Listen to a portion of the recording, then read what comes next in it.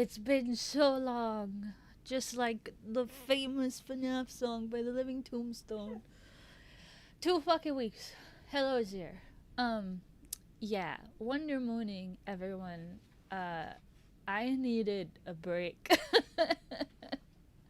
I, uh, I had the worst fucking fibro flare up of my entire life, and I've spent like 99% of my time in the past 2 weeks in bed, just waiting out that flare up because that's really all you can do when it comes to a fibro flare up.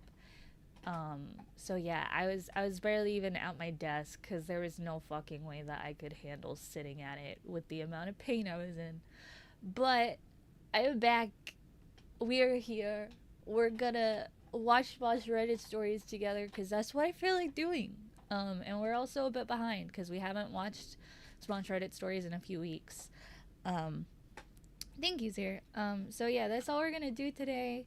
Um, I feel like watching a newer episode, so we will go back and finish the episode that we left off on at some point. It's just not gonna be today because I feel like watching the new episodes. I don't know how long this stream is gonna be because it's my first stream back in a few weeks. So maybe it'll be super long, maybe it'll be super short. We'll see. I'm just gonna kind of feel stuff out for now so that I can get back into the groove of things. But thank you, as always, for being very patient and compassionate when it comes to me needing to take my breaks. I will always make like William Afton and always come back, but sometimes I need some time to recuperate and rest. So I appreciate that no one like pestered me or anything about returning to stream. I was just able to take my time, and to be completely transparent with you, the majority of my time during this break was spent watching the entirety of My Little Pony Friendship is Magic. Cause I never saw the full series. I think I followed the series until like season 5. Cause I do remember the first few episodes of season 5, but I think I kind of fell off with keeping up with it after that. So this was the first time that I've ever watched the series in full, and it was a really great time. I really love the show. And I'm gonna continue with watching Equestria Girls after stream. So yeah, it was a nice time. I really needed the rest. It was just spent in bed doing like art and stuff to recuperate. So yeah, I hope everyone has been well. I hope you haven't missed me too much because I have missed you all terribly. But we are gonna go here and we're gonna watch some Smosh Reddit stories together. Now, I will say, obviously, last stream was Secret of the Mimic, but if you were here for that following stream, that I had to private, it was not a good time. Like, the game was just not really my thing. I really despise tedious gameplay. I play games for escapism, not to fuel my anger issues.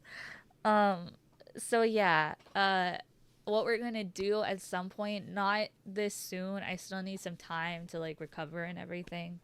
But we're eventually gonna watch someone finish the game. I have a no commentary playthrough saved in my React streams playlist. So we are going to watch someone finish the game because I am soft locked. I tried for multiple hours to get past the fucking puppet show section, but my game is just completely glitched or bugged, and there is no way for me to progress because I keep dying. So, yeah. Um, Even when I shoot the puppets down, I just die anyway. So that is unfortunate, but we will finish watching someone play it eventually just because it's clearly a very lore intensive game. Um yeah, I also wanted to do a Squid Game watch along before the new season came out, but the new season came out yesterday and I completely forgot about it cuz I was too focused on watching My Little Pony. So, that'll happen eventually. Um as well, but I'm probably gonna watch season 3 on my own time just because I was looking forward to it, but I was focused on like recovering and stuff. So yeah, we'll still do that at some point. I just kind of need to figure out more, like do some testing about how I actually want those streams to go, and I think it'd be better for me to do it with having watched the whole series because I kind of want the vibe to be that if you have been too scared to watch the show on your own, you can watch alongside someone who's already familiar with it, and can kind of hold your hand through the experience. So, yeah, but that's the updates portion. I've seen a lot of people having issues with that game. Yeah, it's a steel wool game. It is a steel wool game through and through. I have been told by a few other people that they've also been soft locked. I don't know if anyone's been soft locked at the same portion that I have been. Um, but yeah, I can't progress, and quite frankly, the rest of the gameplay was a very rough time for me, and I'd rather not have to replay everything just to get past that portion. Though I will say it does suck because at that point you only have like about an hour or so left of gameplay. So I was pretty much right at the end. But I can't progress. So we're just eventually gonna watch someone else play it who didn't have as much issues because it seems it's kind of consistent with Steel Wool games that some people have a great time and their game is not glitchy at all and it's runs smoothly, and then there's another half of people that have a really hard time because the game is glitchy as fuck. So yeah, I was unfortunately in the camp of having a very glitchy time. But it is okay. We will watch someone else finish it eventually. But for now, we have Reddit stories to catch up on. I hope everyone has their fucking pancakes out. We are in for some doozies. We have 3 episodes to catch up on, and obviously there is a new episode coming out tomorrow. So that is exciting. I don't know how many episodes we're gonna get through today. But Minnie has to go outside, so I'm gonna let her out real quick, and then we will get into the Reddit stories.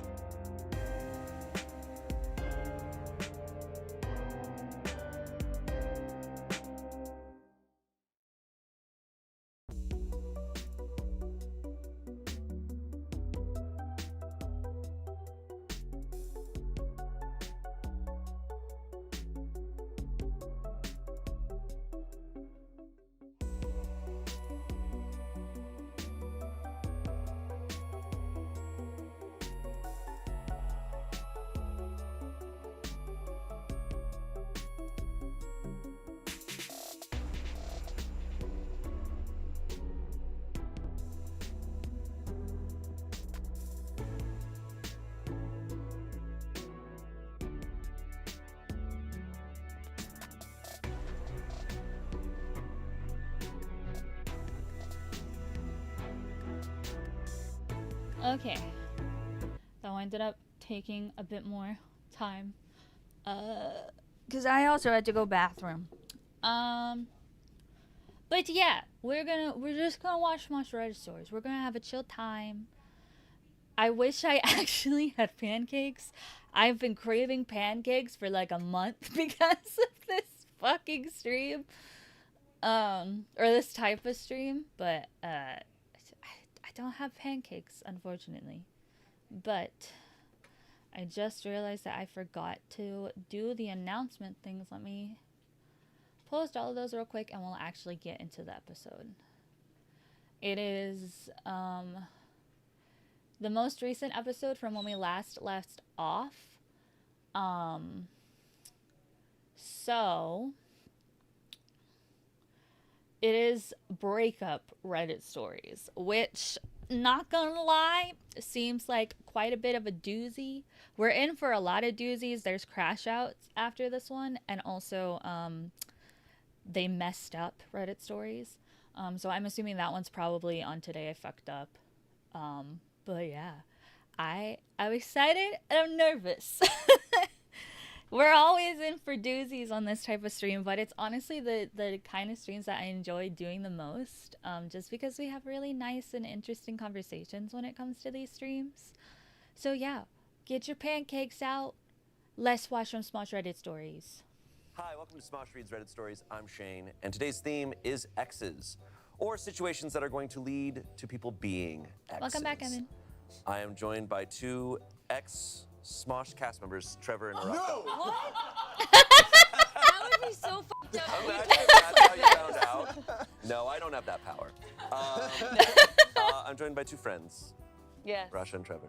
Hello. Never exes. Never Never. exes. No. Yeah, if Never. we're ever ex-friends, then that would make me sad. Ex-friends is so much more brutal than ex. And like, they don't girlfriend or really, they boyfriend. don't prepare you for that in your adulthood, that you're gonna have some friendship breakups. It's really sad. Every story we've read about ex-friends always hits way harder than Yeah. True. Friendships Wow. are rough.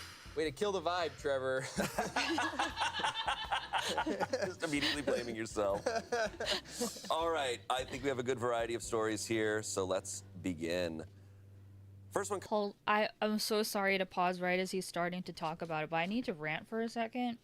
So, the new doctor appointment went okay. So far. That's the only appointment that I've had with her. I have another appointment with her in September. But one of the things that she did was try to schedule a sleep study for me because of my insomnia issues. And I spent the first week of the time that I had off from streaming just playing fucking back and forth. Hold on.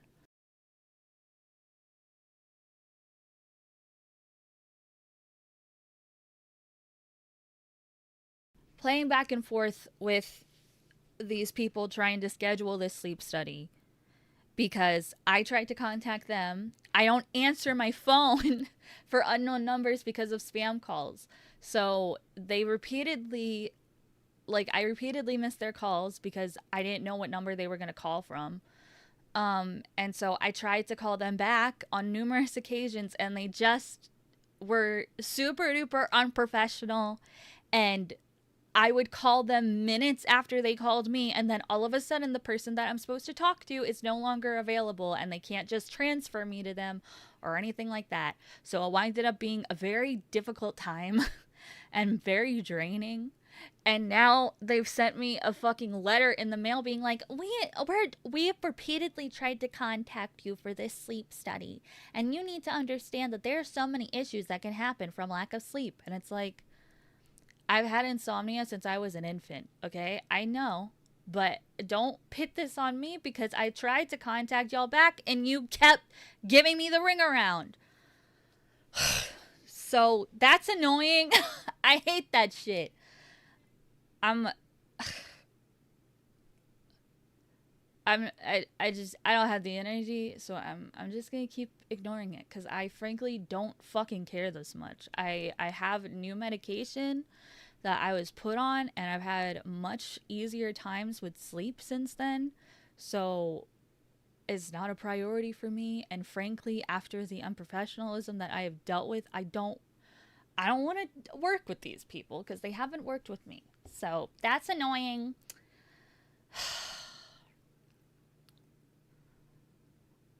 But yeah, anyway, back to Smosh Reddit stories for realsies this time. Comes from Am I the Asshole? My wife wants a divorce because I told her I'll water her regularly for photosynthesis.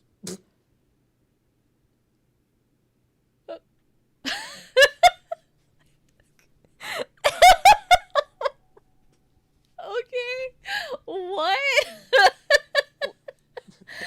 So, my wife wants a divorce because I told her I'll water her regularly for photosynthesis. Okay, I heard that right. Yeah. Okay. Great. But that's not how photosynthesis I don't think works. that's how photosynthesis. I That's don't know how you water a woman, but That's probably why she wants a divorce, because he doesn't know what She's- photosynthesis is. and she's like, hey, Please water your woman every day. What the fuck? I'm a biologist. That's not how it works. right. So we Okay. figured it out. Throw away because I'm half embarrassed to post this in the first place. My wife, who's 26, and I, a 28-year-old man, have been married for 6 months now. We don't joke around usually since I have early on figured she's not too into jokes and I'm not much of a jokester either. Yesterday, I was randomly sitting on my couch watching TV when she came up to me asking if I'd still love her if she were a plant.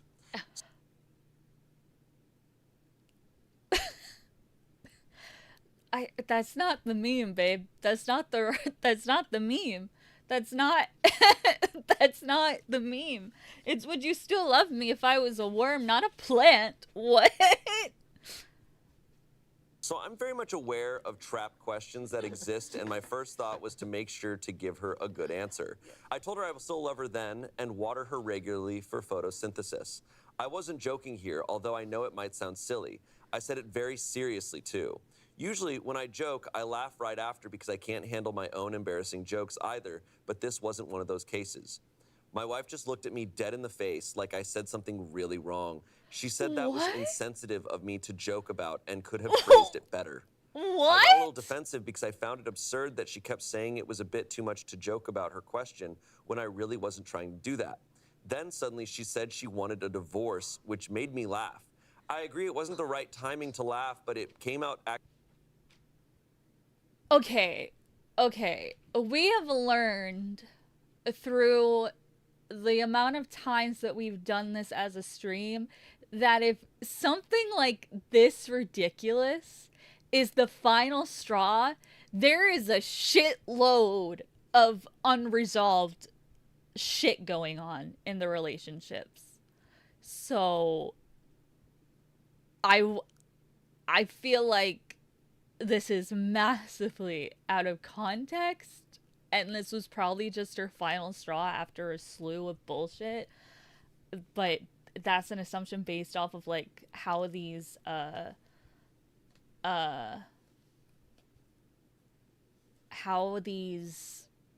situations tend to go, you know? So I mean, maybe as ridiculous as a question as it is, maybe there's some really intense shit that was going on to provoke this question from her in the first place. accidentally, and she said, "See, you're not taking me seriously at all." We had a small argument, which then escalated with her bringing out my past nonchalant way of talking that she said was very immature and not considerate of the other person. She got really upset and brought up the divorce again. I thought she might just be sulky and will let this go soon enough, but she's dead serious about this thing. She called her mom today saying she is considering a literal divorce. Her mom hasn't said anything or called me yet, and my wife isn't talking to me at all. Wow. I'm genuinely lost because I didn't mean what I said with any bad intentions. Just when I felt like I settled down a bit, this happens and I'm not sure what I should be doing. Is there anything I could say to make her feel better? I really don't want a divorce due to something like this, but I'm willing to correct my way of answering or talking. That's absurd. Girl. I feel like that's like the answer you'd want to hear. Like anytime it's Right. like, dude, would you still love me if I was a worm? And it's like, I'd make a little home for you of like dirt in my house. Like that's a great, like, he's like, I'd care for you, I'd water you every day. Right. Like that's very sweet. It's like not only is she getting upset over an absurd question and answer, but he also answered the question correctly, and she's still upset. Yeah, I'm as confused as you guys are.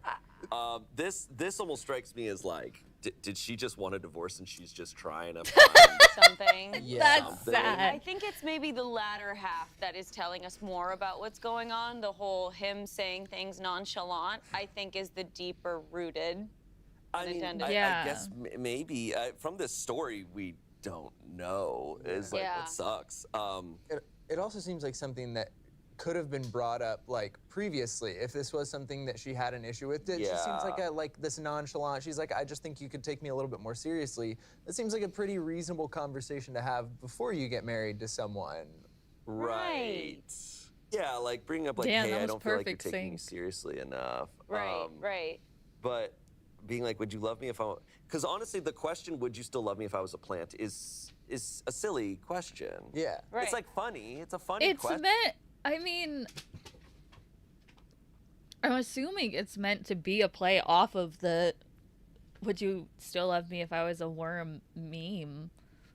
So it is confusing, but I feel like, you know, like I said earlier, there's probably way more to it. But at that point, it just kind of seems like you're just simply incompatible, and it's surprising that you got married in the first place, you know? Question to bring up because it Yeah. is like absurd. And he answered it seriously, which that would make me laugh. Yeah. Right. Someone answering that question seriously, like being like, yeah, I would. Yeah. I would water you every day. And being like, yeah, exactly. Like, I'm gonna do the effort of making sure that you can grow with me still, in a way. Yeah, I would water you for photosynthesis. She's like, that's not how that fucking. She's like, get out of You're your not fucking taking head. this seriously. You're not thinking about actual plants. Yeah. If anything, he's taking it far too seriously. She's like, you're way too serious. You love me too much. I'd be like, yeah, I'd eat you. I'd eat you if you were a plant. Damn. Smoke you. Smoke I Smoke you, babe. I love the top comment. The top comment is being single is underrated. 14,000 upvotes. Just like, hey man, don't deal with that. Yeah. Yeah. Someone said, in my humble opinion, she wanted divorce before that. Yeah. I believe she used this convo as an opportunity to tell you. In other words, I don't think you had anything to do with it. I hope I'm wrong, but. Yeah, I mean, it's unfortunate and strange, but it does kind of seem like inevitably they're just simply incompatible, which is always unfortunate when a marriage is involved because it's so many more steps that you have to deal with to separate, but yeah. Someone else said, can't imagine being together with someone that dull. Maybe a divorce is for the best. Might even go for an annulment if it's possible, so no division of assets. Not the asshole. Damn. Yeah. Do you guys think I'd still be a cast member if I was a plant? Yeah. And, well, those are plants here plastic. Yeah, we don't have any real plants on camera. Would you still hire me if I was a plant? It's a very good question to ask in interviews. Where, unfortunately, On board AF, those two plants, those are not real. they book every And time. we've gotten in fights with those plants. Yeah. I could be a fake plant. Okay. You know what this? You know what So this? I'm fired. You know what this story reminds me of is the Legend of Lotion Man, which was another Yeah, story we read where we a watched lady was that getting out of the episode. shower and she We put a little watched that lotion on her episode. finger, made like a little smiley face and a little hair like on her finger, and she goes to her husband. She goes, "Hey, look, it's Lotion Man," and he just leaves the house, he gets in his car and fucking leaves. Yeah. And it uncovers that there was like a whole affair and everything going on, and that was just the moment that he like lost it. Yeah. He was having an affair with He somebody was else. having an affair. Yeah. Yeah. Oh, That okay. And But episode saw was that crazy. moment of seeing Lotion Man, it just hit him. Oh my Yeah. god. So it's just like, I mean, I guess that's how life works. Is like, or if you don't address things Yeah. and you let things build up, the moment that it's gonna break might be a silly moment. Yeah, Yeah. it comes For out sure. in silly ways. Yeah. Exactly. I wonder if people relate to that in relationships that weren't going right, and you kind of know it, or maybe you sense it, but then it's like those moments that shouldn't be big suddenly become big, and Yeah, I've definitely had that before. I don't think I've ever really had it where it was something like super silly that broke the camel's back, but I've definitely had situations where it's like just a casual conversation is suddenly what blows everything up. And it's frustrating too because I try my best to have good communication in my relationships, and I'd like to be completely frank with you, that's not always possible when you have like disabilities and mental illnesses, because sometimes like you need to address something but you frankly just don't have the energy to, so it gets difficult to manage things not piling up and trying to navigate those small windows when you feel like you are in a place to handle that conversation. But then people will be like, well, you know, I thought we were good at communicating, and it's like they say that in a situation where it's like, I am communicating. It just took me a while to put this into words, but I'm communicating. And then all of a sudden, because I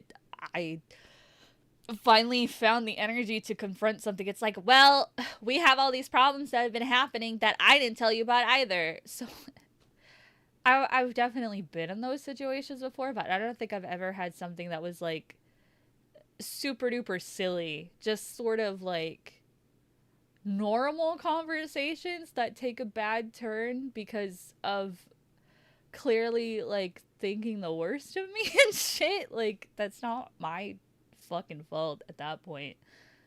you know, if you go out of your way to choose to see the worst in people, it's not the person that you're choosing to see the worst in's fault. That's an issue with you that you need to sort out, not the other person, you know? But it does really suck to be that person that is always having the worst assumed of them for like really dumb shit. So I feel for OP, but I feel like the issue is just clearly they're not compatible people, which is just unfortunate, sadly. Feel insane when you're on the receiving end because you're not sure what's wrong. Yeah. But if your partner or someone is not in it or feeling a bunch of stuff that they're not addressing, then it's those like moments that don't make sense where it like bursts. Yeah, because then you're just post shower with lotion man on your finger and alone in the bathroom. I get that too when people really need closure, because probably relationships end in ways like that where you're like, what happened? Yeah. What was with that joke? What was with the thing? Yeah. And when it's really probably something that they weren't even considering or thinking about. Although when you put it like that, I think there actually are probably a lot more cases where comedy gets misunderstood in a way. Maybe some that aren't seemingly as like silly on the outside, but something where a joke really does get misplaced and it does hurt somebody's feelings. That's very true. I mean, we know that well here. Like it's easy to say a joke and then it's just like it doesn't get read. And then it's when it doesn't get read, it's a completely different statement. Yeah. So I understand that too. Yeah. And it's also difficult. Like, I've personally been in a few situations where I've, like, automatically replied to something with a joke, and then it comes out sounding really mean, so I'll immediately be like, wow, that was awful that I just said that. I am so sorry. So, I mean, there's situations like that. It's just the circumstances of this one are quite intense, I suppose. I get that. I feel like in relationships that I've been in the past that, like, maybe I hadn't fully realized that I didn't want to be in yet, like there are those little things that like to somebody else or like on the outside in a situation like wouldn't be weird, but that do kind of like, you know, trigger something in the back of your head that you might not realize is like, oh, I don't want to be with this person, like that little annoyance. But this is just the turbo extreme version of that has been built up over a crazy long period of time. I'm surprised that there wasn't like any indication of how long they've been together, because I wonder how long this has been building up. Like, maybe part of the issue was that you guys got married too fast or something, but we have no context for even how long the relationship is, which I feel like for a situation like this is kind of important, but. I mean, they're clearly not a right fit. Yeah. Regardless of what's going on. I mean, humor is a huge part of things, and if you're not on the same wavelength of that vibe, well, that's the end of that one. There's no update. So we don't know. Is she a plant? I think she might have actually been a plant. Yeah. Probably. Today's Reddit Stories is brought to you by Get Your Bag. Our next story comes from Am I the Asshole? Am I the asshole for not taking down an X-rated book when my ex's girlfriend asked me to? Okay. Last year, I, a 24-year-old woman, wrote an erotic novel to make some money on the side. It ended up picking up traction and makes a fair amount of sales every month. I'm not living off the income, but it helps pay some bills every month while I'm getting my master's. A lot of the book was inspired by my boyfriend at the time. He knew I was writing it, and it was often a joke between us that he had to give me more to write about. He read the book before I self-published it and gave it his seal of approval. I wouldn't have published it if he'd been uncomfortable. The character doesn't resemble him in personality or appearance, and there are no hints that would give away who my inspiration was. I wrote under a fake name, too, so it's unlikely to be traced back to him at all. We broke up 6 months ago, but we keep in touch. We've been friends for a while, and the split was mutual, so there are no hard feelings. I knew that he had started seeing someone over the summer, and I guess he told her about the book because she approached me at the library yesterday and asked me to take the book down. She said it makes her uncomfortable knowing that people can read details about our sex life. I asked her if my ex was uncomfortable with it, and she said he was. I told her I would take it down. That night, I texted my ex and told him I was sorry the book made him uncomfortable and that I would take it down as soon as I could. He had no idea what I was talking about. He said it didn't make him uncomfortable and that I didn't need to take it down. He cracked some jokes about how he was glad I was still profiting from his hard work. When I told him his new girlfriend had approached me, he said that she did think it was weird, but it wasn't her call. Today, I was eating lunch and the girl came up to me again. She started saying that I was disrespectful for going behind her back to talk to her boyfriend. Side note, I talk to my ex semi-frequently anyways, and that I was disgusting for ever publishing the book. She also said that it was gross I was involving other people in my exhibitionist kink unwillingly. I let her talk for a bit and then told her she was overreacting. I said I did it to make money, not because I derived pleasure from it, and that the book's publication is between me and my ex. It doesn't involve her. She called me a bitch and stormed off. Oh my God. I know it's kind of weird to have a book out there with details about me and my ex's sex life, but I don't really want to take it down because it's a good source of income. Am I the asshole? Whoa. I'm speechless. What? I mean, yeah, wow. Wow. I mean, I guess my initial reaction is just that she has a point. Like, it's between herself and her ex-boyfriend, which was the inspiration for the story, not involving anyone else. Like, it's not like she based it off of the relationship he's currently in and actually indulging in an exhibitionist kink with, like, out consent of the other party involved. That's really weird to paint the situation as that when it's not. She just kind of sounds sort of possessive in, like, a very bad way. Yeah, it's not really her business. It seems like she's just very jealous and possessive as, like, my initial reaction, because the OP is right. It's not I don't think she's right to, like, say she's overreacting necessarily, depending on how that conversation went, but, like, she is right to be like, I mean, this is about me and him. You're not part of our history, you know? Very messy. That's so Side note is, it's so funny to say I let her talk for a bit. I let her Very talk true, for a bit. yeah. I let her talk for All a bit, right. and then finally I was like, all right, bitch. Go on. No. Such a unique. This is honestly not the first time we've read something about an erotic novel being inspired from real life, and it's something I'd never considered before. But I think the big thing here that is huge is the consent of it all. Mm-hmm. And he consented to it, and he's also consistently still consenting to it, right? Like, I mean, it's definitely also wrong for her to, like, to claim that she went behind her back to talk to the ex-boyfriend is, like, you went behind his back and lied about his feelings on the matter. Like, very weird to try to twist the situation into something that it's not, when you are the only person going behind other people's backs and speaking for them and lying on their behalf, when he has confirmed himself to her on numerous occasions that he's fine with it, and you're like, well, actually, he's not. Like, girl, please. That feels like the big piece here. I don't know. I mean, this is. It seems like she went to really, like, great lengths to be like, it doesn't resemble him in appearance or personality. Like, there's nothing tied to it that could trace it back to him at all. It's just probably just, like, sex things they did.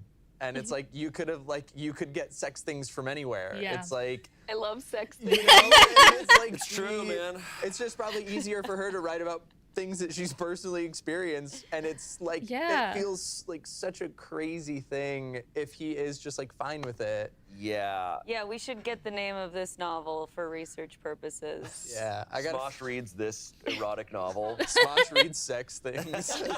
Honestly, hit show. Hit Hit show. show. Yeah, agree. The verdict is not the asshole, and I agree with that, because she's not. Like, Yeah. she's talked to her. She did the right thing of, like, oh, I'll go to my ex if he's uncomfortable. She was, like, willing to take it down if he was uncomfortable with it. But he was like, no, I'm not. Like, keep it up. And she's like, okay, I will.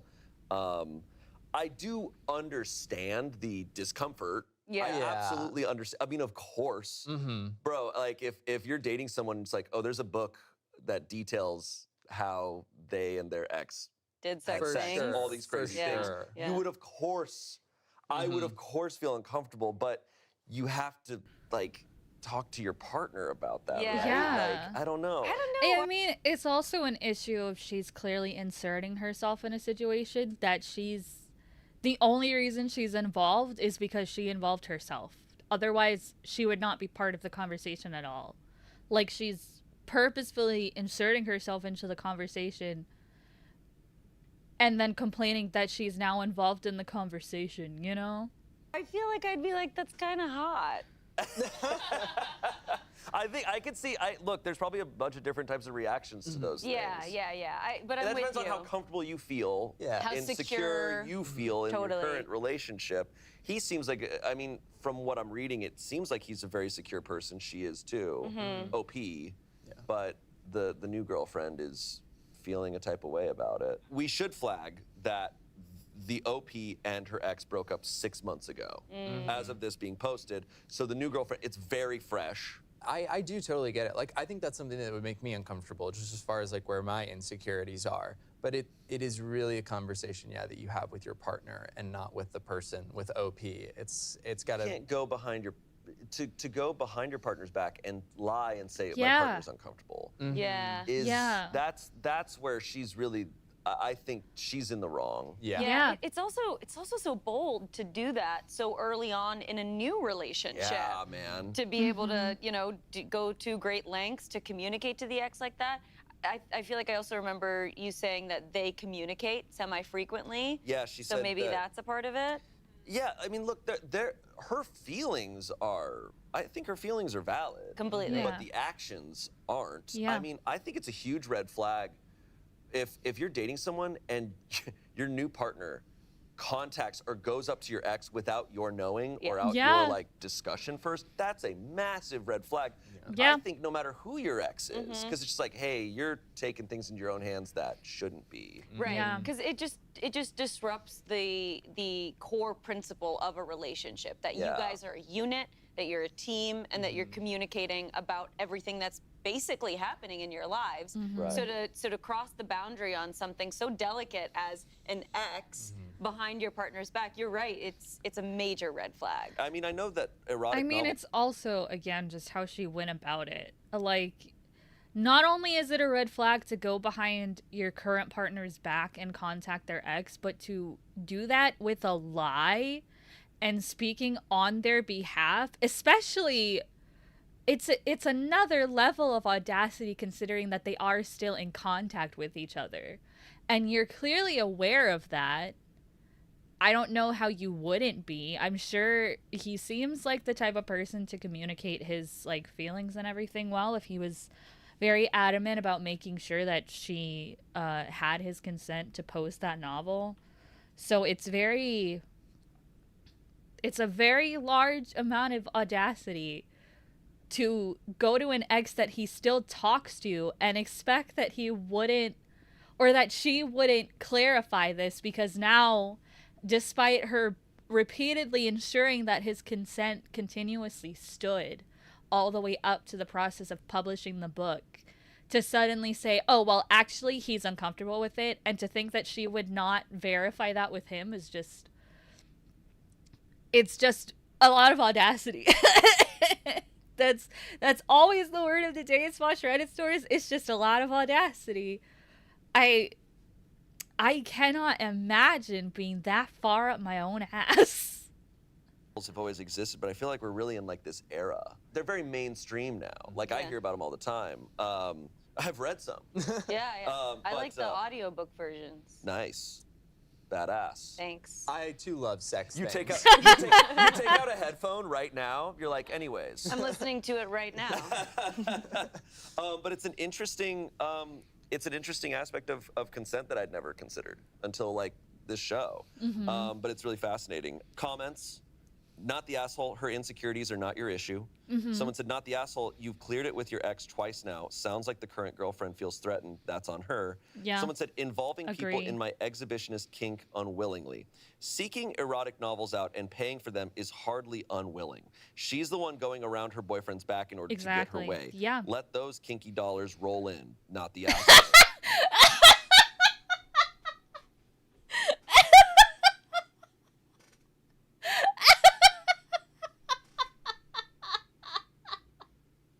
Let those kinky dollars roll in is crazy.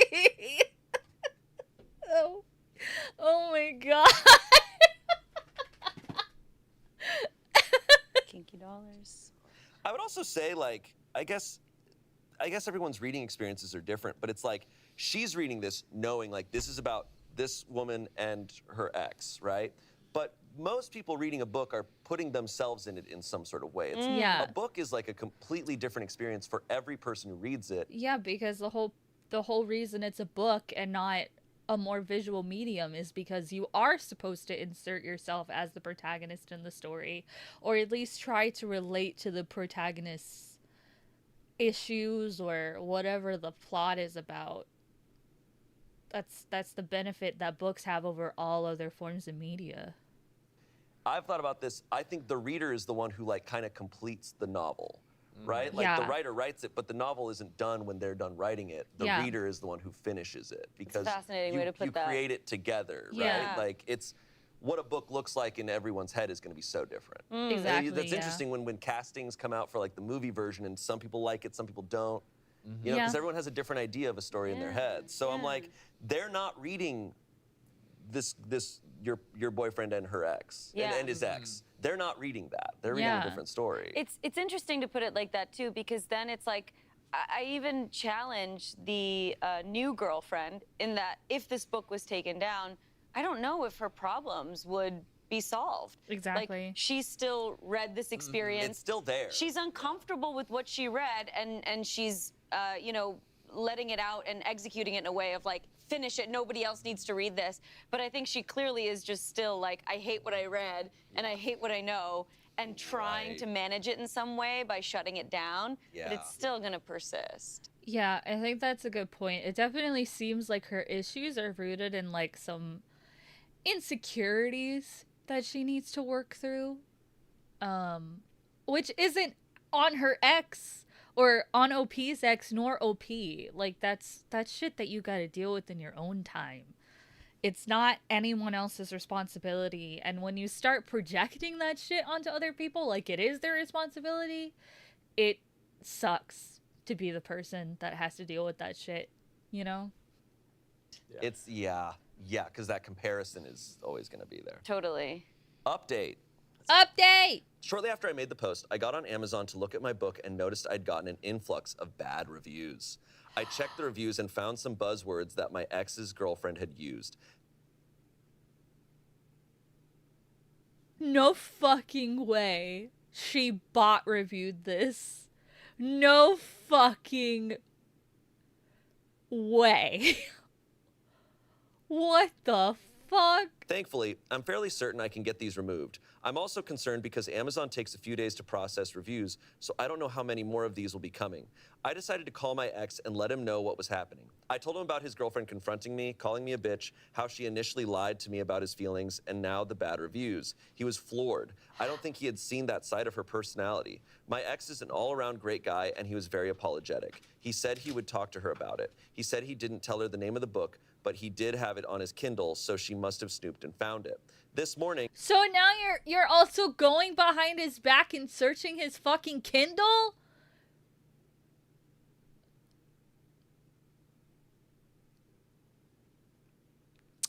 Get out of here. Get out of this relationship, please. Get out of this relationship. This is not okay. What the fuck? I was getting a coffee in the student's And how much I love my Stop it. Sorry. man. Okay. Need a ride to But man, so she must have snooped and found it.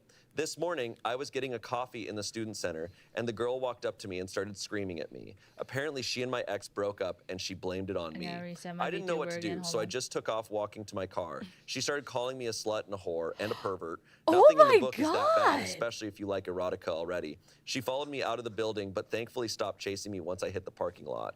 I was shaking, and I called my ex again. He ended up coming to sit in my car with me until I calmed down. We considered calling the campus police, but I didn't want to explain it to them, so he walked me back inside.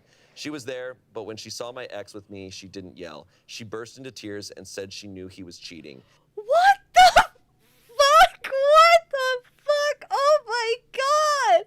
Holy shit! What the fuck? He told her to leave me alone, he hadn't cheated, factual, and that he broke up with her because she was too jealous and immature. Ex bought me a coffee, and we discussed filing a police report if she approaches me again. So yeah, that's pretty much it, I hope. Definitely feels like sequel material, although I'm a bit lacking in the physical inspiration part these days. Her next book is a horror novel. Damn, wow. now I want OP and the ex to get... That...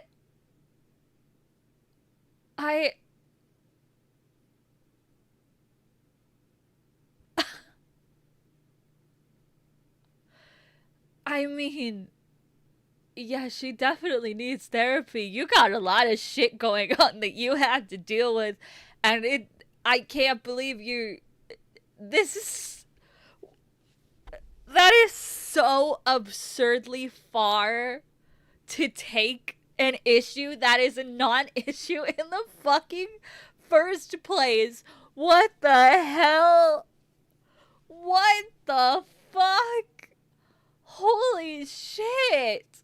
Back together and bang for the sequel. I actually love that they didn't. Like, because it's just like, hey, like, there was nothing. Like, that book was factual, but like, we're in a new era now. Like, this is, and that shows here. As far as Reddit stories go, this seems like one of the most mature relationships between two people that I've ever heard. Yeah, for sure. Because then you're just post-shower with lotion man on your finger and alone in the bathroom. I get that. When reading erotica. Like, because security really is like, It's like just like very like consensual, communicative, I like they're on the same page, VTuber even though they're broken up. Like, and then it I would changes say I'm not where we surprised are. by her maturity, because I honestly think it takes a lot of maturity to like the compartmentalization and ability to write an erotic novel. Like, would tell me that that person probably is emotionally mature and like able to like recognize the differences of things and I don't know, the inspirations of things and stuff. But man, that ex. That's so far that's the X of the episode right now. Yeah. Oh, for sure. Damn. It's so interesting too. I mean, it's so predictable. I feel like this is easily a story that would end up on Am I the Devil solely because of the new girlfriend's behavior. Like, that is beyond extreme, really. It's just fucking downright crazy. Like, what the hell? The way that she immediately is blaming OP for the breakup and then sees them together and calls it cheating. It's like there's so much displacing of responsibility and blame. Yeah. Just a constant source of insecurity. Oh my God. Oh, yeah. It sucks. And projection. Mean, insecurity really is like, it can just do so much to a person if you let it. I do also wonder, like, how old this new girlfriend is, because like maybe she's just simply immature. If she's like significantly younger than both of them, it wouldn't surprise me, because this definitely just hands down seems like immaturity, you know? And you buy into it more and more. I want to feel bad for her, but she did chase OP down to a parking lot, so that some sympathy there. Yeah, but, campus police wouldn't have done anything. They'd have been like, "That's crazy. Can I read it?" Yeah. They're like, "Wait, you wrote that book?" Yeah. You'd be like, hey, if this relationship thing didn't work out, do you want to go with me? Literally. Anyway, I need a ride to the co-op. cool. I mean, they're also not focusing on her. Like, clearly, she bot reviewed her because she said there's multiple reviews on her Amazon that are now negative with buzzwords that only she uses. So that's really extreme to me too. Like, you don't get she didn't get her way, and she's essentially blowing a huge temper tantrum out of proportion, which is just not fair to anyone involved. Like, if I was the boyfriend in this situation and I found out that I had a partner who was going after my exes on my behalf without my consent and lying about me, that honestly kind of fucked me up a little bit.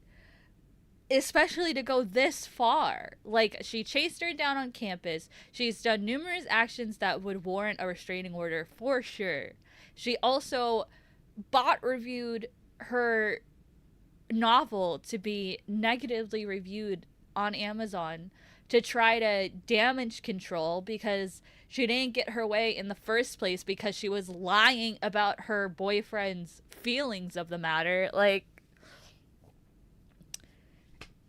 that's a lot of work. That is an absurd amount of work for something that is not that serious. And I feel like she's acting like it is so serious because she is just simply, I don't know, immature. Like, maybe, like, is this, like, your first time ever hearing about, like, erotica? Like, you've never heard of, like, 50 Shades of Grey and all that kind of stuff? Like, as a person who worked in a library, there's so fucking many erotic novels out there. Like, it's just getting lost in the sauce. It's not that deep. And even still, if, like, she is drawing from, you know, their intimacy together, it's like, okay, but, like, that was still consent between them. They were doing it privately. Like, you weren't involved until you made yourself involved, and now you're going out of your way to make everyone involved miserable because you didn't get your way. You're just throwing this absurdly intricate temper tantrum, and it's not. I feel sorry for the boyfriend, especially because apparently he didn't know that she was doing this shit, and now he's had his entire world rocked of, like, this is the person that I'm in a relationship with. I gotta get out of here. Like, wowza. That's fucked. That is beyond fucked. Sorry, real quick detail. He did have it on his Kindle. And that's hot. I'm into this man. Okay, my take is, like, because if I'm curious what people think, like, because I'm like, okay, that I can see people having a problem with him having it on his Kindle. Yeah. Because it is specific stories about them both, but that is a conversation that this ex needs to have with him. Well, I mean, it's like, okay, if you had someone write an erotic novel about you, I'm sure that's probably a compliment as well. If you're the basis for an erotic novel, like, clearly they had such a good time with you that they want to write about it, which is, I'm sure, a great ego boost. But are you really expecting that he wouldn't want to read it? Like, I'd fucking read that shit. Not that would ever happen as an ace person, but, like, I'd read it. I'd be curious. Like, you're offended that he has it on his Kindle, and it's like, you wouldn't? I don't believe that. I don't believe that. Him. OP does not need to be involved is just kind of my take. Like, Yeah. she's on her own. If she has issues with any of this, she needs to talk to her partner about it. Mm-hmm. I don't blame him, though. No, I don't blame him at all. Maybe for having it on the Kindle, I say you go to Barnes & Noble and you read it at the store, and then you go home and then you never talk about it again. is maybe what I would do. I love going to Barnes & Noble and reading erotica. People probably do it. Yeah. People probably do it. No, they Absolutely. do. They but do I feel for like sure. that's the most discreet way to do it. I just feel like I don't blame him for the curiosity of just being like, what is this book and what is it made up of? I don't know. I feel like truthfully I would want to know. Yeah. So, looking back, the ex-boyfriend did tell his new partner about this book. He informed her of it. Even better. And then she found it on his Kindle. So he did have it on his Kindle, but there's no saying he was like rereading it or whatever. We don't know. Yeah, I mean, like, I don't have a Kindle. I don't know how they, like, organize stuff. But to assume that he's, like, obsessed with it or something and that you need to suddenly be super duper protective just because he has it on there. He probably read it once out of curiosity and then never fucking touched it again. And you clearly went out of your way to find some semblance of proof that is not whatsoever and just ran with it and faulted multiple people where there is no fault to be had. Every night. But if she was uncomfortable with him even having it on his Kindle, like, she could have talked to him about that, right? I mean, that's right. I don't know. I guess I'm a little unsure how I feel. I will say I don't think I've ever deleted a book from my Kindle. That's also where I'm at. I'm like, Yeah. it's like I would be like, oh, it's You I can don't put know. a million books on there. Like, I could totally see him like, oh, you know, the book came out. He bought a copy for his Kindle. And then it's just like, if it was in like the recently read, like 37% through. Yeah. 50 times yesterday. Yeah. It's a little weird, but it's like, if there's just a book on the Kindle, I'm like, okay. Yeah. Yeah, it's tough. It's tough. I think I'm trying to like put myself directly in those shoes because it's also like from her angle too, you see the author's name, which is the X. X's name. So you're also seeing that, and I feel like that's a bigger no, trigger. it's not. It's not. She said that she used a pseudonym. So it's not even her name on there. She clearly went out of her fucking way to make this discreet, which is a whole other layer that makes this such an issue of behavior. Because it's like, no, she did everything right. Like, there's nothing more she can do. To be like, oh my God, what is she doing on here? Like, it's almost similar to that of like photos or like a quick identifying variable, you know? Yeah. Didn't she say she wrote under an alias, though? I'm trying to find it, but I think she said she wrote under an alias. But either way, the new girl snooped a lot to find it. Wow. Once again, you know, my view is like the insecurity, the feelings are all one thing, but the actions she took, unfortunately, put her in the wrong. You cannot chase someone down. You just can't. You No. can't. Well, Like, there are unfortunately, situations. you can't. Well, unless it's laser tag. Unless it's really important. Unless it's laser tag, but you know, that's often a bad strategy because you expose your back as you're that's chasing true. someone down. That's usually when you actually get, you know, taken down yourself. Yeah. So, So. OP left a little edit here, so it's a mini little update. First, thank you everyone Mini for the replies. update. I made the post when I was questioning my sanity over the situation, and your comments brought me back down to earth. Some answers to questions. I don't know why he told her about that book. Since the post, I've told him it's something I would like to keep between the two of us. I feel like if anyone in my master's program finds out, I'll be taken much less seriously. Yeah, if you're interested in unfortunately. self-publishing, try Amazon and do some reading about keywords. There are tons of blogs on it. I won't be giving out the name of the book as it gets very, very kinky, and this post has gotten a lot of views. I fear someone finding the story on other websites on the off chance I made it, hi TikTok, and making the connection, especially considering I don't know who else my ex has told. I have no idea how this girl keeps finding me. I'm on campus every time, so I assume it's just by chance, as she's in a master's program as well. Ooh. Okay. boy. So that is also interesting.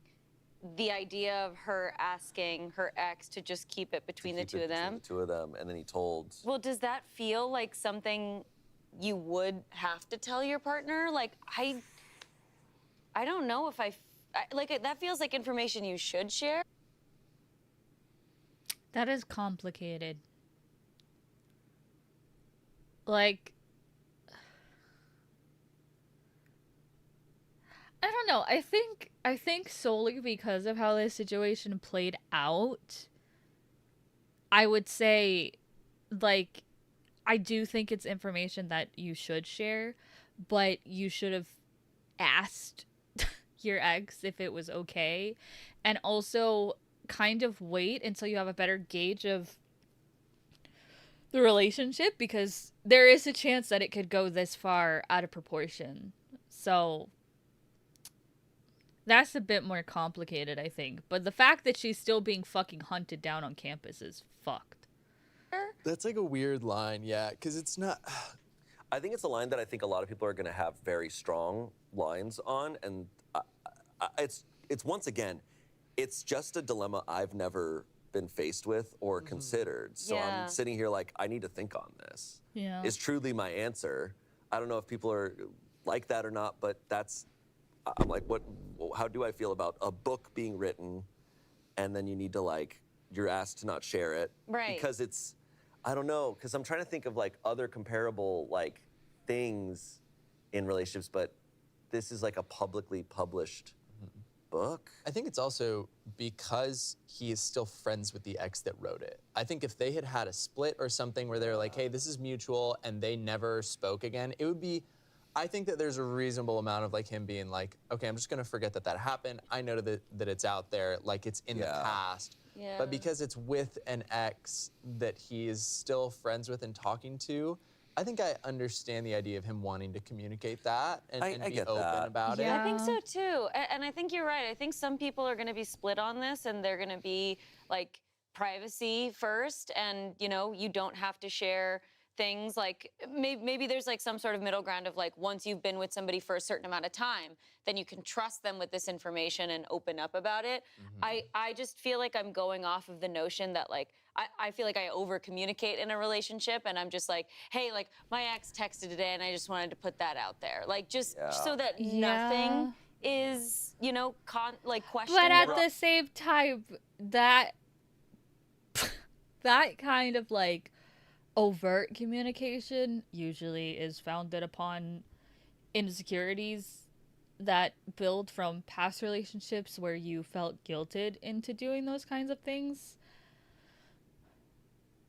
Like, I feel like if you establish with a new partner, like, yeah, I'm still friends with my ex, we still talk sometimes, that's it, Like, if that makes you uncomfortable, then that's, if that's a deal breaker, then we don't have to continue the relationship. But having to, like, every single time you talk to your ex, be like, hey, talk to my ex today.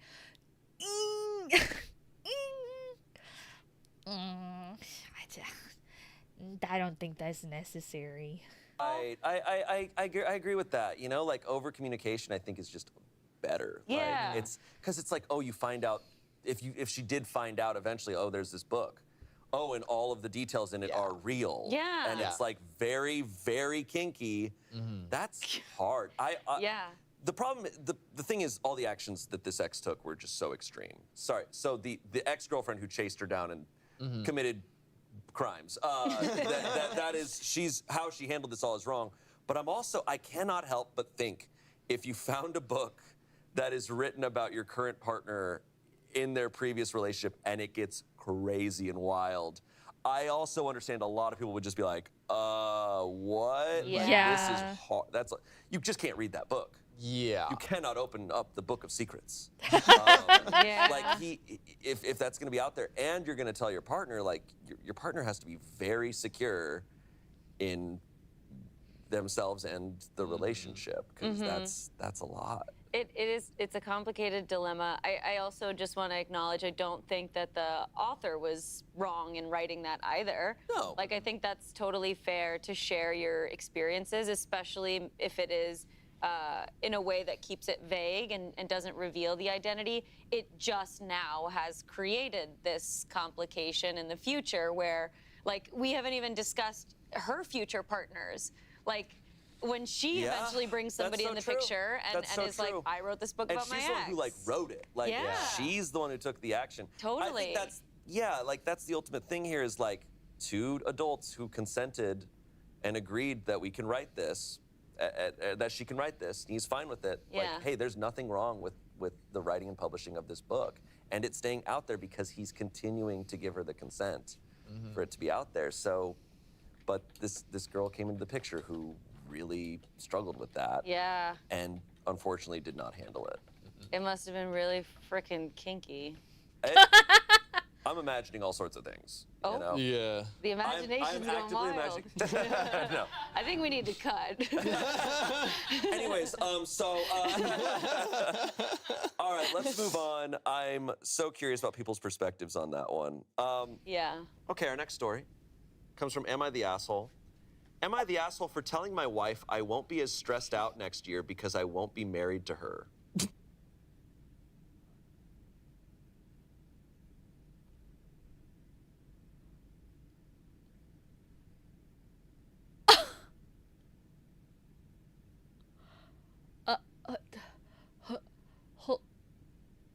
Welcome back, Lisa. What the fuck? What? Oh no, I'm triggered. That's a crazy title. That is. God.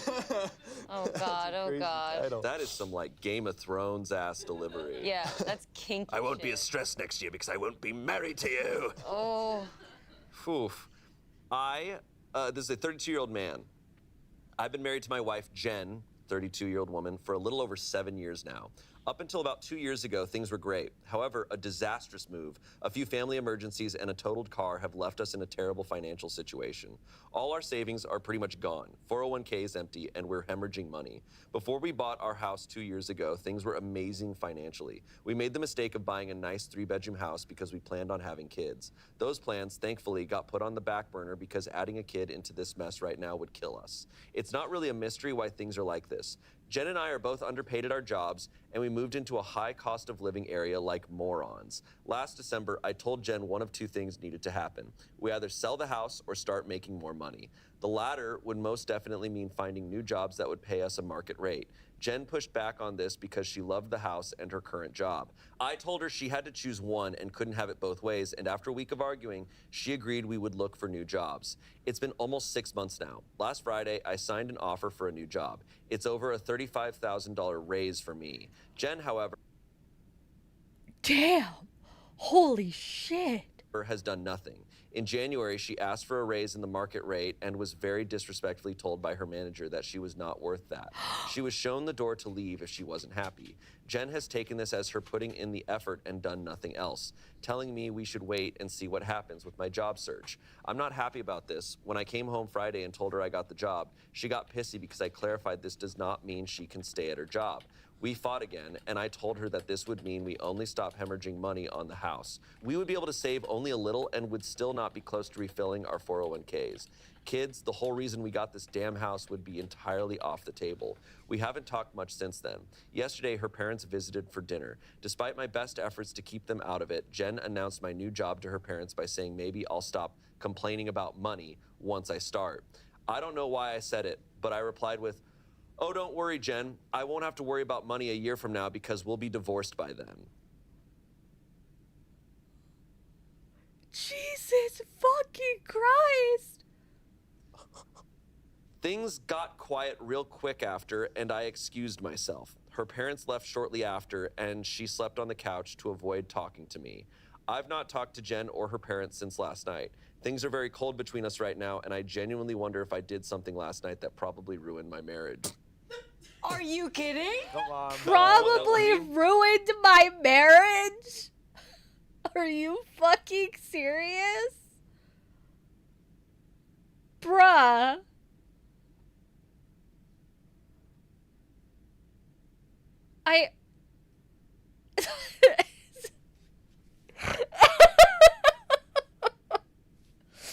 Oh my god. Oh What?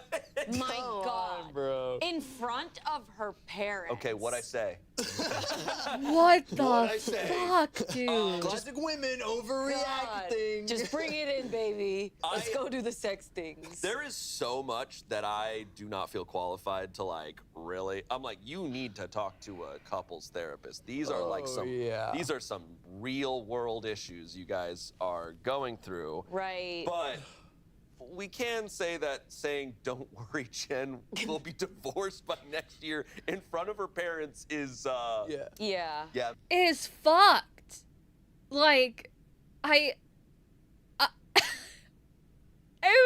speechless. And then to be like, what? Why are you upset with me? Was it something I said? What? What?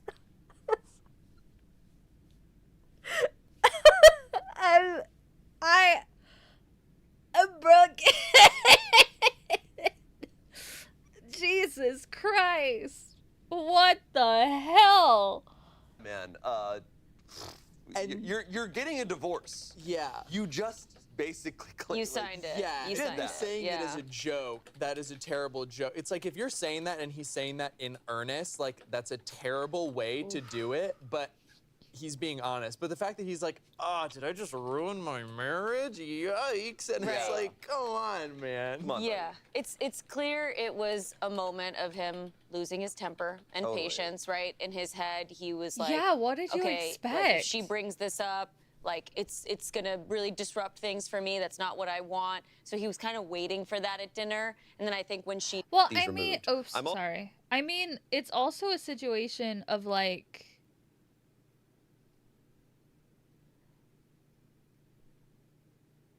it's a situation of like he said himself that, you know, these are like, the house is mainly what I'm thinking about. Is like, you made a decision together to commit to an expense that is a very major development in any sort of relationship where you live with another person. Buying a house together, buying any piece of property to live in together is a very major step. And it was a decision that you both came to, and there were unfortunate consequences because you clearly were not in the position that you thought you were when you bought that house because of the, you know, the financial strife that they're in at this point. So it's like, it's weird that he is kind of putting all of the blame on her when it's like, I mean, it seems like you guys have just had very unfortunate luck, and, you know, that's frustrating to go through. It fucking sucks, for sure. But to blame it on her as if, like, one of the issues, like, the majority of the issues were things that they had no control over, clearly. Family emergencies and that kind of thing are something that neither of them could have expected or, you know, prepared for, because that's just the unfortunate circumstance of those kinds of situations. But putting all the blame on her when one of the factors is that you guys bought a house together that you yourself admit that you probably were not prepared for. I don't think that's her fault. You know, that's... It seems projecty to me. Divorce by next year in front of her parents is Yeah. yeah, man. And- You're getting a divorce. Yeah. You just basically You signed it. Yeah, You and signed he's it. saying it as Yeah. a joke. That is a terrible joke. It's like if you're saying that and he's saying that in earnest, like that's a terrible way to do it. But In front of her he's being parents is honest. But the fact that he's like, awful. oh, did I just ruin my marriage? Yikes! And it's Right. like, come on, man. Come on, Yeah, it's clear it was a moment of him losing his temper and Totally. patience, right? In his head, he was like, okay, like if she brings this up, like it's gonna really disrupt things for me. That's not what I want. So he was kind of waiting for that at dinner. And then I think when she did that, then it was like, oh, and he just said something. I'm sure he didn't mean it, but that still doesn't mean you're gonna be excused from the consequences. Like, Yeah. you say something so hurtful, and your audience is your wife of 7 years and her parents, like that, it's just incredibly irresponsible to be saying that stuff. Like, so hurtful. Yeah. We've read so many stories, and at this point, and I've also heard so many from people, I'm kind of getting the view now of when someone threatens a breakup or divorce or like holds that over someone's head, I'm like, no, then you're breaking up or you're getting a divorce. You don't do Yeah. that. Yeah. Yeah, I mean, it's the similar energy of like when someone holds offing themselves over your head. It's so fucking manipulative, and there's never really a good reason for it. Because it's like, at that point, you're admitting to be a very harmful and manipulative red flag, and that, like, the other person involved does not deserve to have to put up with your shit, you know? Like, there's a lot of discussions that have happened for a very long time of, like, how shitty it is to just kind of use the concept of offing yourself to get what you want from people, when it's like, if you are actually in a position where you're ready to just be done, then, like, you don't really talk to anyone, because at that point you don't want to talk to anyone, you just want to fucking get it over with. If you're talking to people about it, then you clearly still want to be talked out of it. But if you're using it to get what you want from people, it's just downright fucking shitty to do. Like,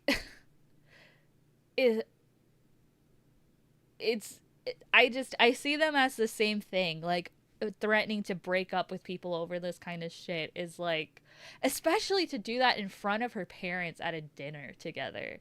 Like, I don't know.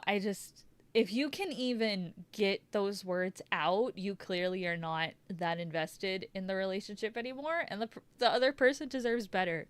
The other person deserves someone who is fully committed and not ready to threaten being broken up with or divorced at the top of a fucking hat, you know? Like, Jesus Christ. That's such a, like, mean power play. Like, if you're saying that, you can't be surprised when your partner takes it as serious. Yeah. Like, no bluffing. You can't threaten That's what he's now kind of like, oh, did I say something? It's like, you said you're getting a divorce. Yeah. That's what you just said in front of her parents. Yeah. So if you don't, you now have to actually explain that more.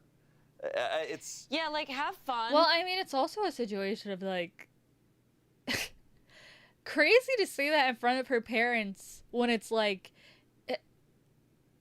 if I witnessed that, even from one of my friends, if I was, like, having a joint dinner with my friend and their partner out of nowhere, or, like, after a conversation got heated, just said, well, you know, we'll be getting a divorce in the future anyway, so I don't have to worry about money anymore, I would be like, excuse me, I'm gonna take my friend and I'm gonna leave with them, and I'm gonna do my best to make sure that my friend understands that they do not fucking deserve to be treated that way, and actually fucking divorces you because it is disgusting that you did that in the first place.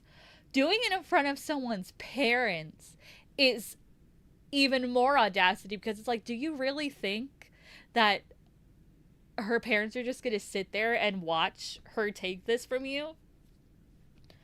That they're not gonna say anything?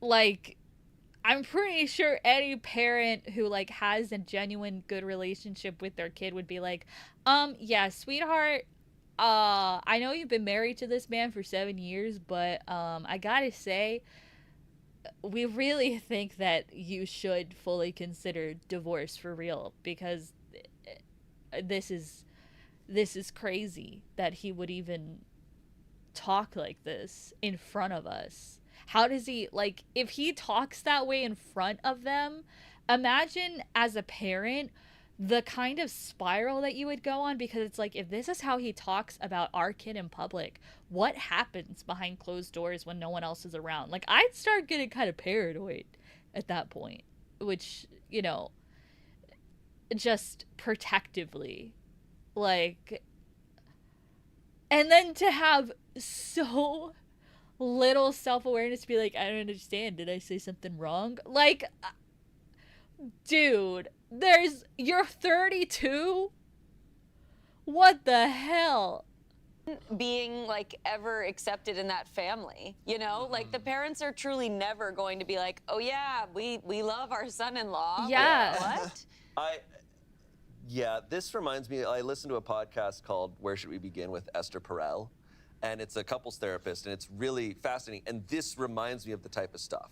It's marriages where the resentment has built to levels that are just unbelievable. Yeah. Yeah. And it's a matter of, like, you have to unravel so much further back, because I'm like, this is about the money, but this is also there are cracks that I'm sure started in this relationship forever yeah, ago. for sure. Like to allow resentment to build to this level means you are not communicating Yeah. on so many levels. Yeah. It's really sad. Like, Agreed. it makes me sad to see this with people. Yeah, the disconnect I feel like I really see here is with, you know, the practicality of their financial situation now getting in the way of them kind of understanding each other, because what he's asking her to do, right, let go of this job that she loves and she really wants, but he's like, hey, we can't, like, financially, this is what I need from you. And she's almost like reluctant to do so. She's really wanting to keep this job. So I'm sure she feels misunderstood by her husband. Yeah. And he is like,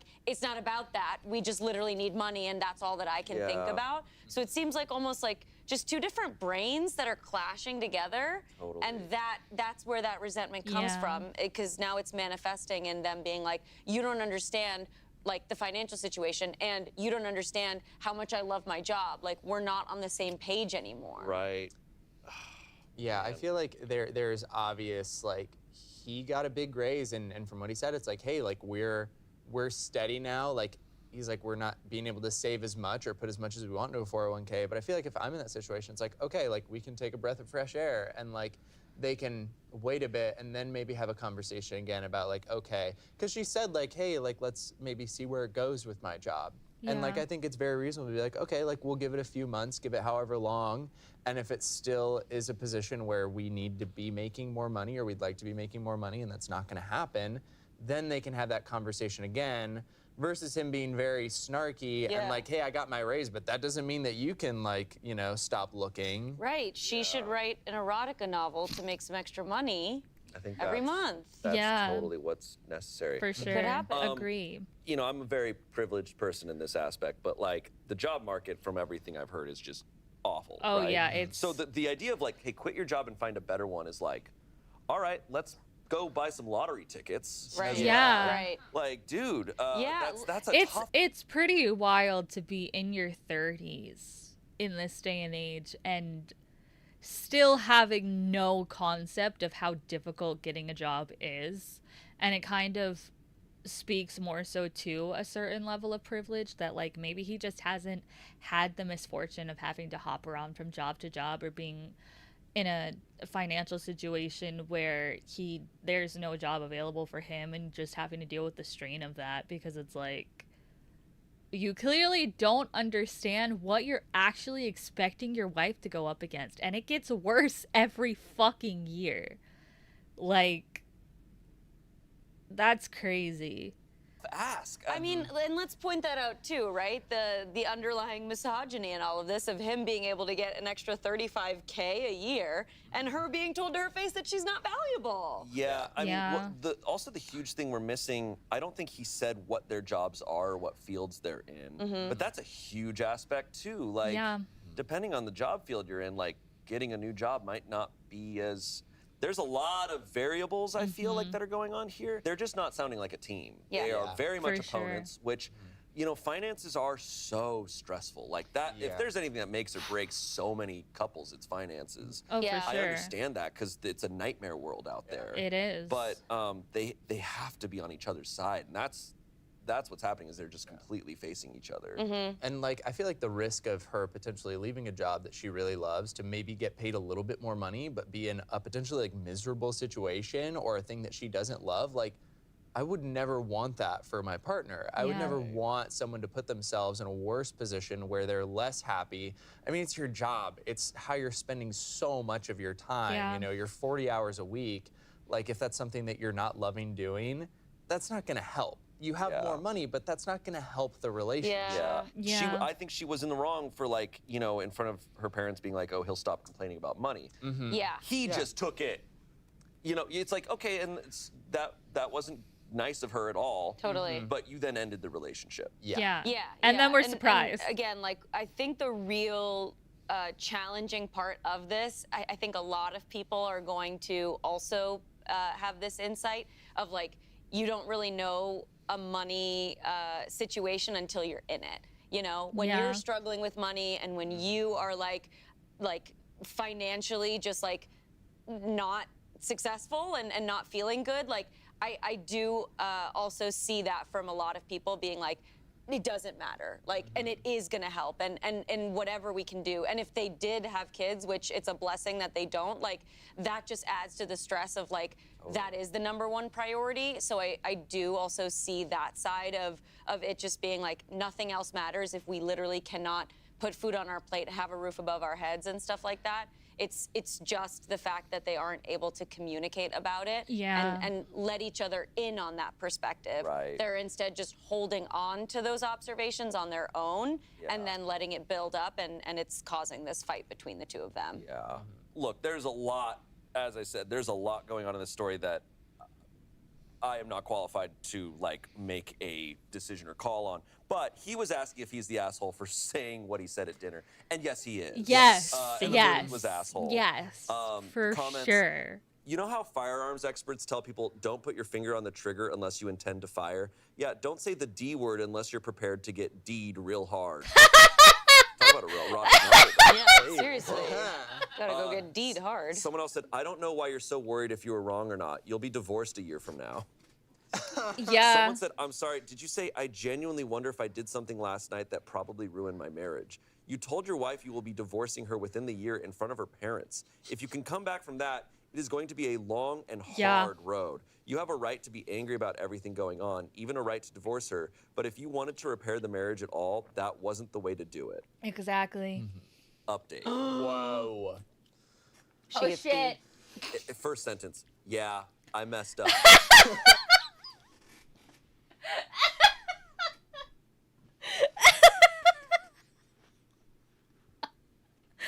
Oh my god. People are rightfully tearing into me for wondering if this marriage didn't end when those words came from my mouth. Okay, sorry to pause, but I have to use the bathroom and so does Minnie, so I will be right back.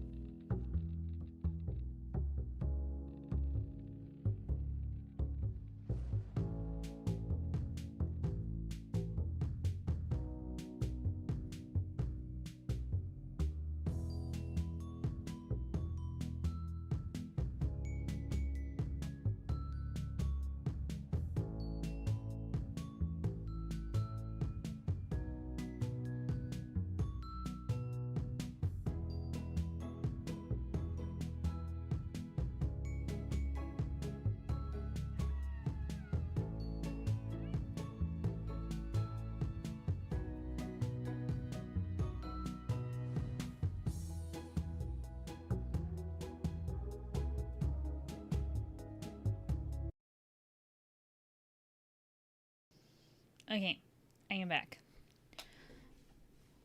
My VTuber fucking broke again, so I wasn't able to do my BRB toggle, but it is okay.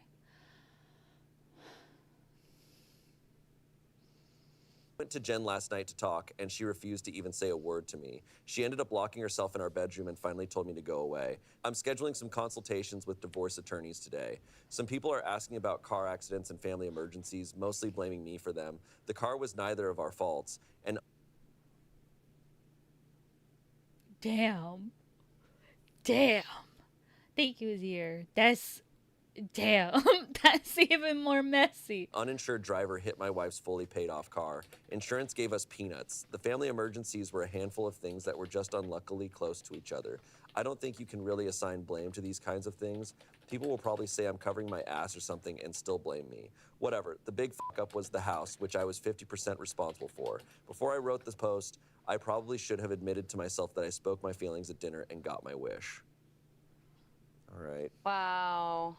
Well, at least he had his moment of clarity and didn't double down on being like, no, I don't understand why she's overreacting. Right. You know what? All I gotta say is good for her that she got away. Good for her. Never said that, even though I typed up this post and admitted it. And I rewrote the statement and didn't see how fucked up it was. Right, and still wrote, so what happened?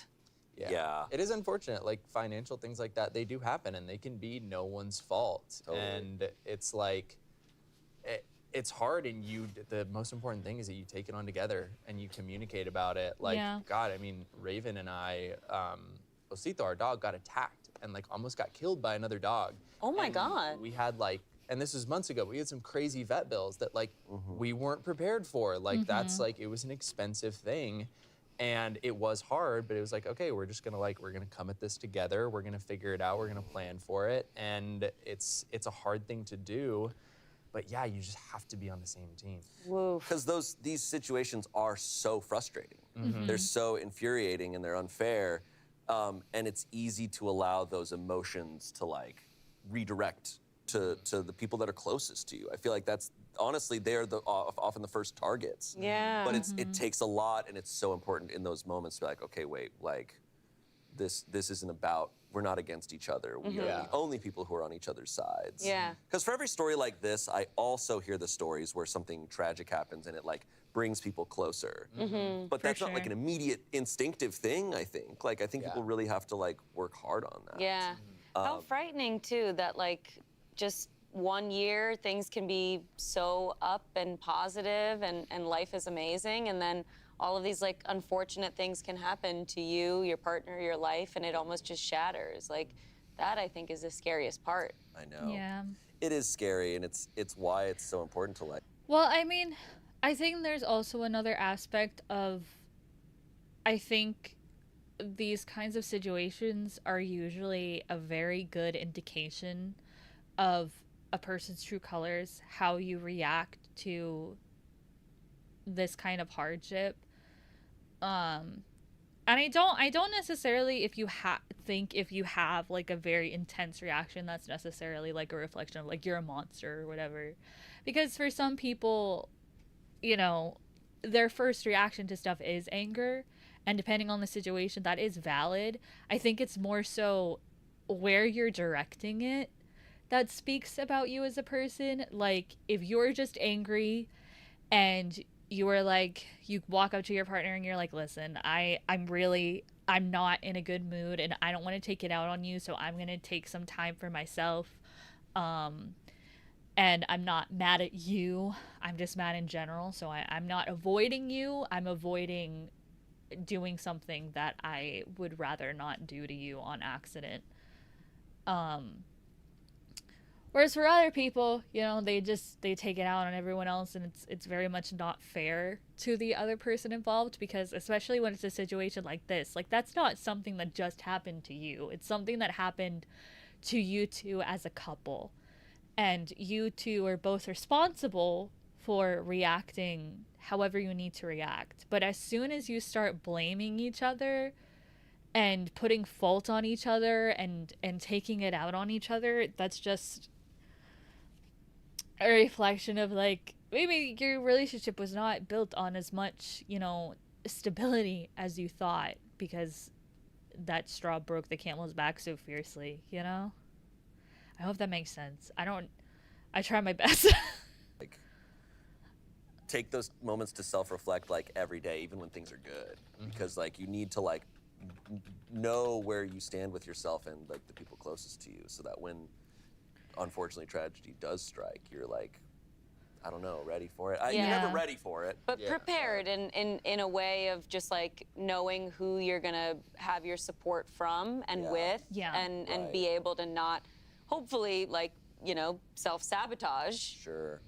I think the very baseline lesson here is, don't use the D word unless you mean it. Thank you. If you say we're getting a divorce, you're getting a divorce. Yeah. You don't get to backtrack on that one. No. Yeah, and if the parents are there, you might as well pack up that night. Yeah, for sure. Like, come on, man. Yeah. All right. Our next story. This comes from Relationship Advice. This is a 25-year-old man. Okay. I think that my wife, who's 23, thinks that I murdered her ex.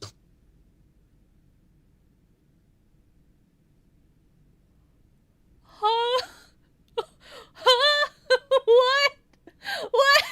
What? Also hot.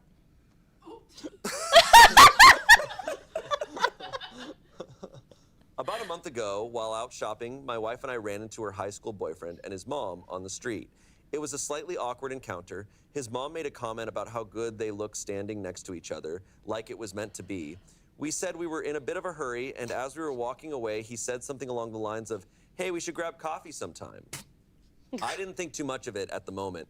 Sure, his mom was awkward, but they'd been broken up for about 7 years, and I do think he meant it just to be friendly. But still, we had a quick check-in after we both agreed it was awkward. And Yeah, this one, just from the title, hold on. I'm like this about where this could go. I wasn't too upset, and that I wouldn't even necessarily mind them meeting for coffee, provided that if it became clear he still has feelings or was making advances, she'd cut him out. She wasn't even sure she'd want to take him up on it, so it was purely hypothetical. That evening, I met up with some friends for drinks and was home at 1 a.m. The next morning, my wife got a message from her friend that her ex died that night. Oh my god! Holy shit! What? We got a few more details over the next couple days, but it seemed he suffered from epilepsy, and that night in a freak accident had a seizure, fell, and fatally hit his head. As far as I know, there's no foul play suspected or criminal investigation or anything like that. In the weeks since, she started acting really strange. She hasn't been abnormally sad that he died, but more like cautious and fearful around me. She hasn't made any kind of direct accusation, but has been asking me a lot of questions about where I went drinking with my friends, who I was with, what time each person arrived and left, etc. She's lately mentioned that she wanted to spend some time with a friend to catch up for about a week. I don't know how to address this. It feels crazy to have to ask her whether she thinks I murdered him or to have to tell her that I didn't. I'm afraid to even bring it up, and whether that would just feed into whatever she seems to be going through. Any thoughts on how to deal with this? For the record, I didn't murder her ex. Oh my god.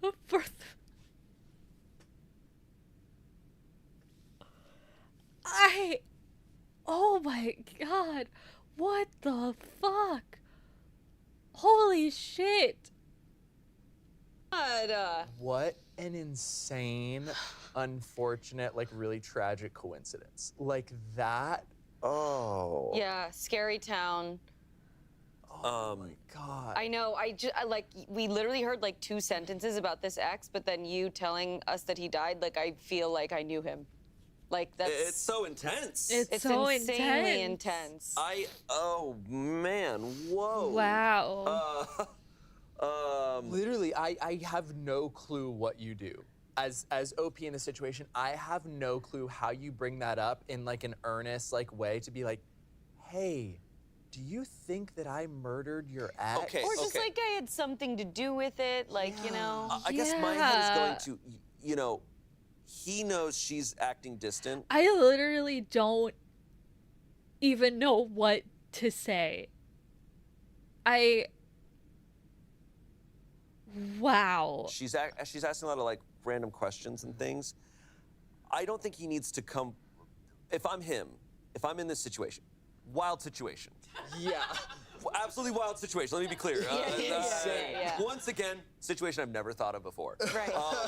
If I'm in this situation, I would probably not go up and be like, hey, do you think I murdered your ex? Right. Yeah. It's like, because I don't know what level of grief she's going through, right? Because, like, this is an ex from 7 years past, but, like, grief hits people so differently. Yeah. How they react is so different. Yeah.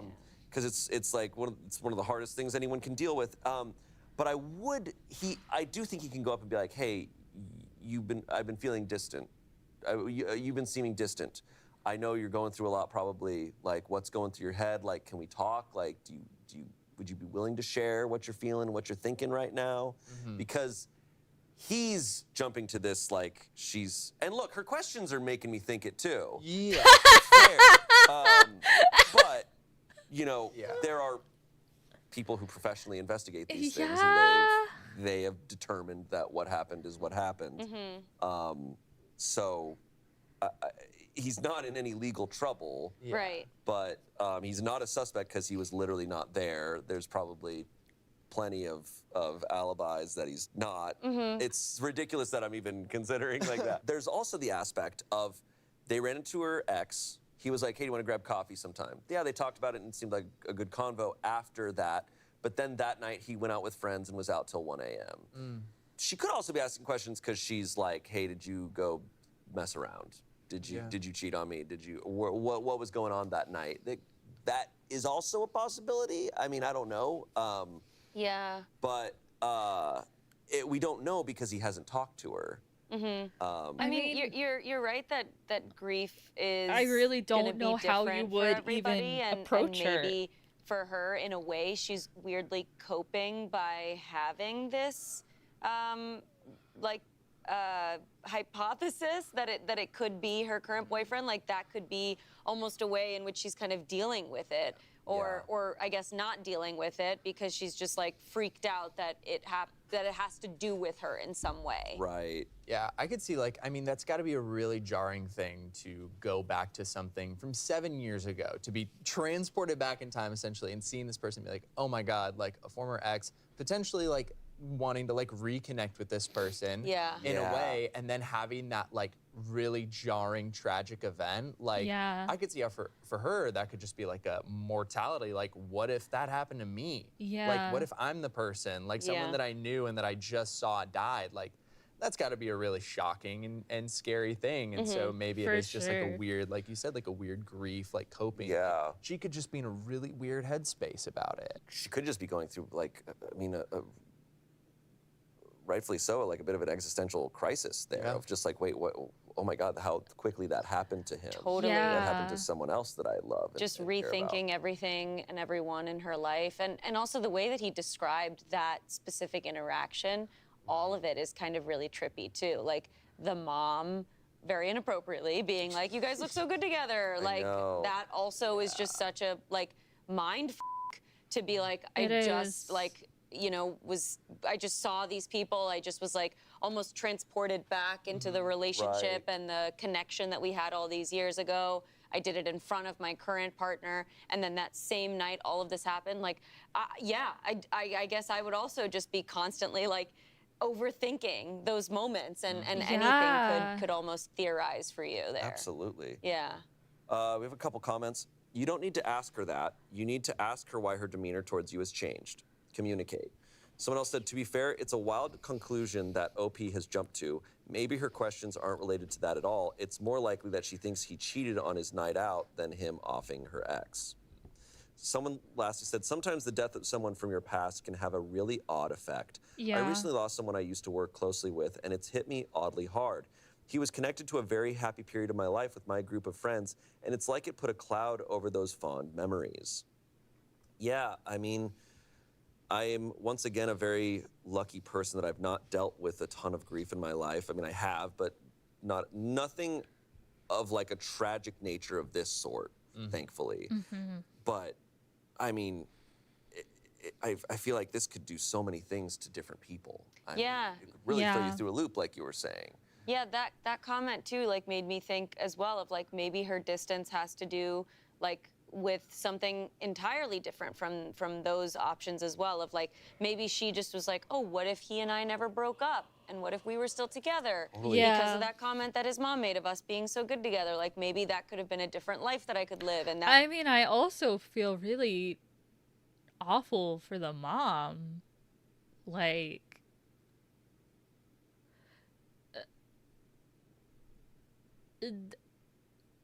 that's like a lot of serendipitous things happening at once, and then all of a sudden, like, the next night your child is gone. Like, that's, wow, this one's heavy as fuck. Holy shit. that's why she's also like, I don't know what life I'm living right now. It really might not have to do with the murder. There's so much to process because there's such a finality to all of it. And that really makes you just think in so many ways that you never think before. I'm not the one to give advice to this person, but like if I'm him and I'm putting myself in his shoes, I think the only thing he can do is like be there for her, communicate to her that he's here to listen, and like ask her like if he wants to ask her like, hey, I've been feeling like there's distance. And then just patience, because I think it's only been a couple weeks. It's like, it's probably gonna take her some time to like figure this out in her own head. Yeah, for sure. But it's like, I mean, if this escalates and she does accuse you of murdering him, then that's on the table, but that hasn't happened quite yet. It's like, update, guys, I actually did murder him. Psych, I did. I did it. You got me. I got super drunk. It was my bad. Okay, for clarification, I did do it. Yeah. For the record. Hi, welcome to Smosh Reads. Yeah. Oh Because my then you're just God. post-shower with lotion. Jesus Christ, I wasn't even on the screen this time. For clarification, I did do it. Yeah. For the record. For the record. I lied. Wow. Yeah, that that's is crazy. wild. It's time for our final story. This comes from a few years ago. Ex reaching out after 10 years. I'm at a loss for what to answer with. Whoa. Okay. An ex from the past. Like, hey, I actually still have your jacket if you wanted it back. Throwaway account because this needs to stay secret for now. I, call me Anthony, 32 years old, have been with my current girlfriend, let's call her Michelle, 33 years old, for 4 years. No plans of marriage, and one time she cheated on me. Drunk, mistake, blah, blah, blah. Whatever, I forgave her. We are pretty much best friends that do everything together and live together. Other than the one instance of cheating, we have had no major issues and live a pretty good life. She does not want marriage or kids. I do, though. It's a hard no for her. Recently, my ex, call her Nicole, 32 years old, contacted me over a promise we made back when we broke up. When and if we were both not married by 32, we would find a way to be together. Some backstory on her and I: childhood friends, started dating in middle school, dated through high school. She was accepted to her dream college, and so was I, on opposite ends of the country. Virginia Tech for her and Stanford for me. We did long-term for 2 years until deciding to let each other live their life and be more connected to maybe someone closer if it was going to happen. This was a mutual decision, and we broke up contact at that point so that we could move on. Her parents still talk to me on occasion, live 4 hours away. Same with my sister, 20 minutes away, and her grandparents, 2 hours away, but never about her per my request. So flash forward, I have been getting calls from a weird number once every month since September and just didn't answer because I don't answer numbers I don't know. Nobody Figure if does. important, they would leave a message. Ex's sister comes by and says, hey, this is from Nicole. She said you can read it and respond if you want, and if not, then she will understand soon enough. For the life of me, I had forgotten our weird promise, but the letter goes as this. Hey, Anthony. I know neither of us have been in contact in the last 10 years, but I'm asking if you still remember the promise we made. I have no right to ask of it, and if you have moved on, then it's okay, as I want you to be happy. First and foremost, I want you to know this isn't a desperation attempt because I am lonely. My sister was quite keen on giving that as the probable reason as to why I've been feeling this way and why I'm bringing up that old promise. This is more along the lines of, I just can't imagine my life with anyone else. I, yes, have been on many dates and had one relationship that lasted over a year, but there was always this lack of feeling in me that, well, in all honesty, they weren't you. You're the guy I knew instantly when we were young that I would want to be with forever. The guy who made me smile, that I could wake up next to and was genuinely happy knowing that we were together. In my mind, you, Anthony, have been my only want and desire. That day we decided to try and move on because of the distance. I won't lie. It took me about a year to realize how stupid that was. It was mutual, but my feelings are that I pushed you towards it. I honestly feel like the first suggestion of giving time to each other to finish school and not have to try and coordinate our lives was the stupidest mistake I could ever have made. Anthony, you are my soulmate, my love, my life, and that is why what comes next, I say with all fear aside. I am ready to leave everything and find a new job, to move back to Candyland and be with you. There was parenthesis Candyland because it's not giving the address. I'm fully prepared to do this if you even think there can be a chance of us again. And this is all caps, I love you. I love you and nobody else will ever take the place you have in my heart. I talked to my parents and friends. They are in full support of this. Also, thank you so much for being there for my parents when they needed help moving and working on Dad's bike and truck. I had no idea until a few days ago. I will be fully committed to being yours. I want to be part of your life and want you to be in mine forever. Growing old, seeing the world change the lives we live together as one. And most importantly, I just want us to be happy. I've wasted enough time holding back what I have wanted to say for the last few years. Anthony, I love you so much. I want to live my life with you. I'm prepared to leave it all for you. And lastly, my love, my childhood friend, my soulmate, I'm more than prepared to be your wife and be the mother to our children. If I don't hear back by the end of the month, I will assume you have moved on for the better and will do my best to not reach out again. If you do decide otherwise, I have left my number and email. Love, insert nickname from childhood, Nicole. To be honest, I don't know if I should respond or what I should do. She left her number. I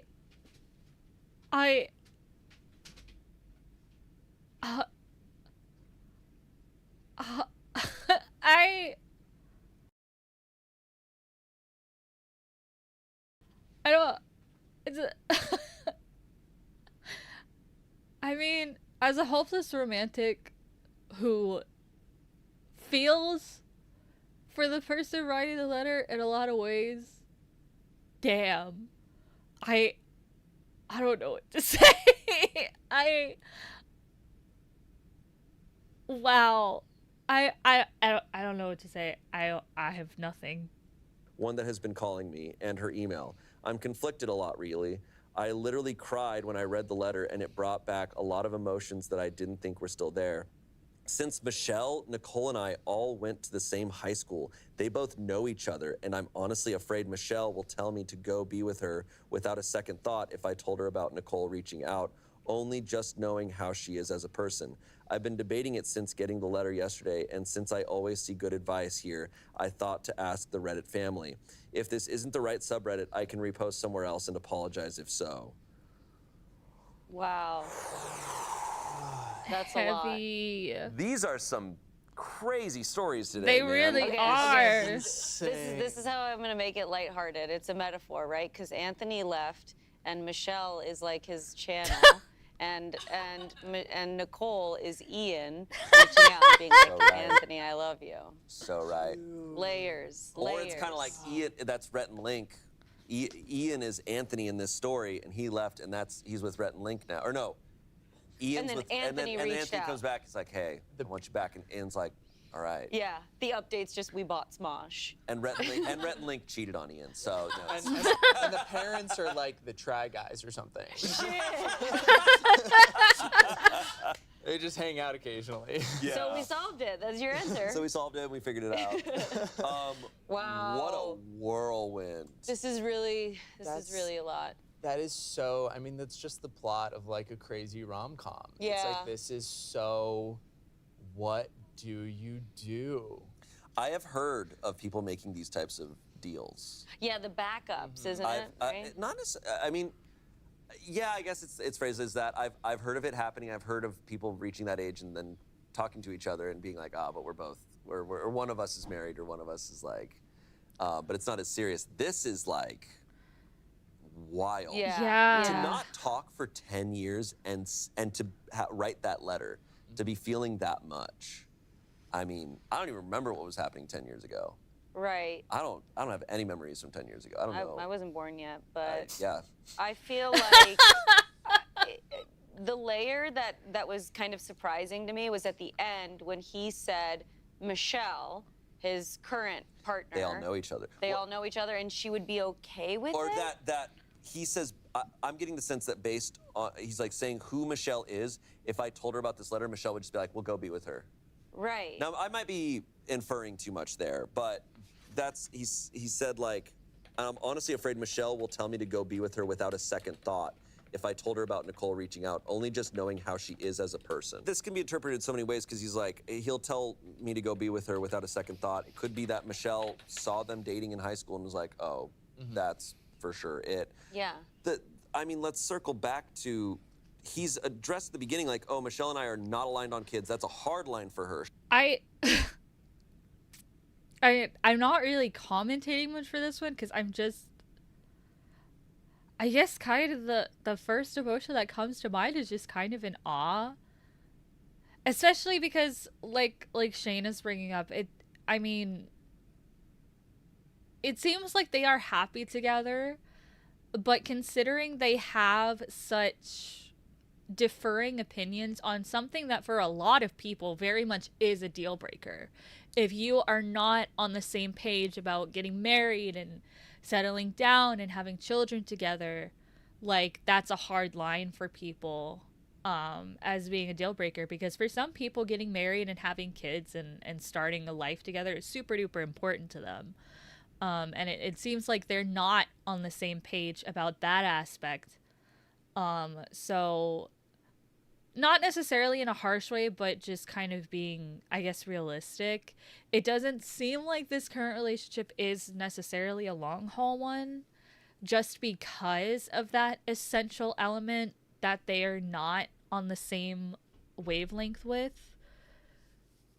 But like the letter coming in is like, I guess in a way, my first reaction is like, that's kind of speeding up a conversation that you guys would inevitably have to have anyway. You know, like if you want kids, you're in your 30s, and like completely from a medical standpoint, I don't believe in telling people that you have a time limit for, you know, having kids. But from a medical standpoint, it is riskier the older that you get.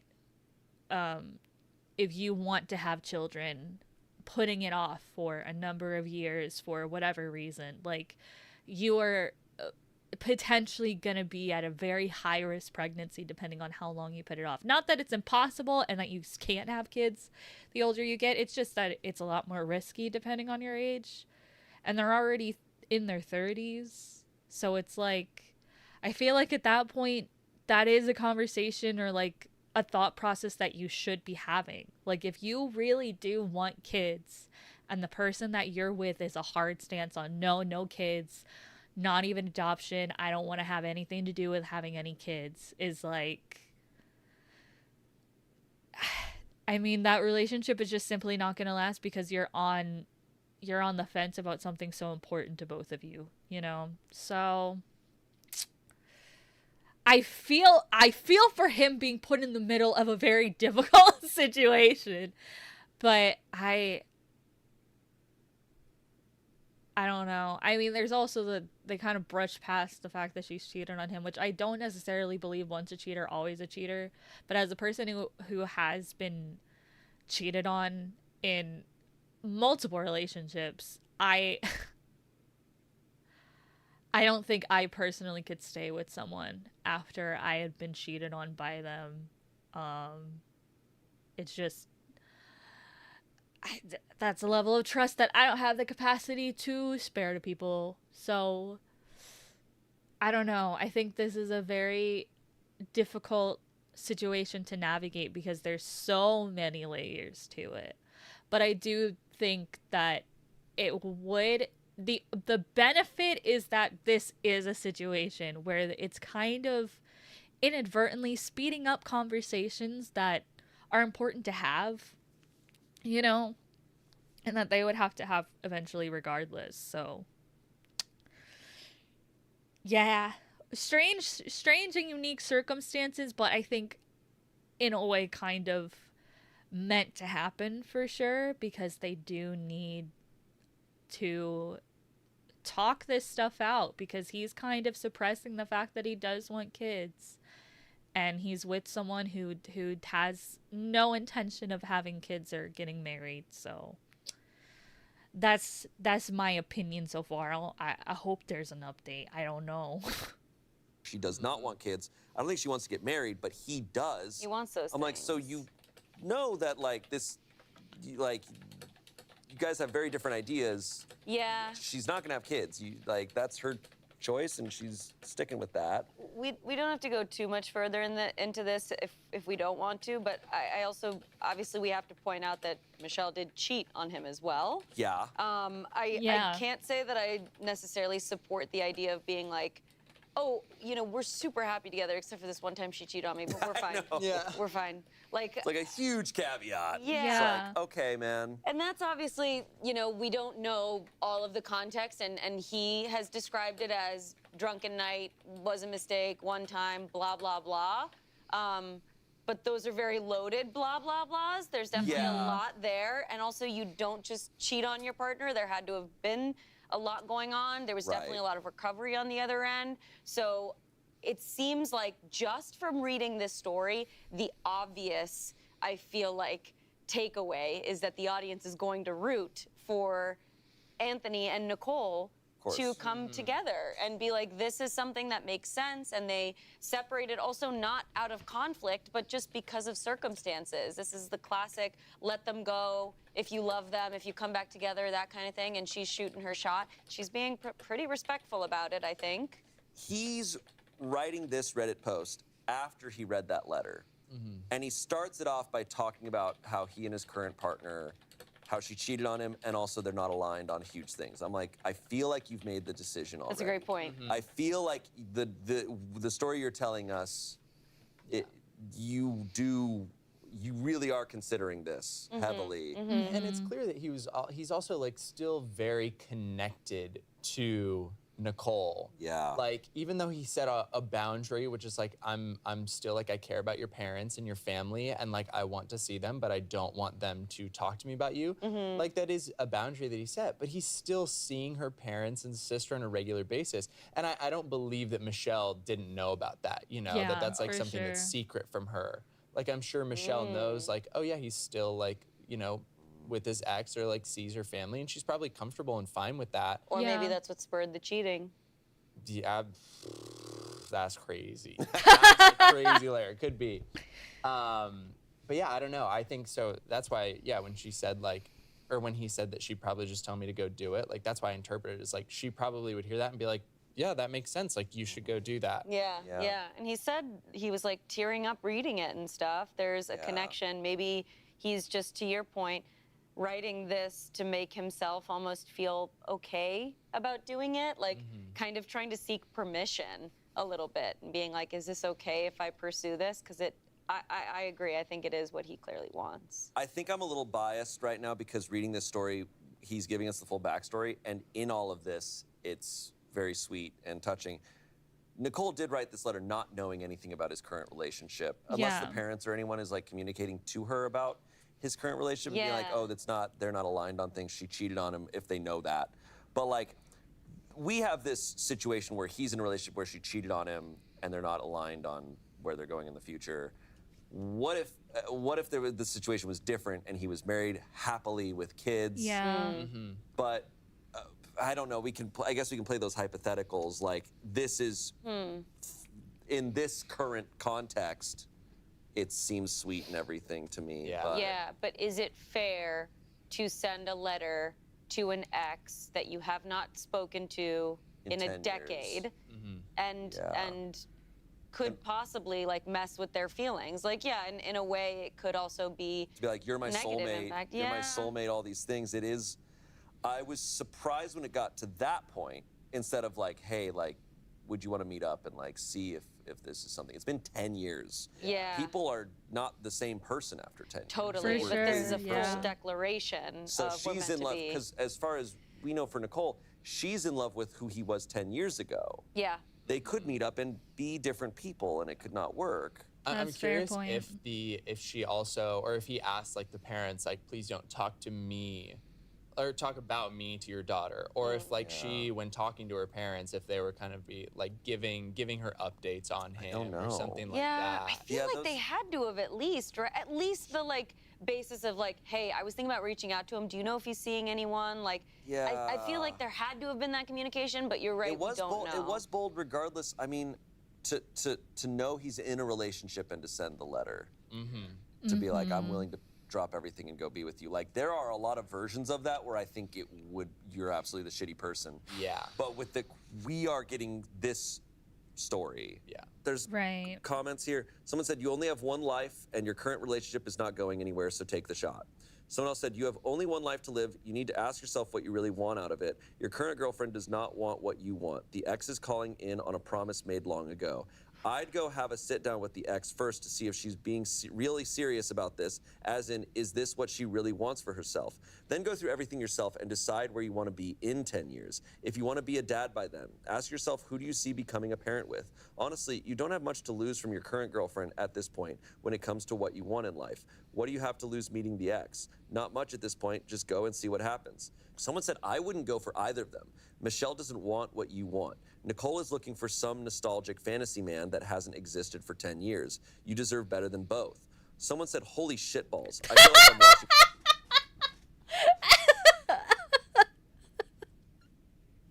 All of these really serious and genuine answers that holy shitballs. A Lifetime movie, except with a male protagonist. Bear in mind, though, she may not be the same person she was 10 years ago. You guys may not be as compatible as before. I have no advice, but I want an update, please. I think what I'm struggling with is I'm reading this as a story, and it is coming across to me, I'm reading it as a fiction. Right. And I'm like, in real life, if this really happened to me, my feelings would be so much more mixed. And if this happened to someone I know, so I'm like, anyways, enough of that. Update. Yes! Update, please. Yes! One day later. Whoa. I talked to my current girlfriend first. We had a big talk that was the last 6 hours we were hiking about what we were both wanting in the future. She made it clear that kids and adoption are out of her plan and suggested that we should just be friends if that's what I truly want in the future. I told her that I would still be friends with her no matter what, since all the things we do together, and she laughed and said, no kids, and I keep my best friend who loves to do the same things I do. Cha-ching, it's all good. Rather we both be happy in the long run. Don't feel too bad or think this is a mistake. But if it's something I want to pursue because of the history we had, then she has no ill feelings towards me going that route. Also said if it doesn't work out, then I can always go back to plan, no kids, and freedom. Thanked me for bringing it up to her, then in her typical fashion joked about me going to be blue-balled for a while. The rest of the hike was pretty much us talking like we normally do, then debating lunch. When we got to the trailhead, I asked if she wanted any alone time or not. She said no, and that she eventually thought this would happen as we got older. Asked me if we can still do the friend stuff until something else happens in our lives, and I told her yes, of course. She said no harm in that then, and that was that. We're at the mall for her girls' lunch, and I'm sitting at the table like a weirdo. Ha. Yeah, until I call up the ex and see what she is like, that is it for now. Update number 2. Update number 2. 2 years later. 2 years later. What? 2 years? Holy shit. They're happily married with children. They're happily married with children. I'm claiming it. I'm manifesting it. He waited 2 years. We got a 1 day and then a 2 year. 2 years later, he's like, okay. I finally took me a long time to read it, but or he's like, finally got back into my Reddit account. We shortened this update for time, just so you know. Oh, it's a He writes, long one. Good evening, Redditors. A while back, 2019, I posted here in relationship advice about an ex that reached out after a decade. Recently, I was messaged by a few different people asking for an update. Whether you three had been refreshing the page since then or it just randomly showed up in your searches, I wanted to post up the conclusion of what happened, what is still happening, and the future since the post was made. After Michelle and I ended our relationship, kinda, nothing changed aside from living together and sex, Nicole and I started to make plans for when she came out here for her grandma's birthday. Talking on the phone a lot, emails back and forth, we decided on waiting to video chat or send pics to another since it wasn't too far off when she would be visiting and we thought it would be a good surprise. The initial hello was awkward as hell. When she got out of the terminal, I recognized her right off the bat and was amazed that she pretty much looked exactly the same as when I last remembered. I had seen pictures at her sisters and parents, but I was floored at how much she hadn't changed in the last 10 years. Getting into the car, we kind of just stared at one another for a minute, and she started off with the, well, if you don't drive anywhere, people are going to start honking, smart guy. That started our week-long catching up journey. We first went to get some food and decided on pizza. Oh yeah, he writes. Ew. Dude, the guy is the Kool-Aid man. Oh yeah. Opie is the Kool-Aid man. And it was pretty easy going from that moment on. We shared stories of what life has been like, showed off scars, looked at each other's trips and vacations, shared each other's hobbies. She asked about our old group of friends and who's still around, etc. That small first meeting changed everything in life for both of us. I won't go into specifics or minor details on the following dates and days, but to say that week went by in a heartbeat is an understatement. 4 months go by of back and forth traveling on weekends, always on the phone, and by that point, I feel like it's time. I asked her if she wants to move in with me. Immediately said yes, and we made our last vacation week into a road trip to bring her up to where I live. Our dogs got along, and she was able to transfer to a new department based pretty close to where we lived. It was a dream coming true, and it too went by so fast that honestly it feels like it was yesterday. She actually asked me to marry her a few months later, and I of course said yes. She had glow-in-the-dark rocks set up to ask me in our yard when we went up to the deck to watch the stars. I feel like I'm going on a rant here, so much for not every detail, right? Ha ha ha ha ha. Well, it's been close to a couple years now since everything started. We have a beautiful daughter together, Ariana, adopted. We had issues. She wouldn't be able to give birth. Our dogs are jerks and doofuses. Michelle and Nicole have met, and we are all friends again. They actually hang out a lot together. She has moved on, and we still do a lot of our favorite hobbies together as a group or separately. With COVID and us being at home nonstop together, it's been just fine. Were things perfect? No. But nothing ever is. We had our issues in the beginning and still squabble over stupid things at times. To everyone that was part of the initial journey, I hope you've enjoyed this follow-up. This was the best decision, and my only regret is that we didn't reconcile our relationship earlier. This has gone by in a flash, and honestly, I can't wait to see what the future holds for us. Each day is refreshing, and a smile rarely leaves my face. I get to spend my life with not only my first love and childhood friend, but also with great friends and family that are always there for both of us. Well, Well, that worked out. The happiest ending. the happiest ending possible. Wow, I'm so happy for them. I'm very happy too, because that could have gone a lot of different directions. Right. I feel like when you see this, like that move kind of being made, or even just like that thought of like reconnecting with an ex, it's like, it's always like they're at the wedding already and you're like, do I say something? And it's like, no, I should let them be happy, you know? Right. And it's like, that's a whole nother movie on its own, but this couldn't have worked out better. The fact that they're all three together and I know there's a the fact- baby. Yeah. Aww. Yeah. And they have a daughter. It's awesome. I'm very happy for I'm them. so Very happy. That's awesome. That is a great ending there. Yeah. Well, this has been a journey. That was an amazing story to end the episode on. I'm smiling so wide. For an episode with a lot of doozies, that is literally the best ending to a Reddit story that I have ever heard. That's awesome. Oh my gosh, I'm so happy for them. Wow. Holy shit. Hell yeah. Today. Yeah. Thank you both for being here. X's and O's. X's and O's. What do the O's stand for? XO. Kisses, Oh. right? X kisses and hugs, I think. I think the O's are hugs. Those are hugs. So you have to kiss me, you have to hug Arasha. No. Okay. No. You say hugs and kisses, and you say X and O's. So X's are hugs, and O's are kisses. Okay, in the comments below, let's settle this. Are the X's kisses, are the O's kisses? And which ones are the hugs? I think I always took the O's as hugs. But you X's, say that's- X first, and you say hugs and kisses. You know? XO. I think you should kiss and hug me just to be safe. Where my kiss at? Guys, let us know what other subreddits and themes. All right, that was a doozy and a half, but again, that was the best possible ending for that last story. That was so sweet. Okay. Are they overreacting? Is the next one that we have.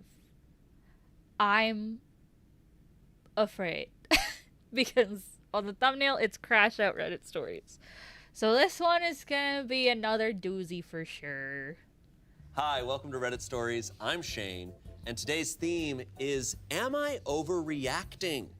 And I'm joined by two people who are always overreacting, Angela and Courtney.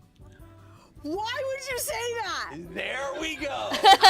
I'm just pulling your skull. we were like, let's do a cute pose. And I just started grabbing her skull. And I was just You doing ever this. just grab someone's skull? Yeah. Honestly, could I grab? Yeah, you would grab. Grab and squeeze a little. Wild. Do you think you ever overreact to anything? Is that something you're afraid of? We get paid to. Just kidding. No, I love how you react to most things. I'll be like, oh, I took a shit the other day, and you go, oh, no. Everyone's, yeah. What was your big roast of me? Oh yeah. I interviewed Yeah. her for something, and I said I'm so excited for my guests. Not as excited as she is when I tell her literally anything. It's Angela. And It's she a goes, good roast. No. I don't know why, but I think now I do more stopping myself from overreact, being like, no, I'm freaking out. I'm an adult. Oh yeah. I'm an But adult. being like, no, I'm gonna relax. And now That's what you're that's famous becoming what I'm overreacting about, is overreacting of About overreacting. Interesting. When will the cycle go back? You Yeah. know? It's a tough feeling when you think you're overreacting to something. And there's a subreddit called Am I Overreacting? And it's filled with people just kind of needing validation over things that Yeah. most of the time I would say they're not overreacting. In fact, I would say almost 99% of the time. Yeah. We'll see. I kind of love when they are though. It's kind of funny when they are overreacting. It does happen. Yeah, I was recently overreacting with my best friend, and just over some stupid thing, and it was so sweet how she was trying to tell me I was overreacting without using those scary words. She was just like, no, I think you're feeling it really in an extreme way. And she was like, we should, I want to hold space for that, but know that it doesn't have to be like this. Oh, that's a really good way to put it. Yeah. That's so sweet. Holy shit. Oh. I drove home and I was like, I was overreacting. Like, Aww. Yeah, it's a tough thing because it's kind of good news when you're overreacting. 'Cause it's like, oh, it's not as bad as your body's telling you it is. But it's also tough because most of these are with relationships. yeah. And a lot of times that's really tough because it's like, ooh, lot is of this person, emotions. is what this person's doing to me Yeah. or doing really out of line? Okay, let's get into this first story here. Can I just say, Courtney's eye makeup is so slay. They look so good. This entire fit is such a slay. Hell yeah. Go Courtney. Hell yeah. Am I overreacting? My fiance isn't invited to the wedding because the bride doesn't want people thinking she is prettier than her. Ooh. Jesus Christ, what a start. Wee. Well, what does she look like? No. Antonio Banderas. Please. Okay. This is a 26-year-old man. My lifelong best friend, a 26-year-old man, is getting married later this year. When he first got engaged, he asked me to be one of the groomsmen. I obviously accepted and have been excited for the wedding and to see my best friend get married. His fiance, a 26-year-old woman, and my fiance, a 25-year-old woman, have always gotten along really well. The four of us hang out pretty frequently, always Hi, have a great Ruby, time, welcome and in. there has Okay, never how been are any you? problems. Good My to see fiance you. has always considered her a friend and has been extremely happy for them and excited about their wedding. His fiance has even asked my fiance for her thoughts and suggestions on certain decor for the wedding, venues, colors, things like that. The official wedding invitations went out recently, and when it arrived at our house, I'm sorry. I can't get over. Courtney just looks so gorgeous in this episode. Holy shit. They just woke up and decided to be absolutely gorgeous. Going to be doing some mini modeling? That's so fun.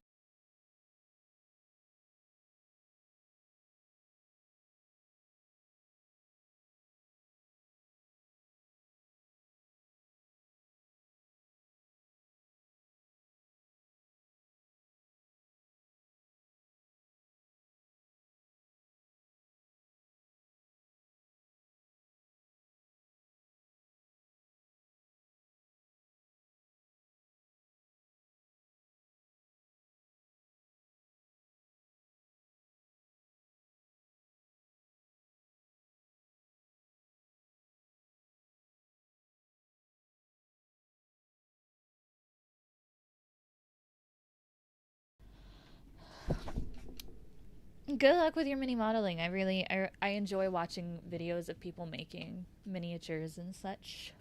Doll customizing videos and all that. Notice it was only addressed to me and also didn't say anything about a +1. I was kind of surprised by this because I had been assuming that my fiance would be invited, given the fact that I have been with my fiance for 4 years, longer than he has been with his fiance. He has been my best friend since preschool. The 4 of us hang out all the time, and some of my family members received invitations to the wedding. But before jumping to conclusions, I thought maybe none of the groomsmen or other friends of the bride and groom are allowed to have a +1 due to costs or things like that, since weddings are obviously expensive. The other groomsmen are all friends of mine and his, so I called them to see if their significant others were also not invited. Turns out, every single one of them received an invitation that included their significant other, and the bridesmaids all get to bring their significant others as well. So at that point, I called him to let him know that I got my invitation, but that my fiance was not included on the invitation, and I asked if there was just an error or if they forgot to include her.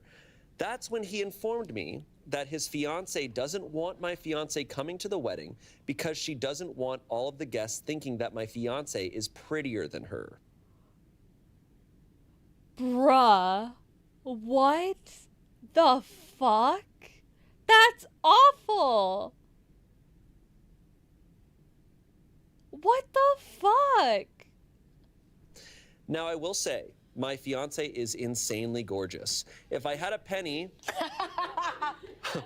This guy friggin' thinks his wife's hot. Pervert. No, I will say. What a perv. What a pervert, dude. Okay. If I had a penny, every time someone asked me how I managed to get her, I would be a billionaire. On the other hand, his fiance isn't the most conventionally attractive woman. I feel bad saying that, and it's something I have never said out loud to anyone, but for context to the situation, I wanted to include that here. I told him that I know it's not my wedding, so I don't get to pick the guest list, but I think it's a bit unfair and ridiculous that my fiance, who they are friends with, is the only significant other of the whole entire wedding party that doesn't get to come to the wedding. It's a bit ridiculous. I think it's more than just a bit. That's fucked, actually. That's just straight up fucked up.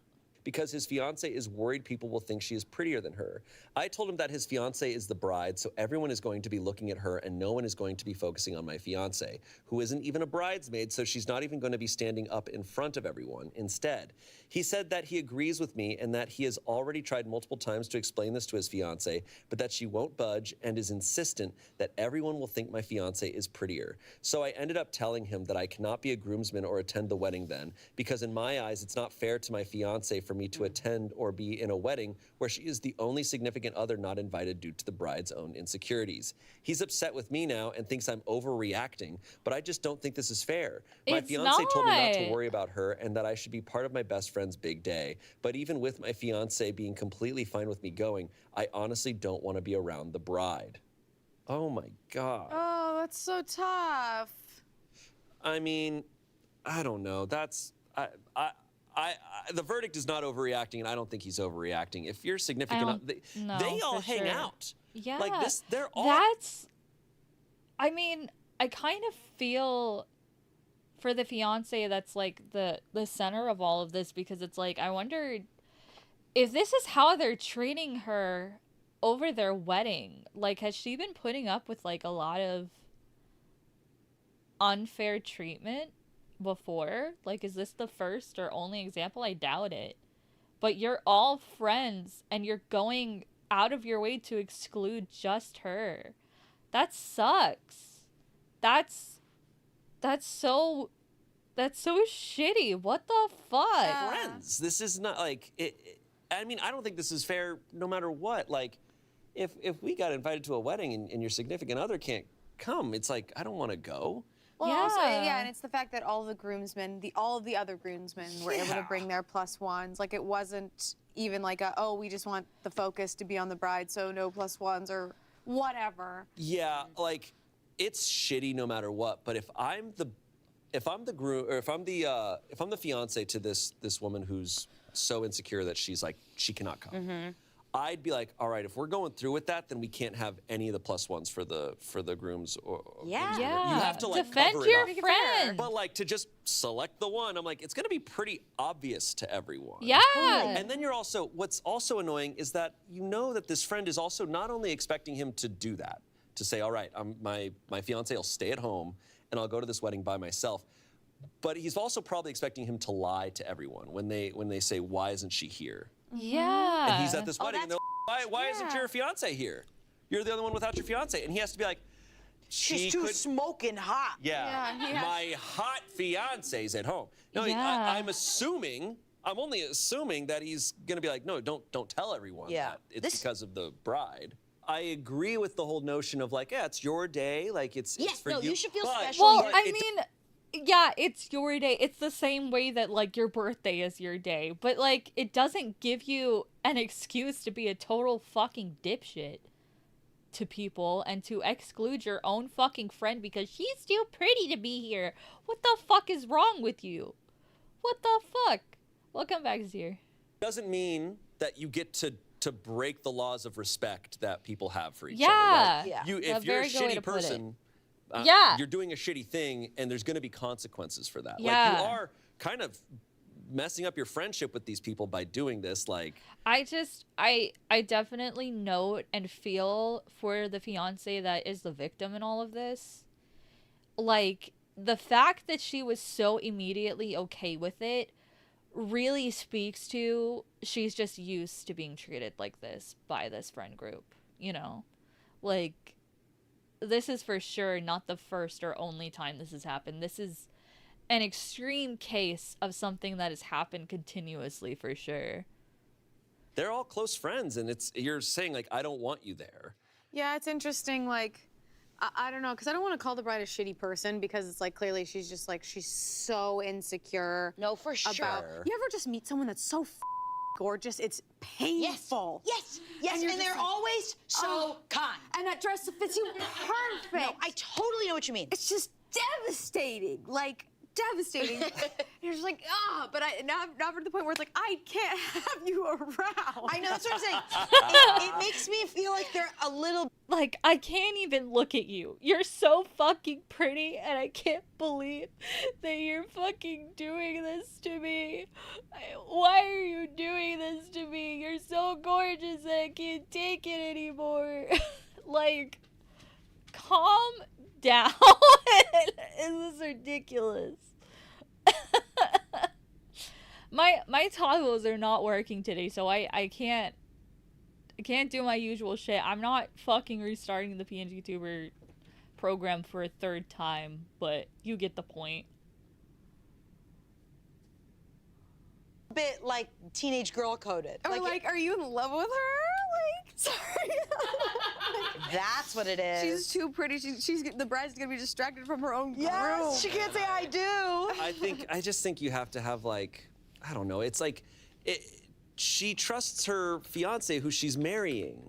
Like that's what matters here. And like, I don't know. It's like people that are at your wedding love you and they care about you and they are there for you. Like, yeah, it is so interesting. It's like one of those like, hey, can we just take like an extra couple thoughts of like you think this person's existence, you might even not see them most of the day because you're gonna have a crazy day as the bride. Their being there will ruin your experience as a bride because people might look at her and think she's prettier than the bride. Yeah, That's like if your family's doing that to you and going, geez, you lied to that girl, she's so much prettier than you, the bride. Yes. Like you're worried that, like what's gonna happen? yeah. Like you're walking down the aisle and they're all looking over at on the left. Yeah, they're all just like, Oh, like, what?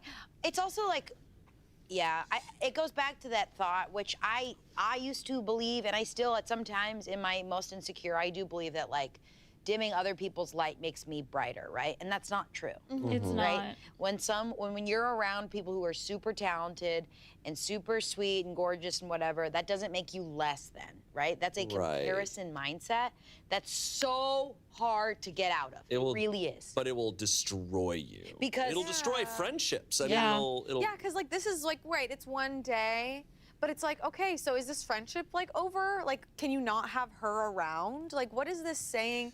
I also feel bad that like this has been a conversation between the groom and the groomsmen when it's like, did the bride talk to her? Like, this just feels like a really personal thing that like is a bigger conversation, than like you're not allowed to like, you're too pretty to like be at my wedding. It just feels like very like, oh, that's all she is to you, is this person who's too pretty. And like, I think the bride is being the meanest to herself. For sure. In that Very day, good way to because put she's it. Yeah. so worried about her attention, people having attention on her and her feeling good, that she needs to like literally eliminate a person. Yes. Yeah. Yeah, I think what I was saying earlier too, with just like the wedding day being a day where it's like, oh, no rules, I'm allowed to be disrespectful. It's like people treat it almost like the purge, where it's like, on this day, I get to do whatever, I can treat people however I want, and then after we're done, we all go back to normal, right? It's like, no, people remember. Yeah. Like, they're gonna remember how you treated them, and like, I would have a hard time being friends with them. What if she was like, after that? come to my wedding, just don't wear makeup, please. Just, could you look would you really Yeah, like, ugly? hey babe, can you just like wear a weird lip color? I do. Could you wear ugly jeans, the ugliest jeans you could find? I do feel so bad for her, because I think all of us who live in LA, and especially all of us in the acting industry, like, we just know the feeling. Because like, no matter how attractive you are, like as actors, we have walked into rooms and seen people that are just like unbelievably good looking. Like, it's just crazy. But I don't know, I guess also over time. Well, I mean, it's like, yeah, really attractive people exist. That doesn't mean that you get to treat those people like shit solely because they're attractive. Like, that's not something they necessarily have control over, you know? Like, this is...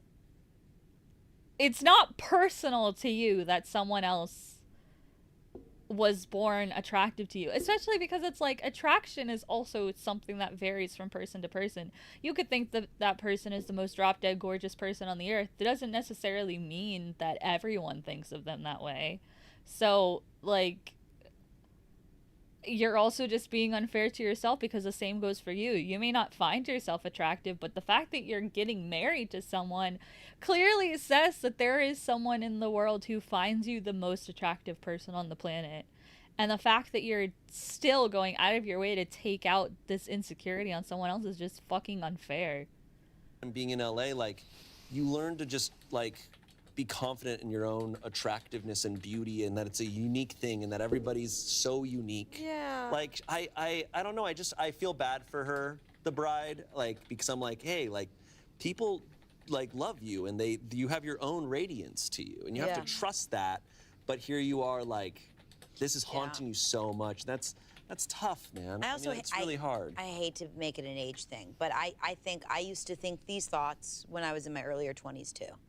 And like, at some point, you can't control the world like that, right? Yeah. I get it, you can control your wedding day for the most part, but if that's the mindset you're gonna have like going forward, you're not gonna have this type of control every day. You can't control being the prettiest in the room. I think something that I think hit for me at a certain point, because I've had a comparison mindset a lot, right? Yeah. And it's tough. It is really tough. Especially in our industry, where you walk into auditions and you see someone who's better looking than you, and you're like, oh shit, it does matter here, because you're probably gonna book this role because you're more attractive than me and taller than me and all this stuff. But like, you have to get over it. You can't get over it, right? But there's so much power. But it's like, by doing this, and I think what would haunt me is if I'm in the bride's position and I do this, I go, oh, I let my insecurity win.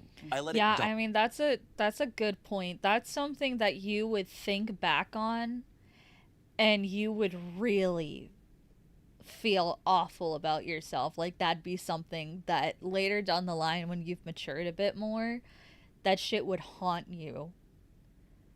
You know? Dominate. Right. As opposed to being like, no, you're gonna come and I recognize that insecurity, I recognize what I'm doing inside, and I'm not gonna let that dominate my choices. I'm going to choose myself, and I can have any type of person here, but I'm gonna have confidence in myself here too. And I think she will feel so much better if she goes with that. And then, as opposed to, I think it would haunt me over the years to be like, wow, I made that choice out of pure insecurity. Yeah. And she Like, wasn't that at your would haunt wedding? me. Yeah. I mean, it's like this. It's like you knew full well today, Shane, when you put that shirt on, that I look better in it than you. And that didn't stop you from putting it on. And here you are today, still wearing it. In front of me, someone who would wear it so much. I really tried. We have some comments here. I don't show up to work tomorrow. Only if she's not there. I can't shoot with you right now. Oh, there's only one guest in this culinary crimes. Yeah, Shane didn't show up. He's saying you can't wear that. Shane is saying you can't be here. Today's Reddit Stories is brought to you by... Get your bag. Get your bag.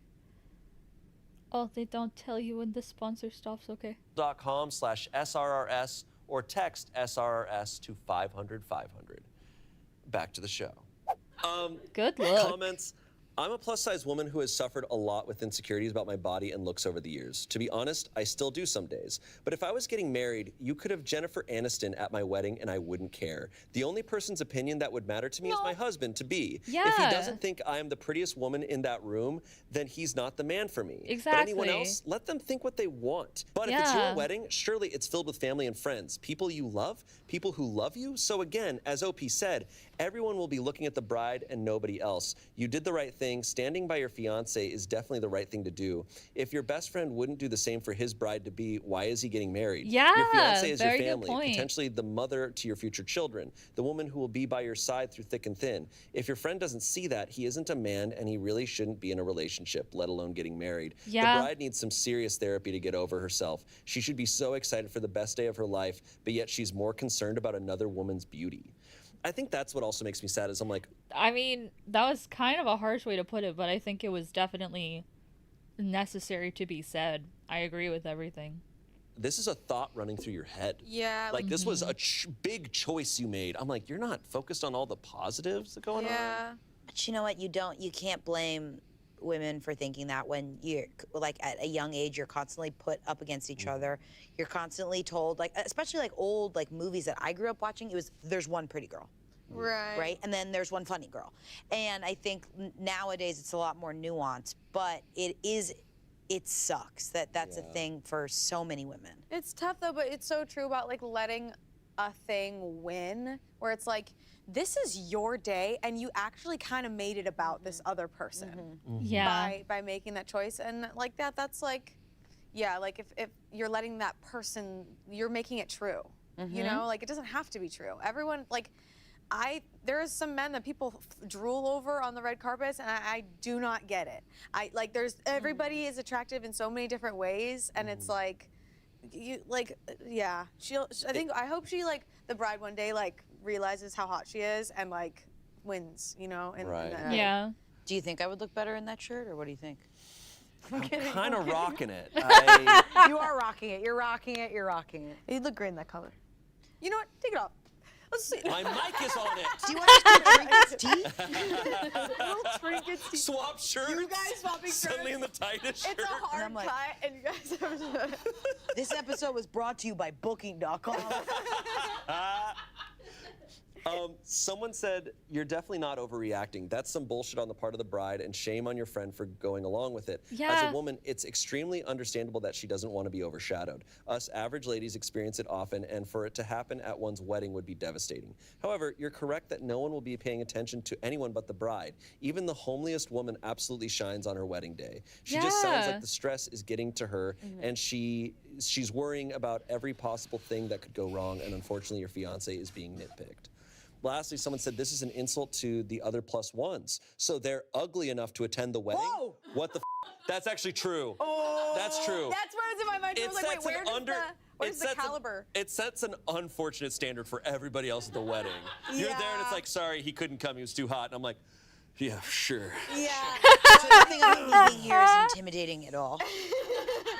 So, like, yeah, I was thinking about that. It's like, okay, so what about, like, Debbie? So she's just not quite there. Like, they're like, where's the ranking of, like, oh, Elaine is she's above the line. But Sarah, she's like, you know what I mean? But Debbie, come on. We have a taco bar. Debbie, come on. This is unfortunately a Seinfeld episode where like halfway through, you know, like I'd be there just like, sorry, should I go?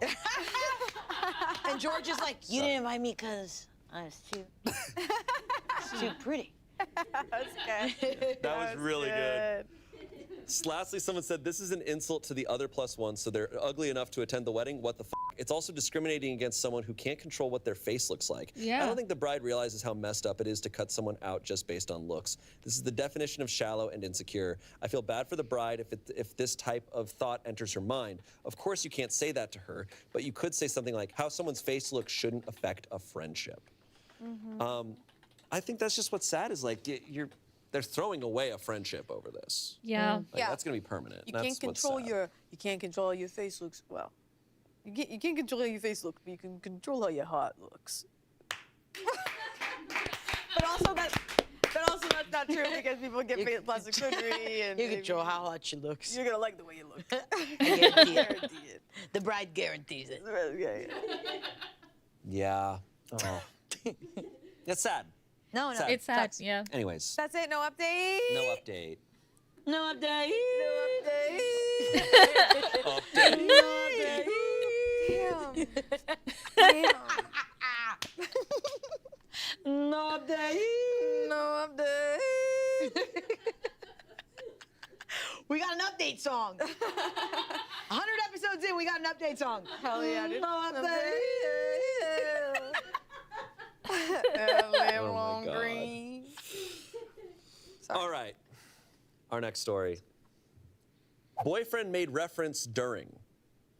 Sex. Boyfriend made a reference during. During. 4 words. Let's go. Boyfriend made reference during. And we know exactly what she's saying. Oh my God. A 37-year-old woman, was having sex. That's crazy.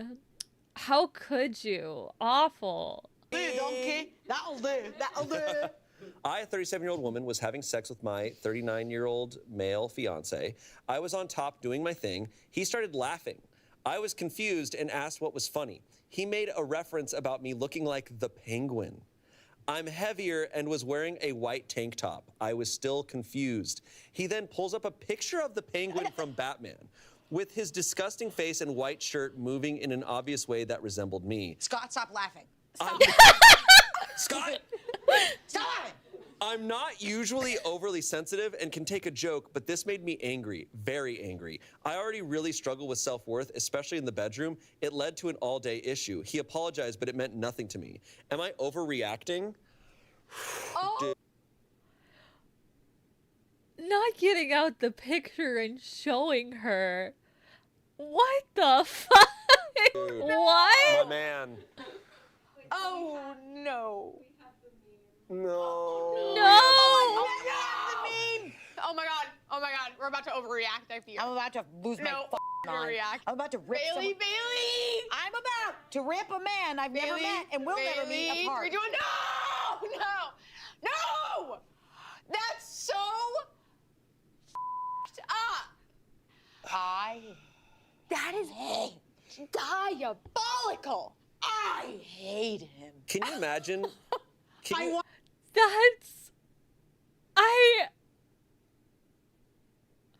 That's so. I'm uncomfortable laughing because I'm stunned by the gall to just what the fuck. Oh my, what the fuck? I'm gonna go away for a long time. Sorry. I cannot believe this. I actually think this will be the first Reddit story. I abstain. Abstain? I'll just sit here and listen to you guys talk about it. He had the audacity to be. She's topping you. You're welcome. You're blessed. And you knew that. We are blessed. She is performing for you. And you go to that? Buddy, can your mind please Please, iOS, update your brain. That guy in the middle of sex was like, what if I never have sex again? And then Literally, he made that choice. Yeah. To go from sex to meme, your brain's in a dark space. That's the Dark Knight right there. You either the hero or long enough to become the villain. Cut that. I think, no, keep it. No, say it again. Say It's it really again. funny. No, Stand up on your chair. Stand up on I your sat chair. there cooking for a bit, okay? I was like, I need to come up with a Batman reference. I will say, I love this woman for like making this post. Yeah, Like get you her. can tell, like she is. I do think she seems like she's very confident in herself. she goes, internet, do your thing. Yeah. Internet, kill him. Here's his address. Woman topping you in a white tank top, slay. And then Yeah. I think Yeah. it's very clear. The fact that he's alive means she underreacted. True. Real. She's not writing this from prison. She probably, Yeah. unless she was writing this from prison, it's like, hey. They gotta clip this. We lost our mind. We did. We truly did. Rightfully so. That's so fucked up. The verdict, not overreacting. Someone said, firstly, you're not wrong to feel how you feel. He hurt your feelings, period. There are a lot of factors that could play into how you proceed from here. Is this the first time he's commented on your weight in a negative way? Is he a joker that often tries to be funny even at the wrong times? Joker reference. Is he concerned about your health or just being rude? The best thing to do is tell him exactly how he hurt you, which it sounds like you already did. And now, take it easy and observe him closely these next few days or week. Is he still making side comments, or is he being careful around you and telling you he thinks you're beautiful, either by words or actions, since we all have our own love languages? If you watch someone long enough, they'll tell you exactly who they are, and spoiler alert, it doesn't take that long. Good luck, and no matter what, remember there's someone out there, might even be him, that wants them some you in a wholesome way.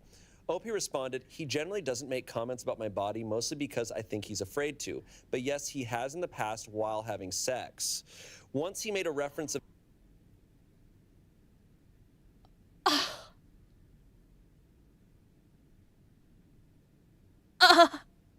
me looking like a dinosaur because my hand was kind of up, and another that he wanted to push on my stomach and make me laugh like the Pillsbury Doughboy, all while on top, his preference and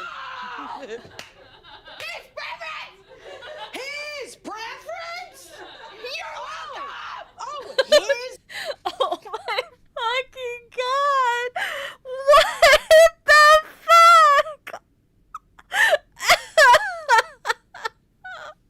Oh my god! Preference? And usually I can just laugh stuff off, but this was too much. I should mention he's not some super skinny dude himself and can out-eat me. I'm top-heavy in the way that my breasts are really large. Oh my God, he doesn't deserve this woman. Babe. I'm hot. Move on to the next story. I hate this fucking asshole. Oh no. Oh my God. He's thinking about literally anything else while she's having sex with him, and he gets to say in the position. The position for him should be in a corner. Someone said, this guy is 39? Oh, and I forgot his age. Oh my God. Clear. I'd expect this level of... I didn't register the age either. What the fucking shit? What the actual entire fucking shit? Oh my god. You're lucky she's even slept with you at all, dude. What the fuck is wrong with you? Holy shit. Stupidity and lack of tact from a 19-year-old who's obsessed with memes, but a middle-aged guy who's engaged in an intimate moment with their partner, that's just really fucking dumb. I mean, I can definitely get lost in a thought sometimes or say something that might get taken out of context. Like, I feel like the fact that he did it during intimacy instead of like joking about it afterwards says everything, because it's like no matter how many times you have been intimate with a person, it's always the most bare you can be as a person. It's like just completely revealing yourself to a person in incredibly intimate ways. That's why it's called intimacy. But like the fact that he's making these jokes in the middle of it after picking the fucking position, like that position is easy to do.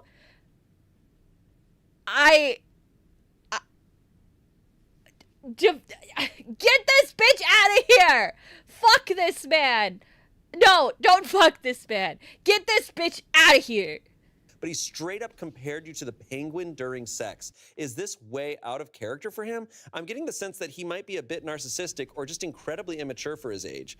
Lastly, someone said, I don't know if I would stick around, but if I did every time he tried rubbing up on me, I'd tell him to go with the penguin. But you know, really, like, if you really break it down in that moment, she's saying he's too afraid to talk about her body, but except for in sex, he Yeah, no, you're right. Which is like, that's the last place that you should, like, that is the most intimate and last place that you should feel confident enough to say something like that to anyone. And like just because we're doing this, let's give space to intrusive thoughts, I guess, right? When you're like, oh, this looks like that. Oh, I didn't mean to offend. But this is a reoccurring But it's offense. specifically during sex, which also makes me fear that it's like, if it's like he enjoys humiliating her. Yes, and he's Yeah. also just like making fun of the size of her body. Like, Yeah. wow. Multiple. I mean, it's also like, you know, like I said, it's definitely its own issue that he's doing it during intimacy. I'm trying to avoid the word because they're already saying it enough in the video. And I don't want to get shadow banned, but even if he did it after intimacy, I still think that it's just like the amount of insecurity that you would be fueling into a person by doing something like that. Just absolutely zero care. I don't think anyone, even if they had a really great sense of humor, I don't think any person would feel great by you referencing that directly about them.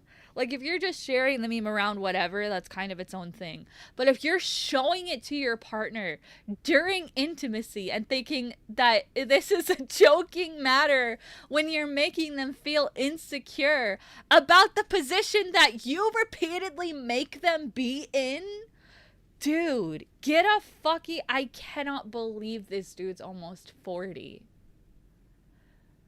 Get a grip. You're lucky she slept with you at all. Especially multiple times when this is a reoccurring thing. Get away from her. Get the fuck away from her. Go to jail. Do not pass go. Do not collect $200. Go directly to jail. You don't fucking deserve her. Times. Yeah. And to go so far as to show this meme and be like, and you know, in his mind, he's like, oh, this resembled it. Maybe it was like a tiny element of it, but she sees this whole picture and he's like, you think that's what I look like? Yeah. Like, he has no idea how that could impact another person. Like, that, they gotta figure that out. Like, I don't think there is figuring it out. I think she needs to get the fuck away. Awful. And like the fact that someone asked and she's like, yeah, he's done this a few times. I'm like, bro, yeah, like, don't marry this man. and also his preference of her. Oh God, I know, he it's doesn't all- deserve that. It's been red flag after red flag on this guy. Ooh. Visceral reaction. I'm sorry. It's just like, she No. sounds like a lovely woman. She does. Yeah. Everyone is lovely except that guy. Yeah, even the penguin. Angela looks completely defeated and broken. Which is, I mean, the only reaction to have, this is... I hope she broke up with him. I hope she fucking broke up with his ass. The penguin. Than that guy. Yeah. I bet Next the penguin's story. better in bed. So, no update. No update on that guy. I will say, if you're somehow watching this, you're a f***ing queen. And it's your preference if you want to top. Yeah. Yeah. And I'll be there. Hey, look, the next time you get on top and you're like, hey, this time I'm Harvey Dent, and then you flip a coin, you pull out a gun, and you're like, we're gonna do this. We're gonna, if you want this, we're gonna do this. All right. Our next story. Am I overreacting for thinking of leaving my husband after he left me alone to hang with the boys hours after I nearly died?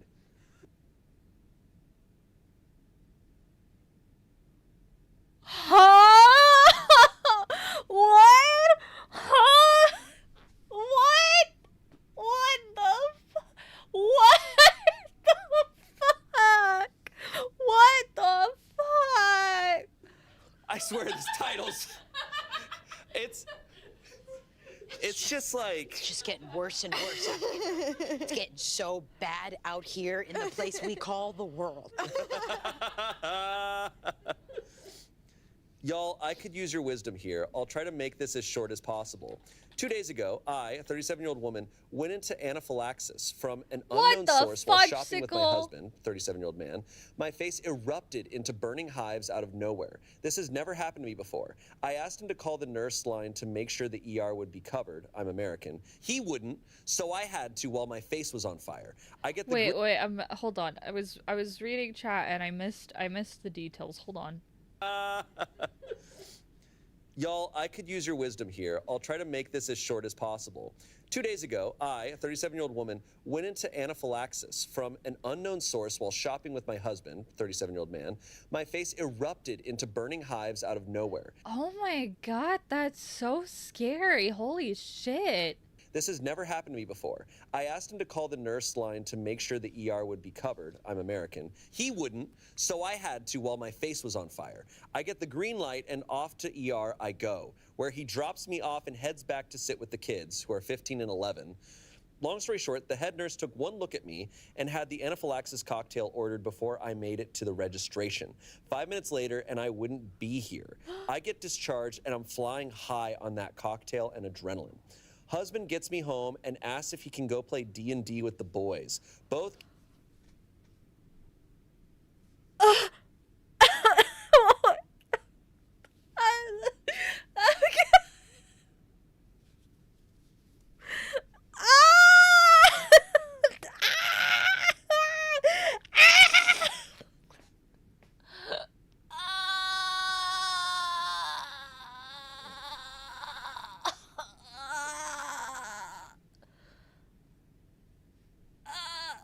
kids are at sleepovers. Again, I'm effed up on meds. Happy to be alive.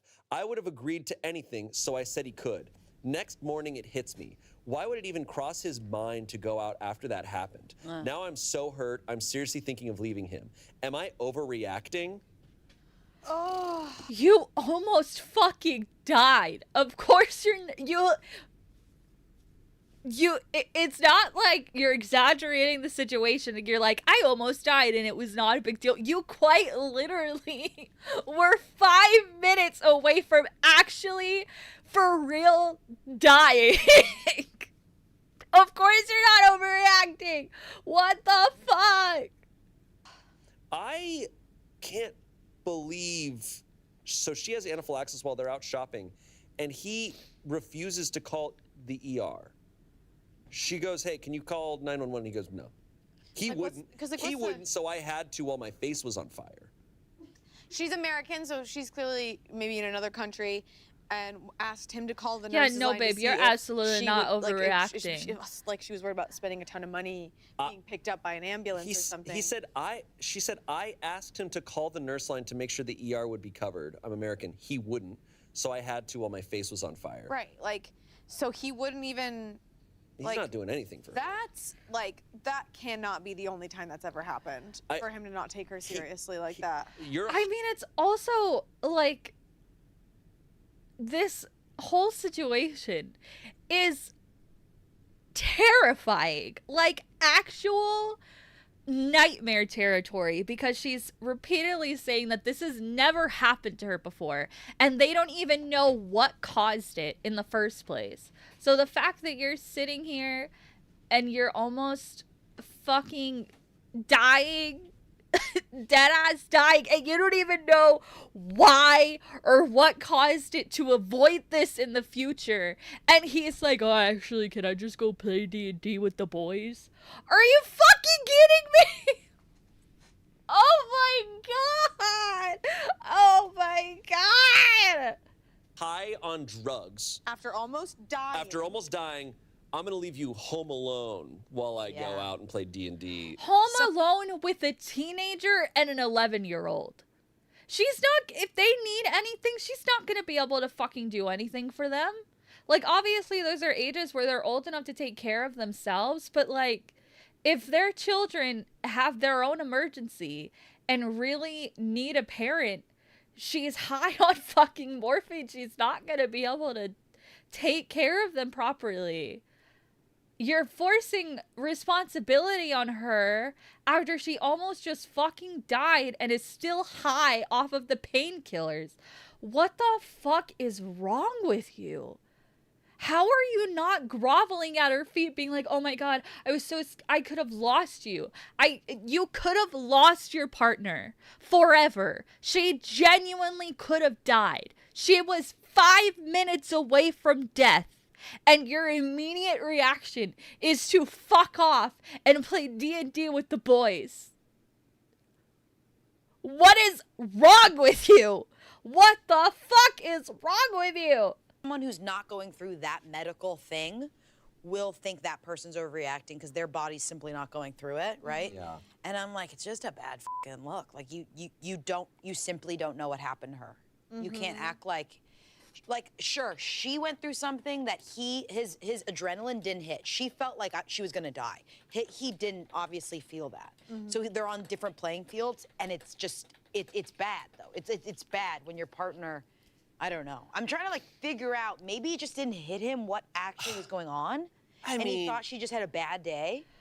I mean, she said that she broke out into hives. So it's not like there's a disconnect. It's not like it was something solely internal that he couldn't perceive. It was an outward allergic reaction because she said she broke out into hives on her face and went into anaphylaxis, which is a very physical reaction. You know, like you can see when someone is going into anaphylaxis because they start, you know, panic breathing and they can break out into hives. There's a lot of physical symptoms to anaphylaxis. So the fact that he's disconnected is like willful ignorance at that point, because how do you not simply freak out upon seeing your own partner that you have 2 children with who are in double-digit ages? So their relationship has clearly been a very long relationship for them to have 2 kids who are both double-digit ages at this point. Like, how are you not freaking out simply seeing your partner break out into hives out of fucking nowhere because you don't even know what caused it? This is a horror movie. This is a horror movie. I feel so fucking awful for this woman.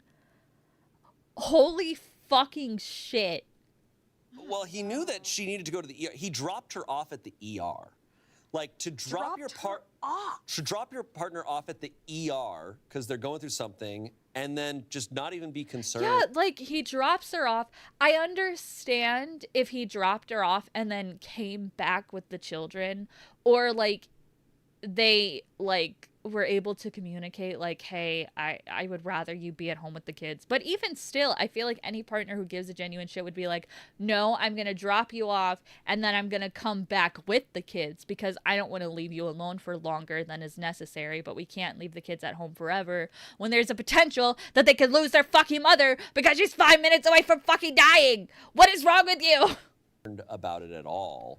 And I understand, like, oh, I'm not going through the same pain, but like, just also be concerned of like, I don't know what's going on. Exactly, that's what I think. I think it's almost more, I feel more anxiety when someone else is going through something. That's what I'm Me saying. too, So, like, yeah. What are you feeling? What's going on? What can I do? It's a red flag when someone can't identify that they don't know what this person's going through, so they write it off rather than get more interested and offer help. Right, Yeah. literally. I And think that's just, if my partner said, can you take me to the emergency room, the way I would leap into action. In fact, like I've had migraines where I am in so much pain, or my stomach when I had food poisoning recently where it's like, oh no, I might need to go to the hospital or something. But I know that like it's not going to be a conversation. You just will take me. And so sometimes I'm like, okay, maybe I shouldn't. I'll fight through it because like I don't want to have to go through all that. But like knowing that that is a serious thing that you will take That you don't have to seriously. convince your partner you're going through something. Your partner should just be there for you no matter what.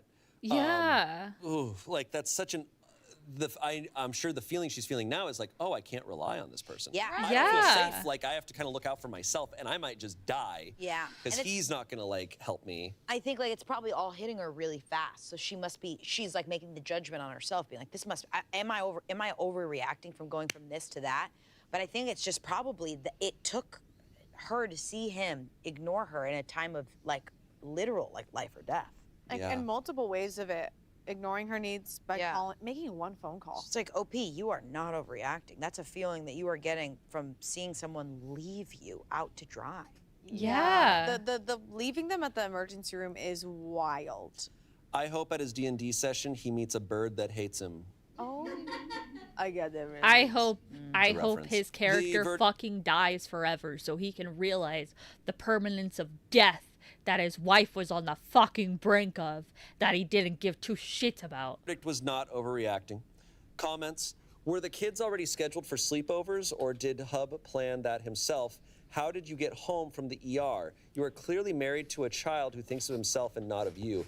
It would have been nice if he sat with you and comforted you after your ordeal. The fact that he refused to call about ER coverage is such a red flag. Yeah. Not overreacting, and you should consider leaving him. OP said the kids arranged the sleepovers themselves. Their friends asked their dad. He said it was okay. He came and picked me up. I guess I never realized how bad he's treated me until now. I want to say don't attribute to malice what can be mostly explained by stupidity, but this one is beyond defensible. I know my trust would be broken if my husband pulled that shit. Totally. Yeah, for Someone sure. said, this is horrible. What an asshole. No, you're not overreacting. I had an allergic reaction and my ex was kinder to me than this. I wouldn't leave him over this alone, but my guess is he's done more than this, which is usually the case with stories for like this. sure. I mean, it's like it's a break of trust. It's similar to like cheating, where it's like a realization of like, oh, you're not on my side. Like, you're not here for me. You don't care about me. Could you imagine? Hey, can I come over spend the night? My mom is like dying, and my dad's a bard, and he really wants to go. My dad's a bard. My dad's a bard with all of his buddies from State Farm. What a fucking loser. Yeah. I mean, the guy sounds clueless, but I think kind of doesn't matter, like, because the reality is, oh shit, I have someone who I can't trust. Yeah. Like, I might die, and this person's not Truly. gonna save me. The fact that she he just has no idea that she almost died, like that. Like imagine if she didn't get the help she needed. Like where would he be? Like that's so wild. Yeah. Update. Oh. Please be divorced. Please be divorced. Do you think? Okay. Update. Wow, I'm absolutely overwhelmed by how this took off. So many comments, I can't keep up, so I'll try to address what I can as an update. We still have no idea what caused it. I have an appointment with a specialist. I do have known allergies, but never reacted that quickly or that intense before. I'm not a doctor and can only repeat what they told me. It was anaphylaxis shock. I was minutes from dying. I am not the type to cry wolf and will refuse a trip to the ER at all costs. I've given myself stitches to avoid the ER. Oh my god! Jesus Christ! Ow! Ow! Ouchie! Ow! Wow! Oh my god, this woman is incredible to be able to do that. Holy fucking shit. What a badass. Oh my God. I am 95% sure my husband did not try to poison me. He's a donkey bum, yes, but not an evil person. I did have that thought for a Silly second Reddit. of like, did he try to There kill was her? a moment, yeah. So she said, he is not neurodivergent. I am, and so are my kids, which is why I didn't want them at the ER or left alone. I talked to him the morning after about being hurt that he'd even consider leaving me alone like that, which is when he said I was overreacting. She almost fucking died! She literally almost fucking died! What is wrong with you? Oh my god! Him saying I was overreacting, combined with his non-action, is what made me start to think about leaving him. I spoke with him again last night, showed him the post, and spent a good amount of time bawling. He's appalled and has been the sweetest, most attentive man since. Eye roll. Lastly, I have spent a lot of time reflecting on this relationship. It probably isn't healthy, but he's not the only one to blame. We're going to try counseling. Okay. I mean, God, I can't. She is stronger than me for being able to look past that. I'd be gone that night. I'd pack up my shit and I'd fucking stay in a hotel.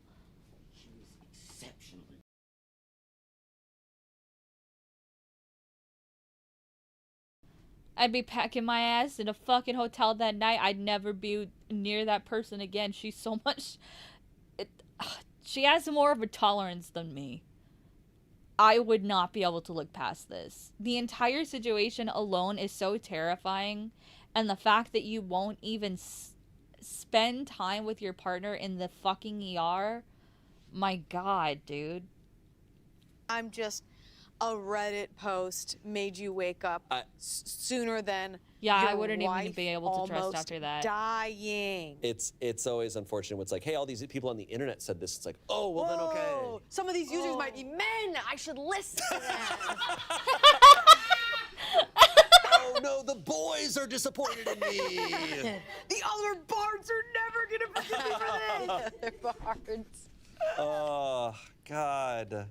I feel for her, but it's their choice, you know, like. Right. I'm glad, maybe she needed one final big wake up to be like, whoa, I'm not gonna ignore this kind of behavior anymore. Yeah. And now they're bringing it to a third party, like a mediator, to figure that out. Yeah. But that's hard, that's really hard. She doesn't strike me as the type to forget this. Yeah. As she shouldn't. You know, it's gonna be different from here on out, and like, what I would assume could happen with a type like this is like, over time he's gonna be like, okay, we're good. Like, she's not gonna leave me, so, and then he'll slide back into that behavior. And it'll just be on her to be like, okay, he's back to doing this, so this is forever. Yeah. And I have to now make this call. Yeah, and making that call before it comes down to life or death. Right. Right. I mean, hopefully that never happens again. And if they try this and in a few more years their kids are full-on adults living their own lives, then a divorce will be a lot easier. There you go. Yeah. Fair point. Our next story. Am I overreacting for leaving my birthday dinner after my fiance announced a fake pregnancy? Huh? Oh, God. What? So last night was my birthday dinner. Just a chill night with family and friends. Everything was great until my fiance stood up to give a special toast. Out of nowhere, he goes, "We're so excited to announce we're expecting." What? I just stared at him like he's lost his mind because I'm not pregnant. He's smiling, my mom is crying, his family is clapping, and I'm just sitting there like, question mark? I finally ask, what are you talking about? And this man, with a straight face, says he's been manifesting it and it's only a matter of time. What? What? What? What the fuck? What the fuck? What the fuck? What the fuck? Oh, so it's not a joke. I was done. Got up, left the restaurant. He followed me all mad, saying I embarrassed him and should have just gone with it for the night. Now his family is blowing up my phone saying I ruined a beautiful moment. Like, what even was that? Was I really overreacting? This is a horror movie. Oh, on her birthday?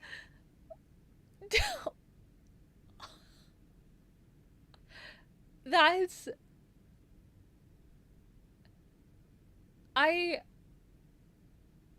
That's the most disgusting thing I've ever heard in my life.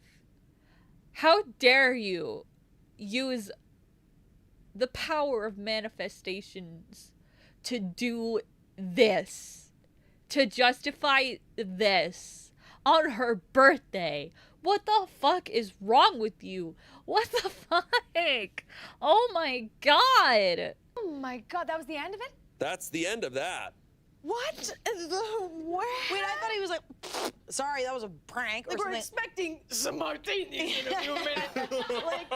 like, I'm expecting another beer tower. We're expecting this bill to be massive. yeah. Like, what is... But he said that in order to manifest. He's like, no, I'm gonna make it happen. That, what?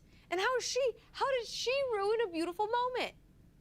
Because the moment isn't real. Because she's like, I'm not pregnant, are you? You're saying this about my body. There was You're never a moment. manifesting There was something never a about my moment. body. I manifest that my boobs will look less weird every day. Yeah. I don't know if it's gonna happen. That's my body. And then his family, that's my body. That's my body. And that's your body, and that's my body. That was fun. Verdict is not overreacting. Comments. I am overreacting. No, you're fine. I like how the comment said, not the asshole. Leave the man, not just the party. How heartbreaking for your family to hear you're expecting, then hear it's all made up. He will play on yours and everyone's emotions for as long as you're with him. Don't let him.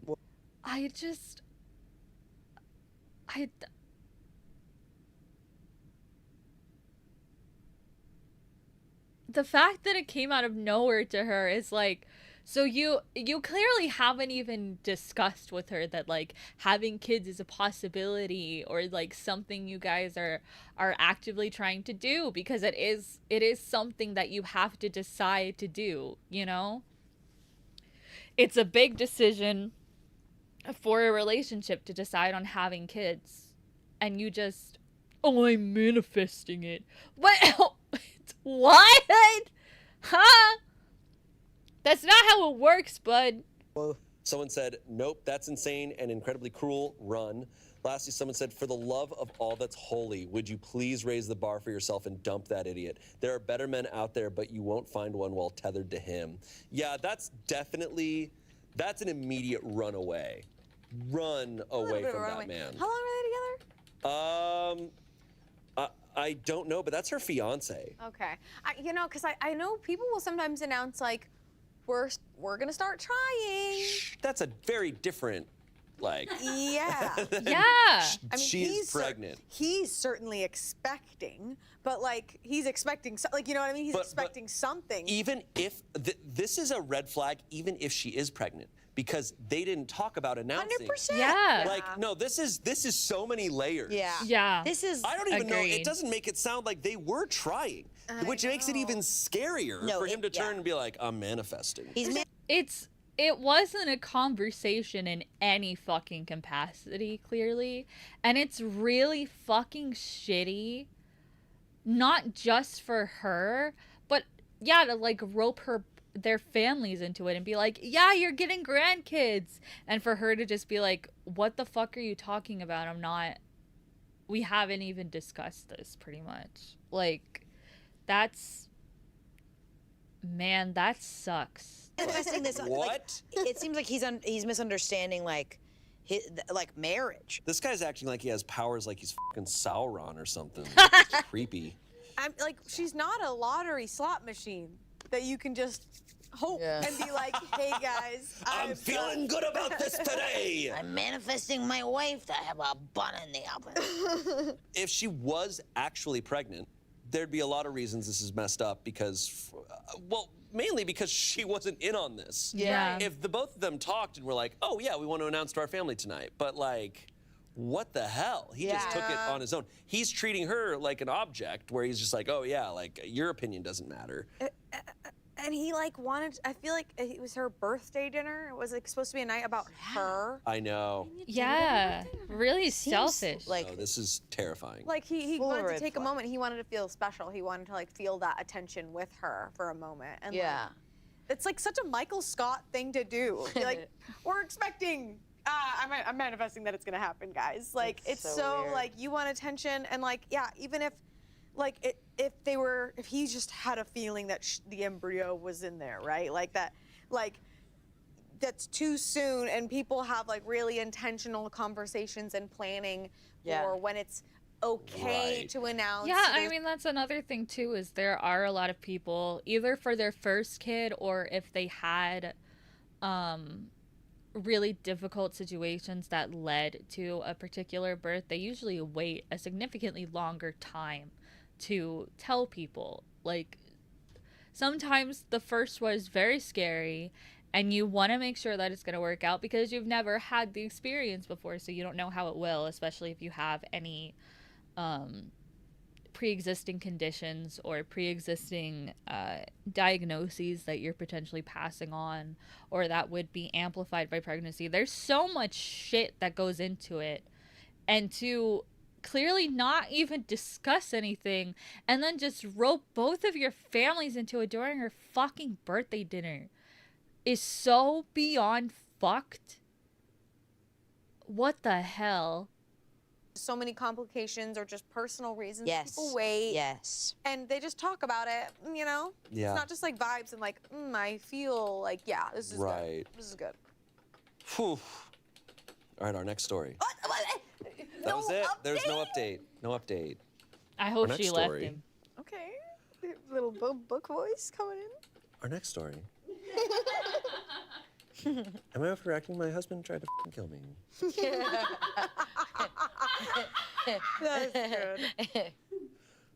Am I overreacting for wanting to cut off my family after they went to my fiance's workplace to expose her? Oh dear. Oh dear. Oh. I'm uncomfortable already. What the fuck? So many fiancés too. Everyone in these stories today are engaged. I, a 24-year-old man, have been with my fiance, a 25-year-old woman, for 6 years, and we're planning to get married in the spring of 2025. My fiance and my family have always had a strained relationship, but I thought things were improving until this week. My sister, who's 26, and her boyfriend, 25, only visit once or twice a year, so I was excited to see them over the holidays. One evening, my fiance and I went to my parents' house for dinner and games. She had a couple of drinks, I stayed sober to drive, and was a little emotional because we'd recently had to put down her childhood pet. My family was supportive when she shared about it, and the evening seemed to go well. At one point, she got an email from work, and the conversation briefly turned to what she does for a living. She works in an office. The night ended fine, and we planned to return the next day. The next morning, as we were heading back to my parents' house, I got a text from my sister saying they were in my city, which is over an hour away. Confused, I replied, WTF? Why would you guys do that? But got no response. When we got to my parents' house, I tried calling them. No answer. Finally, I called my sister's boyfriend, and he answered. That's when I learned they had gone to my fiance's workplace, questioned her coworkers, and discovered that she doesn't work there. She works in the office, not on the floor. He and my family accused her of lying about her work, why she left her last job, and about her getting hit by a car, and told me I shouldn't marry her. What? What? Jesus fucking Christ! They also wanted me to provide evidence. To make it worse, I had him on speakerphone, so my fiance heard everything. I was furious, but tried to stay calm. I defended her, hung up, and decided we needed to leave. I went back to my parents' house, grabbed our things, and left. Now we're at home trying to process everything. I'm beyond upset that my family disrespected my fiance and crossed such a huge boundary by going to her workplace and harassing her coworkers. I'm thinking about cutting contact with them, but I keep wondering if I'm overreacting. Is this something I should try to do? Oh my What in the God. world? What? So the family goes to the building she works at. Go to the wrong to the wrong floor, asks a bunch of random people there, and they're like, we don't know who that is, and then accuse her of lying about all this. I mean, they're clearly not the brightest or the sharpest tool in the shed if they don't comprehend that the way that office jobs typically work is that every single floor is a completely different group of people with different positions and different jobs, and they very rarely intermingle unless it's like an office party, like an office holiday party where everyone comes together. But even then, those are typically organized by the floor because you don't intermingle with the other floors because they have different jobs to do. You just, if you're trying to get dirt on somebody, at least be fucking smart about it instead of just going, see, we did nothing wrong here, we exposed her because we can tell that she's lying. And it's like, you don't even know how office jobs work. You didn't even figure out the right floor. Only give them one chance, tell them how they fucked up. How fucked up it was for them to do that. If they don't apologize and change, leave them. Yeah. I mean, it's also just, this is his fiance. They're looking forward to getting married. They've been together for 6 years, a few years off of a whole decade. And I mean, this is kind of what I was talking about earlier in the other episode. If you are going this far out of your way to justify just simply believing the worst of someone, that's shit that you have to deal with. That is not the person that you are choosing to see that way. It's not their responsibility to deal with your bullshit, because it is your bullshit that you have to take care of. And that person does not deserve to be at the center of you making shit up about them because you dislike them for whatever unjust reason. Like, just awful. Just fucking awful to go out of your way to perceive people like this, man. Just get a grip. Holy shit. Stuff. But that would also mean they're accusing their own son of lying about everything too. That's a good point too, yeah. Messy. What is going on? No, I mean, I don't think he's overreacting for wanting to cut his family off for that. Like, that's intrusive, abusive behavior. Yeah, her workplace, like yeah, what? like I mean, it's also just really shitty because you're getting completely innocent and unrelated parties involved too. Like, even if she went to the right floor, you're inevitably, if you did go to the right floor, you would be causing drama at her workplace involving her coworkers. Like, if there was a coworker who just simply didn't jive with her and they went to the right floor and they talked to that coworker where they just didn't jive together, you're involving this person in drama that they are not fucking involved in simply because they work in the same fucking field together. Like, this is such an entanglement of rippling effects of multiple people that are being affected that is just so fucking shitty to pull. Just downright fucking awful, man. they drove a long time. That's an HR thing. Just too. to go there and do all that. I mean, kind of lucky they didn't go to the correct floor. They went to a random place of work and nobody knows who the hell these people were. I'm like picturing like the Home Alone family when they're like running through the airport, but it's just like them in this office and they're like, "Where's Patrice? Do you know Patrice?" Like this weird family going around. Yeah, like, they said it was floor 6. I mean, I'm also kind of curious how they even got in. Usually there's some sort of, even if there's not a security measure for getting actually into the building, there's usually some sort of security measure for accessing the different levels. Like you usually have ID cards that you swipe to get to places that are accessible to the workers of the building. So is this like a whole highest scenario, or did the building not have that much security? What the hell is going on here? I want more answers. The verdict is not overreacting because they're not. They're not. But, in the comments, someone said, "Info, is your family really this silly?" Okay, guys, this is really silly. That's so funny. Sorry, my family's really goofy. They'll stalk you. Oh, did I It's tell you? fine. I didn't tell you they're silly. My family's a little silly, so they might show up to your work. They're a little okay? goof. They might accuse you of lying about it. Very so boundaries sorry aren't about really that. a thing for us because my parents are silly. Is your family really this silly? I am almost positive that jobs can't just tell randoms that someone works there. What if the random is a stalker? This is so weird. Why did they even do this? Is there Again, like it's crazy that they were even able to do this.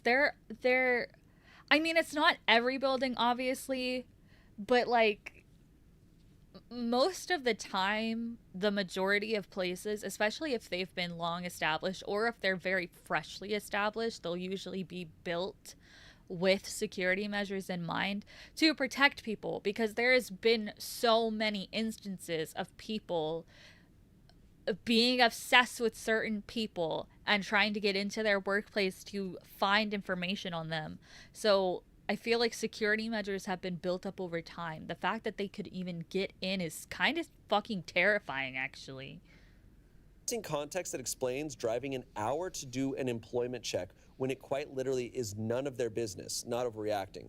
Opie said, they are just this silly, sadly. They have been like this every time I've dated someone. They just took it way, way, way too far this time. Huh. Hold up. Hold on. This is a pattern? They've done this with every person he's dated?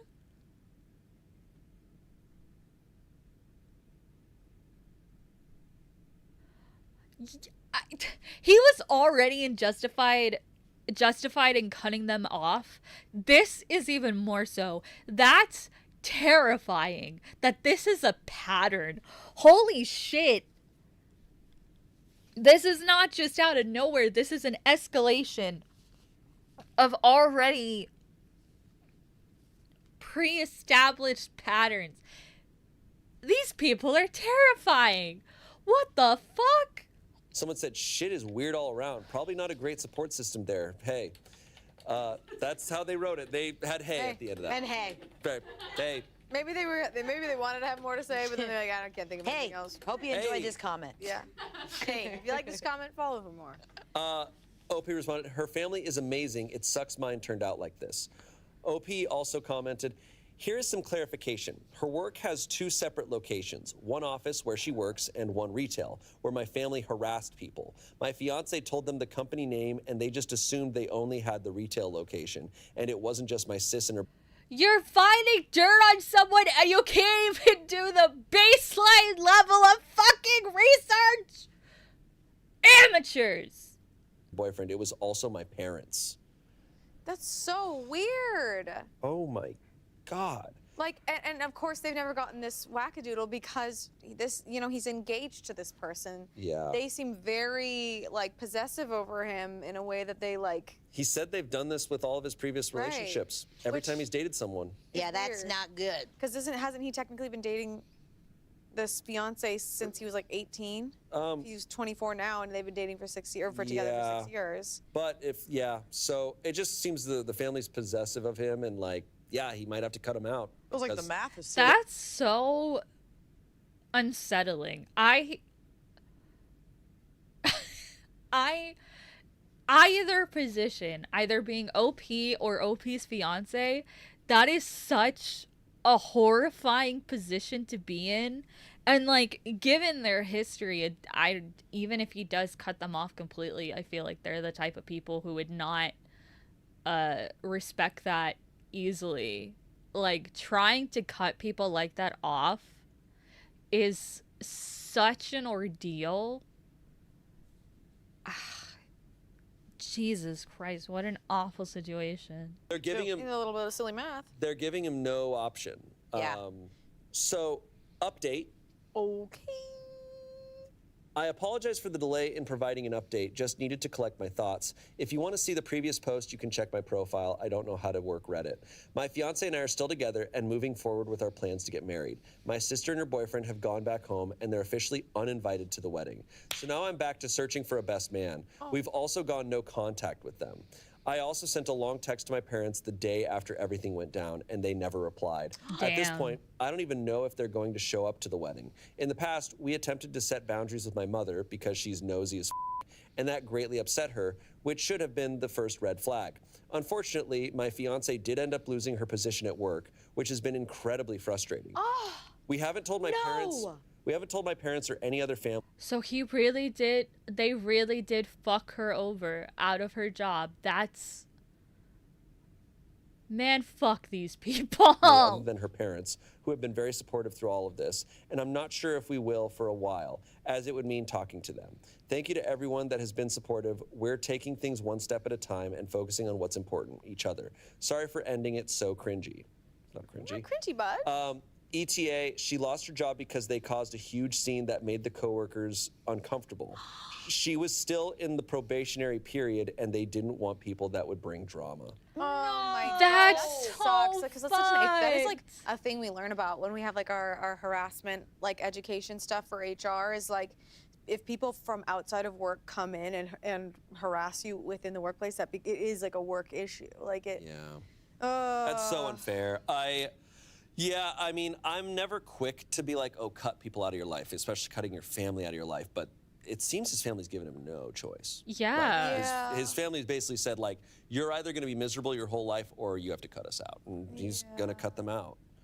That's Wow. so strange for an entire, like, what kind of a vacuum were they in with each other that they were so convinced they needed to take this woman down? Like, that they, all four of them showed up like the frickin' Scooby-Doo gang at an office or a retail spot to gotcha somebody? So weird. It's so silly. That was probably the silliest story we've ever read. That's so weird. I feel so bad that she lost her job. Yeah. I know.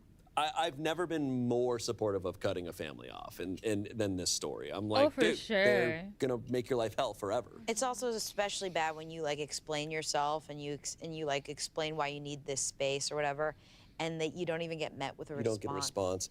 Yeah. Yeah, they're so far gone that I'm like, there's no sense. They're not gonna go, oh, you're right. I can't believe we've been doing this. Like, even meeting in the middle, they're gonna be awful to you. So You hear these stories about like a mom who doesn't want anyone to end up with her son, or like just like every relationship, no one is good enough for their son. And like, yeah, it just sounds like if that's been his experience this whole time, that there's no one's ever gonna be good enough for him in their eyes. And like, That's hard. Unbelievable. It's wild that it's all four of them, like his brother and his brother's wife also. And to like, not even answer the text. Yeah, that's so shitty like, too. They're not showing care for him. Like, there are situations where I could be like, okay, the parents don't like the person you're with and they love you and they're being overprotective, but they don't seem to respect him either. Yeah. No, it's about them. It's like, that's the whole thing with ego, right? It's like, that's my son. No one's good enough for my son because it's mine. Therefore, it's like really about you in that moment. Yeah, it's very selfish. Oof. Awful. What a strange, silly. Not overreacting, though. No. All right, our final story. Am I overreacting for threatening to take my sister to court after her toddler destroyed my $2,000 gaming setup because she said I should have baby-proofed my apartment? Huh? Ruh-roh. Uh-oh.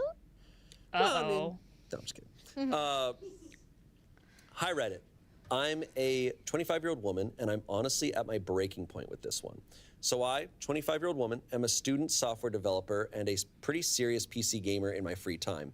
I live alone in a one-bedroom apartment that I've spent years making cozy and functional. I saved up for a long time to build my dream PC setup. Triple monitors, custom mechanical keyboard, ergonomic chair, the works. Altogether, my rig is worth a bit over $2,000, and I take care of it like it's a damn child. Last weekend, my older sister, who's 30, asked if she could crash at my place for one night because her apartment was being fumigated, and her husband was out of town. She has a 3-year-old son, Max, who's, let's say, spirited.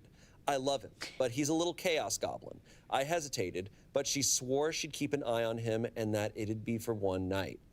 They show up Saturday afternoon, and immediately it's clear she wasn't kidding about Max being a handful. Within 10 minutes of arriving, he'd pulled 4 books off my shelf, thrown my houseplants on the floor, and spilled juice on my area rug. I tried to stay chill. He's 3, I get it, but I asked my sister politely to please keep him out of my office where my PC setup is. She rolls her eyes and goes, he's just exploring, he's curious, it's normal. But she closes the office door anyway. Cut to Sunday morning, I woke up to screaming. Max had apparently woken up before his mom, managed to open the office door, and decided my setup was his new jungle gym. He pulled down one of my monitors, cracking the screen.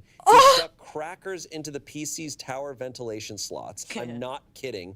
Yanked out my keyboard's keycaps and had colored on my chair with permanent marker. The cherry on top, he poured apple juice into the tower.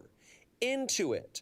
When I tell you I went silent, I mean dead silent. My sister comes in, sees the damage, and just says, "Oh no," in this incredibly flat tone.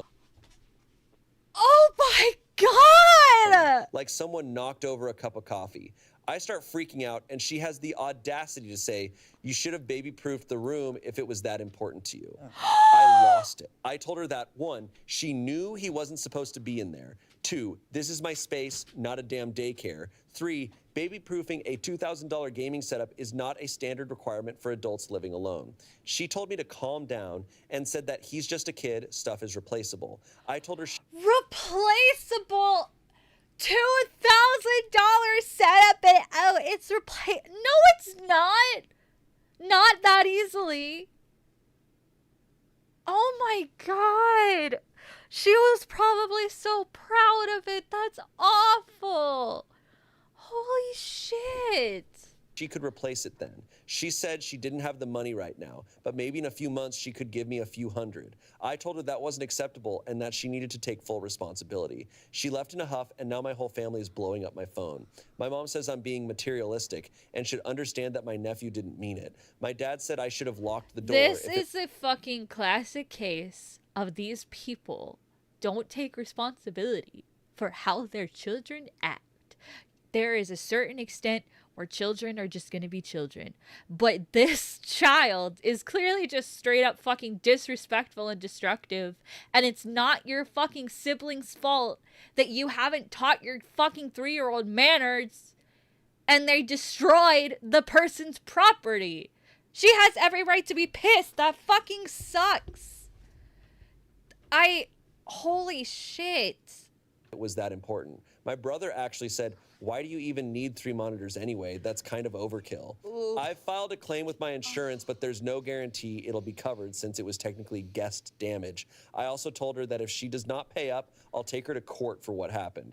Now I'm getting texts from my sister demanding an apology for blaming her kid for being curious. Oh my God.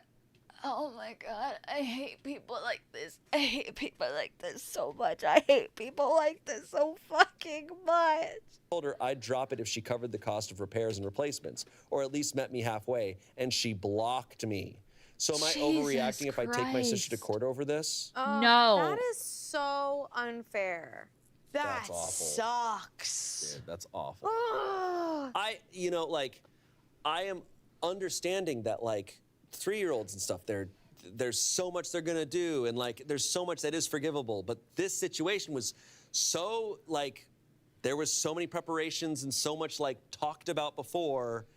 It's dude, that's also your son. You are responsible for your 3-year-old. Yeah. And that is I understand it's a mixed bag. You don't know what. I mean, it's also not like he just broke the monitor. He poured apple juice on her fucking desktop tower. So there's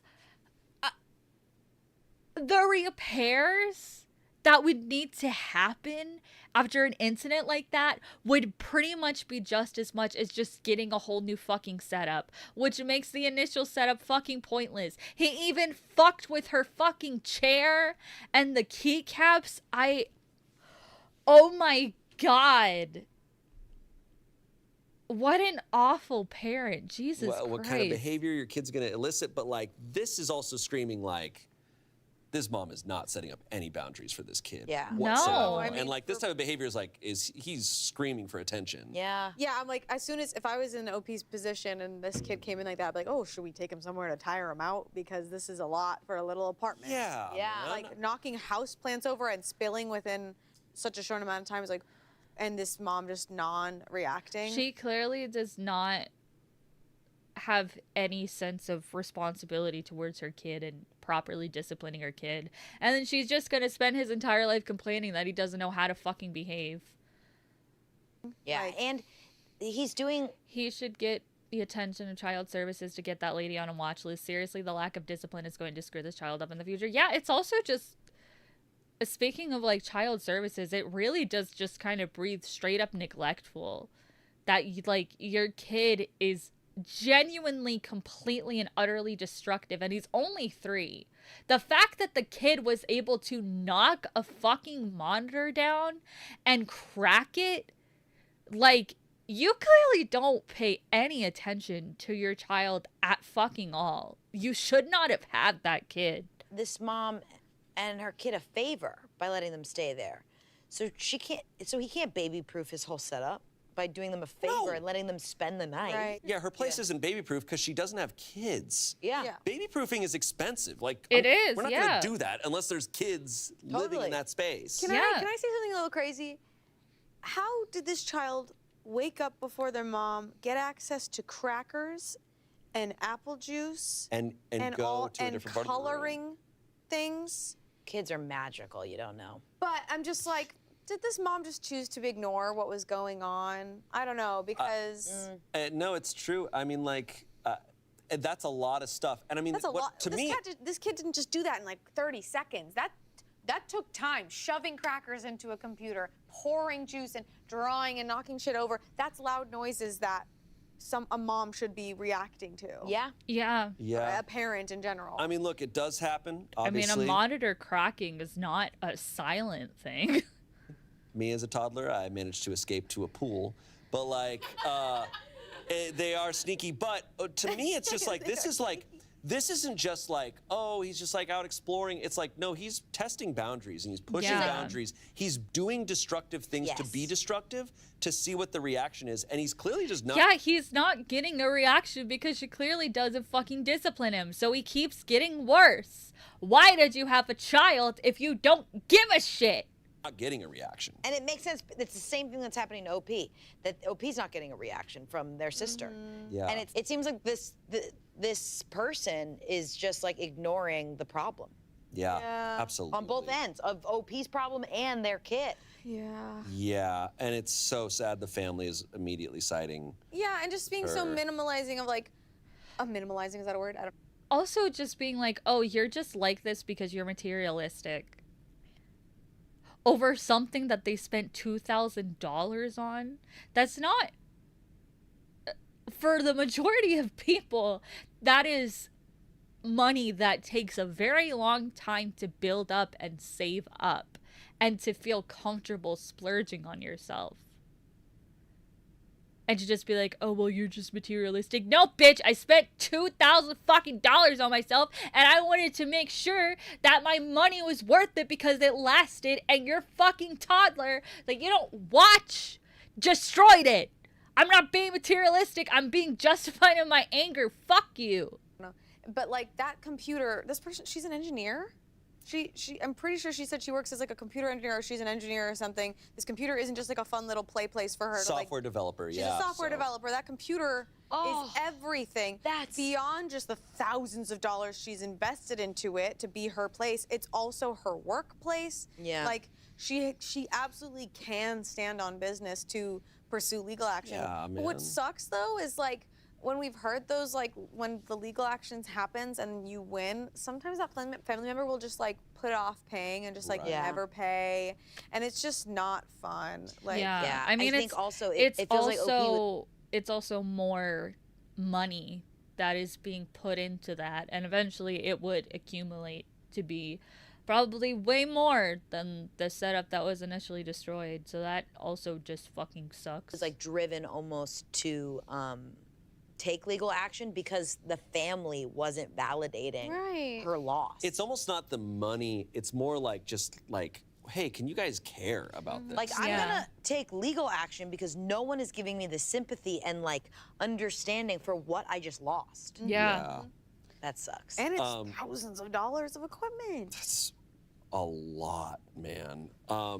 Verdict, not overreacting. Comments, honestly, wow, your sister's just something else, isn't she? I mean, cracking a monitor and pouring juice into a computer tower, that's peak chaos. And Yeah. while I definitely sympathize with the family drama, you're I absolutely mean, right it's to be upset. also pretty wild that the kid is only 3. I think Courtney's earlier point of like, how did this kid even get access to that? Like, were these things on bottom shelves?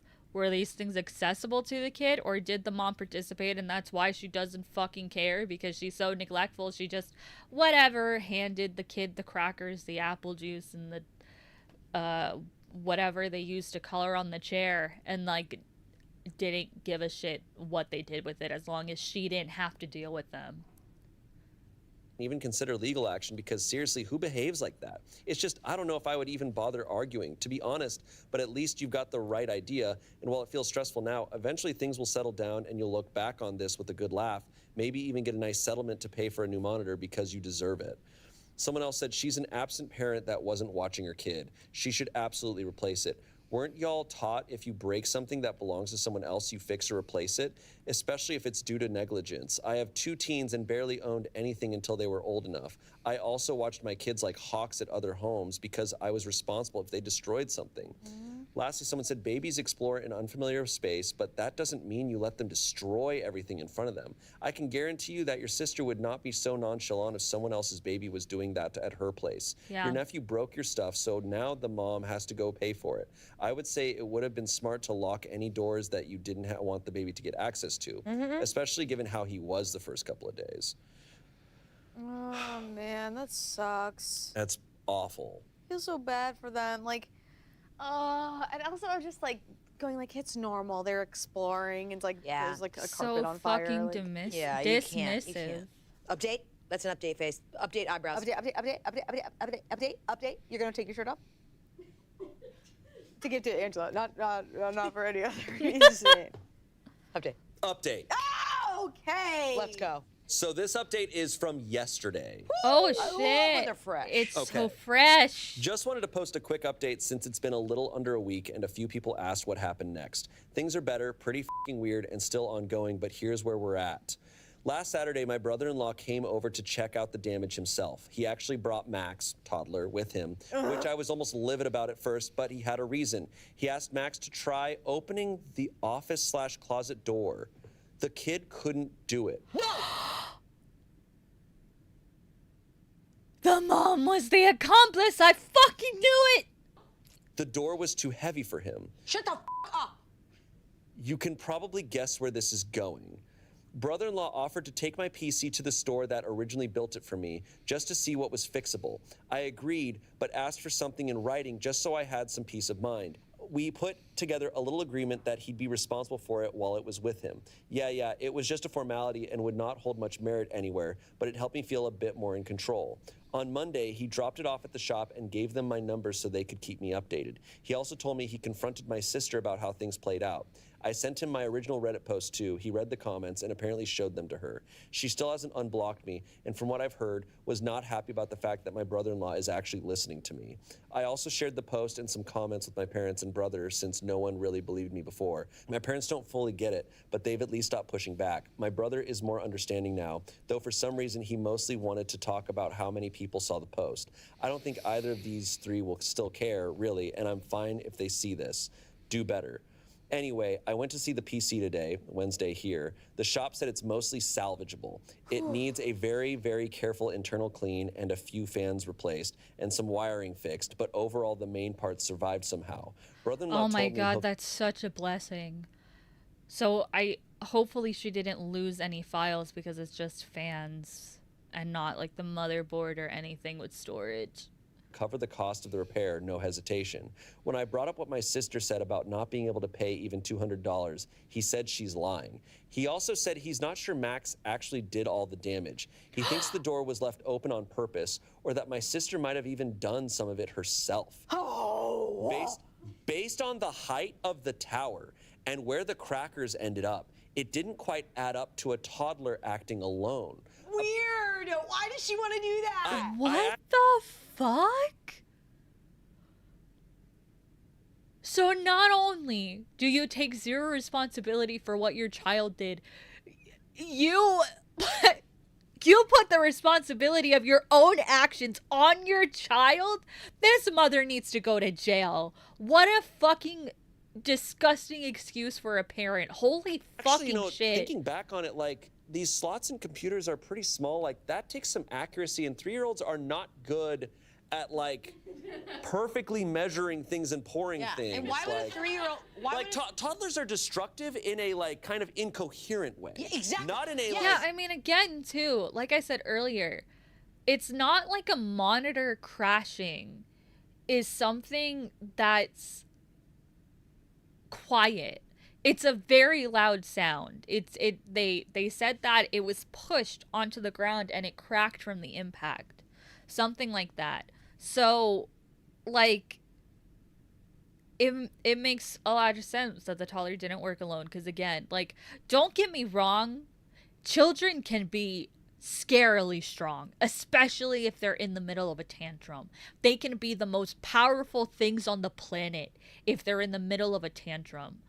But that's still so much work and precision and heft for a 3-year-old.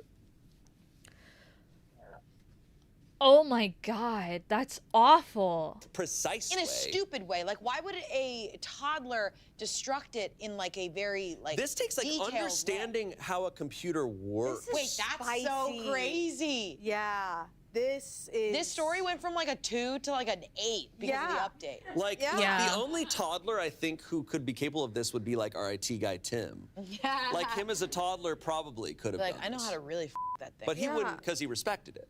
That's crazy. This continues. Apparently, she's been telling him I have a gambling addiction.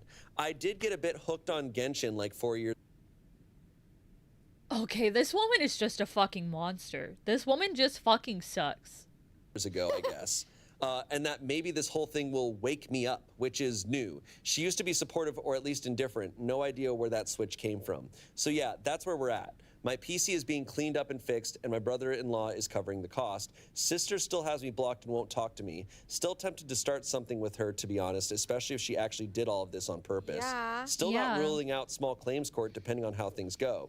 Thanks again to everyone who responded to the original post. Seeing how many people understood what happened really helped me hold the line with my family when I felt like I was losing my mind. One thing I've been turning over in my head lately is, what if my sister did do something to my setup on purpose? I don't want Yeah. to believe that. It feels like a stretch. I But mean, the- it's just, this woman should not have children.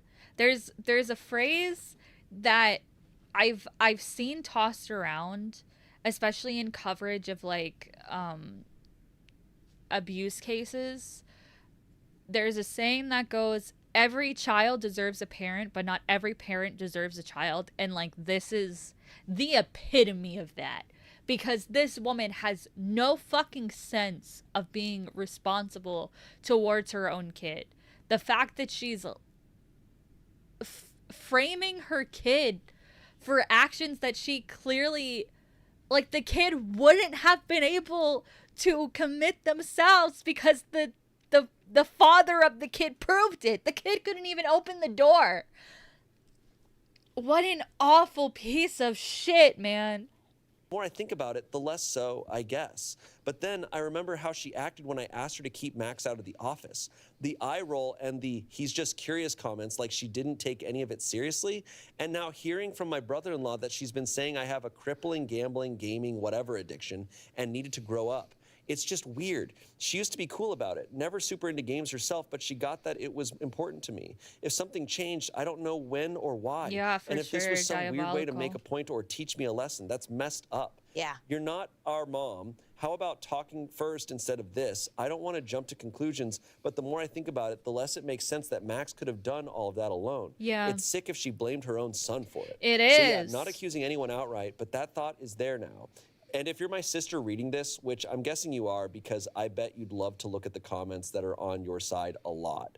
I don't know why you blocked me. I don't know what shifted in your head about all this, but if you actually had anything to do with damaging my setup, whether it was on purpose or just through complete carelessness, you. You know I worked hard for that. You know what that rig meant to me, and you know I would never do something like that to your stuff. And Yeah. if Max really did all of that on his own, I hope you're paying closer attention now. Not for my sake, but for his. Read the comments on my first post again from other parents and people with younger siblings who clearly know better than you. That's Oh, all. Thanks shit. for reading those. who Hell did. yeah. I've never seen a Reddit address the person. Oh, it's happened here before, It's and it made happened Shane before. cry. Wow. I'm honestly on that side because I'm trying to think of like a 3-year-old, but like destroying a computer in the way that she's describing takes so much precision, and the fact that it wasn't like loud enough to wake people up means it had to have been done carefully. Yeah. Is kind of where I'm thinking. Like Yeah. That's Well, and her trying to justify that. that means he brought crackers and juice from That's what other I'm saying. places. That's what I like, said. I knew it. I said that. I was like, I'm gonna get cracker access and apple juice access and marker access and not wake anybody up in that time. Weird. Ooh, I wish I could see the chair with the markers because you could probably decipher how long someone's arm is and their wrist based on the strokes. Yeah. Because a 3-year-old is not, but I bet you Drop the stroke. And the effort in the strokes, because kids, when they're young, they don't know how to freaking hold a marker, so it's like shaky and like hard. Yeah. But adults are like, la la la. Yeah, it's like very clearly adult. I wish we could see photos of this stuff because I think by looking at the photos, we'd be like, this is way too precise. Yeah. Oh my God, the sister, Whoa. and she's destroying her.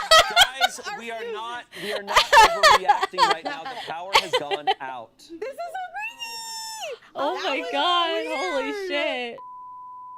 So the power went out. We're not overreacting to it. But Courtney, you had one last thought on that last story? Oh, on the last story, I was just saying, I think the sister is jealous of OP because she has a nightmare toddler. Toddlers can be nightmares, and we love them. Yeah. But like, imagine seeing your sister doing well and having her own private place, and you get a little mad, you get a little jealous. Having a sick gaming setup like that, Yeah.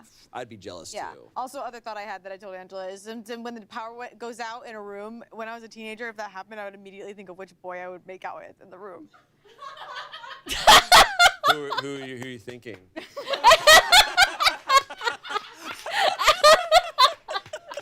love this. Let's make s'mores. Guys, thank you for watching. If you're listening, the power's out. Does it sound different? Yeah. Suddenly we're So glad we didn't lose this footage. And thank you both for being here. That's so wild. That the power went out. Okay, I think we're gonna watch one or two stories of the most recent episode, and then I'm gonna end stream. We will be somewhat officially caught up, but yeah, we can at least start the latest episode. Hello and welcome to Smosh Reads Reddit Stories. I'm Shane, and today's theme is all about messing up. Most of these stories come from a subreddit called Today I love this shirt. He looks so slay. Look at the outfits. They're all Boy, killing. are people out there f***ing up all the time. I'm joined by two people who did not f*** up ever in their life. I've never made any mistakes whatsoever. Ian and Damien are roll here. the clip. No, I'm kidding. Hello. You know what, Shane? I messed up my voice, and it might be audible today to the listeners and viewers. I heard you lost your voice, but it doesn't sound like it. I've been saving it for today, just for y'all, because I care about everyone out there, and want to do a good job. So nice. Thank you. I feel like your voice has a certain tone to it I've never heard before. You know what? I think it's also because, like a game, like our friendship has sort of like unlocked the next stage, sort of. Oh, I've unlocked a new skin for your voice. Yes, you have. A new chord. Oh shit. Okay, now for the sake of making our editors' lives a little easier, I'm gonna say today I messed up most of the time, unless the title is kind of funny based on saying today I f***ed up. It's gonna be hard. It's a hard sell to think that would not always make it funnier. It always makes it a little bit funnier, but I'm gonna try not to. Okay. And also for YouTube Shorts, they don't like it. They don't like it. Yeah, that's how it goes. All right, let's get into this. Our first story comes from Tifu, for short. Today I messed up. Okay. Tifu and tits, 14 years too late to fix. Oh, they rhymed. They did a little half rhyme there. They got a little jingle going. Today I messed up and tits, 14 years too late to fix. I'm already on board. Not the asshole. This guy's good. Okay. Most of us have a name for our spouse or significant other. Playing with Siri one day, I changed my wife's name on my phone to Tits McGee and never bothered to change it back. Obviously, when you change the name of someone on your phone, that name is associated with all the contact information for that person. So even though my wife's name isn't a part of her email address, every time I'd email her, the name shown would be Tits McGee. For 14 years, I thought I was the only one that saw that. However, Every email I've ever sent that had my wife copied on, the recipient saw Tits McGee. Every f***ing email, including our daycare center. Oh. I'd like to thank the wonderful team at Chuck E. Cheese event planning for pointing this information out to me in an extremely professional manner. They have the email, look at this, from Chuck E. Cheese. It says, yay! Oh my God. Party is booked. We are eager to celebrate your birthday star with you. See your party information below and get ready for a super exciting day. Your party information, contact Tits McGee. Well, look, I mean, like, Tits McGee could be like an old Irish name. We don't know. We don't know. I think it sounds like one of the members of like Chucky's band. Yeah, sure. Well, that's I mean, well, Tits you would McGee. know. Oh yeah, you got Pasquale. He's the Gotta have Pasquale. the pig. I he's actually the don't know Italian chef. any of the other names. There's Watch the Pasquale. Rock-afire Explosion documentary. It's all about how it gets there. I'm not even kidding. But like, Oh my God. Yeah, yeah. So wait, Ian, you know all the names? The thing that is seared into my memory is that they had covers of famous songs that was played by the band playing constantly through the speakers always. And they had about 6 songs that would just rotate like every season. And I will never get out of my head, Who Could It Be Now? By the Chuck E. Cheese band. is it like Kids Bop style where they still have to edit it down, or is it just because it's Chuck E. Cheese's voice? Charles Entertainment Cheese. I think it's like word for word, bar for bar. Okay. Yeah. Wait, isn't Who Could It Be Now like about cheating or something? I think it's about Tits McGee. About Tits McGee. It would be funny the songs that they choose if they did like Butterfly by Crazy Town or something like that. Yeah. It's like, that'd be wow, sick. Yep. these animatronics are getting sexy up there. Sexy-er, Shane. Sexy-er. Oh, it's, by the way, sorry, really quick. Chuck E. Cheese, Helen Henny, Mr. Munch, and Pasquale. How did I forget that? Mr. Munch. Mr. Munch is terrifying. Mr. he's like Munch a is big terrifying. Purple guy? He's kind of like a... A Grimace They've all been situation? rebranded. Yeah, They're probably he's- less scary than Why purple guys? Why nondescript animals that are purple when it comes to food service? Because Grimace, Mr. Munch? Purple doesn't make you hungry for pizza? His name is Mr. Munch. He used to be a lot scarier. They aged down all of these characters. They used to all be like really scary. He looks like he's looking. 21 Jump Streeting. He's like 100 years old. I also, look, yes, you up this guy. It also hurts my feelings to know that Siri has been around for 14 years. That kind of blew my mind. Absolute shock to my system. Oops. But also, like, someone's got to have your back over 14 years to be like, oh, by the way, I noticed you have Tits McGee. Have either of you ever accidentally like done something similar to this? Where a typo or a mistype or putting in something that you didn't think was public became public? Not quite. I've done 2 similar things where it's like you send the text to the wrong person. Yeah. So like both of them were embarrassing. One was like in college, my skateboard got stolen. It's how I got to class. And like a friend offered to either like make me another one in his shop or give me one of his others, whatever. And I sent this whole long text to my mom on my BlackBerry, so it was hard to type. It wasn't the thing to have in college. I just had an old phone. And it was this whole nice thing, like, you know what, Mom, I am making friends. Like, this is great. People have been really sweet. Like, you know, they've got my back, and, you know, I'm really starting to fit in here. And it was to the friend. I was just like, God damn it. And the other one was like, I don't know, sometimes, you know, you're in the talking stage with someone, you send like a little flirtato chips, like photo, just like, this is what I'm up to right now. Nothing crazy, just like, here's my photo. And I'd send it to like a work contact, and it wasn't until like a day later that I was like, ah! And I was like, I'm sorry, married work contact who I've never had anything for. This was not for you, but it happens. It happens. It happens. I had a very similar situation to this. I believe I've told this story on here before, where during the pandemic, we used to Welcome back, Siri. have meetings all the time here at Smosh. And for funsies, I changed my name on our Zoom calls to Butt Idiot.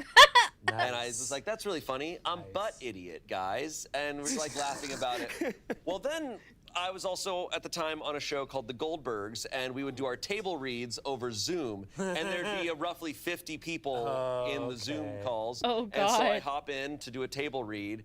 And I'm a few minutes in and I notice that my name is Butt Idiot on the Zoom call. And as I'm actively changing, I'm like, maybe I can change it before anyone notices. Sam Lerner is in there and he goes, Butt Idiot? And I was like, yeah, sorry, it's for a different thing. And I was like, thank God it was just Butt Idiot. Like, thank God I didn't put something else, but. Yeah. I also feel like, I don't know, you played a goofy character, you're a goofy person. It was like, a comedy show. Like, a comedy show. out of everything, it's okay. It wasn't a job interview, but still scary. Yeah. Anyways, some comments here. Someone said, it's always amusing seeing the emails people use on job applications or as their personal email in their company's HR system. I've had to migrate tons of contact information over my career, and it never ceases to amaze me. Some that I remember off the top of my head. Popper_oring, slimy and satisfying. Ew. Expect to butt play us. Roofie. It might be expecto butt play us. Oh. That's not even good. Expecto butt play us. Roofie colada. Wow. Oh my God. Express. Seriously, take a minute and make a work safe email. LOL. Yeah, out of all those, Roofie colada's pretty bad. Holy shit, one that's you have to awful. I'm like, hey man, I don't trust you. Yeah. Someone else said there was a post the other day that said they had to submit all the financial docs to a loan officer, and all the Venmo transfers had like sucked on tits for the memo line. Sure. Sorry, who among us on Venmo has not said something ridiculous? No, like, yeah. fart tax. For like, sure. But now you can do it. Because there was a time where you couldn't make your transactions private. Now you can. That's true. Just for everyone to know. Oh. That can all be private. Finally, someone said, what's truly funny is it's gone on for 14 years, and it took Chuck E. Cheese to point it out. Oki responded, yep, not even the daycare our kids go to has bothered. FML. Yeah. FML. That's how FML, old that's this a post throwback. is. That's a throwback.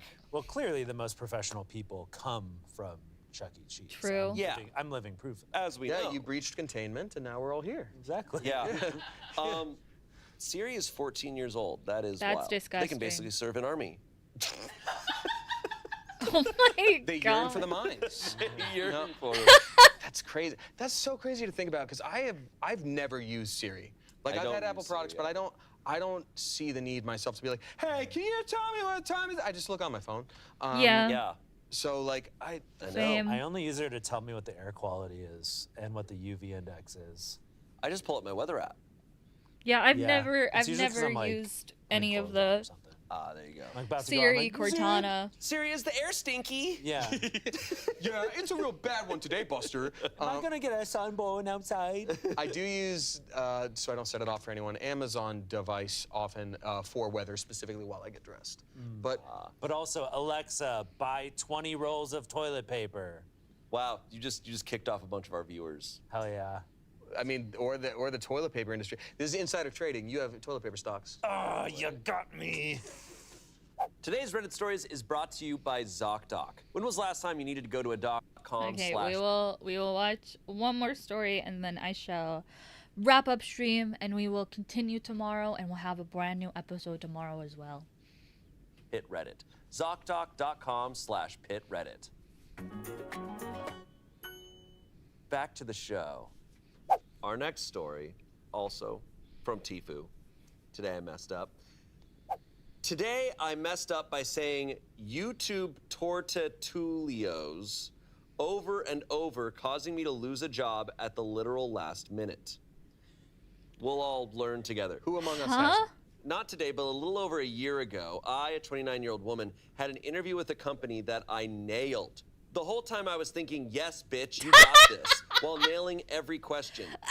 They told me during the interview how impressive my cover letter was, how they wanted me to come do a paid shift to see how the position fit me, and how they thought if this position didn't work, they could look into another at a new location they were opening in 2024. I was ready to get up, give a stellar handshake, and wait for a call I knew was coming. This is until they gave me one final, for fun, question. Who would you put on your Mount Rushmore? I knew it was coming, so I already had thought of my answers. I gave my first three and bonded with the 3 male interviewers on some of our people matching up. With a bolt of confidence, I added that my 4th and final choice was Paul Hollywood from the Great British Bake Off.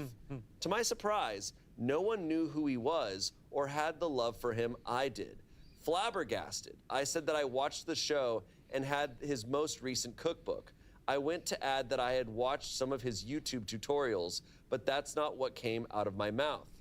YouTube tortitulios came out.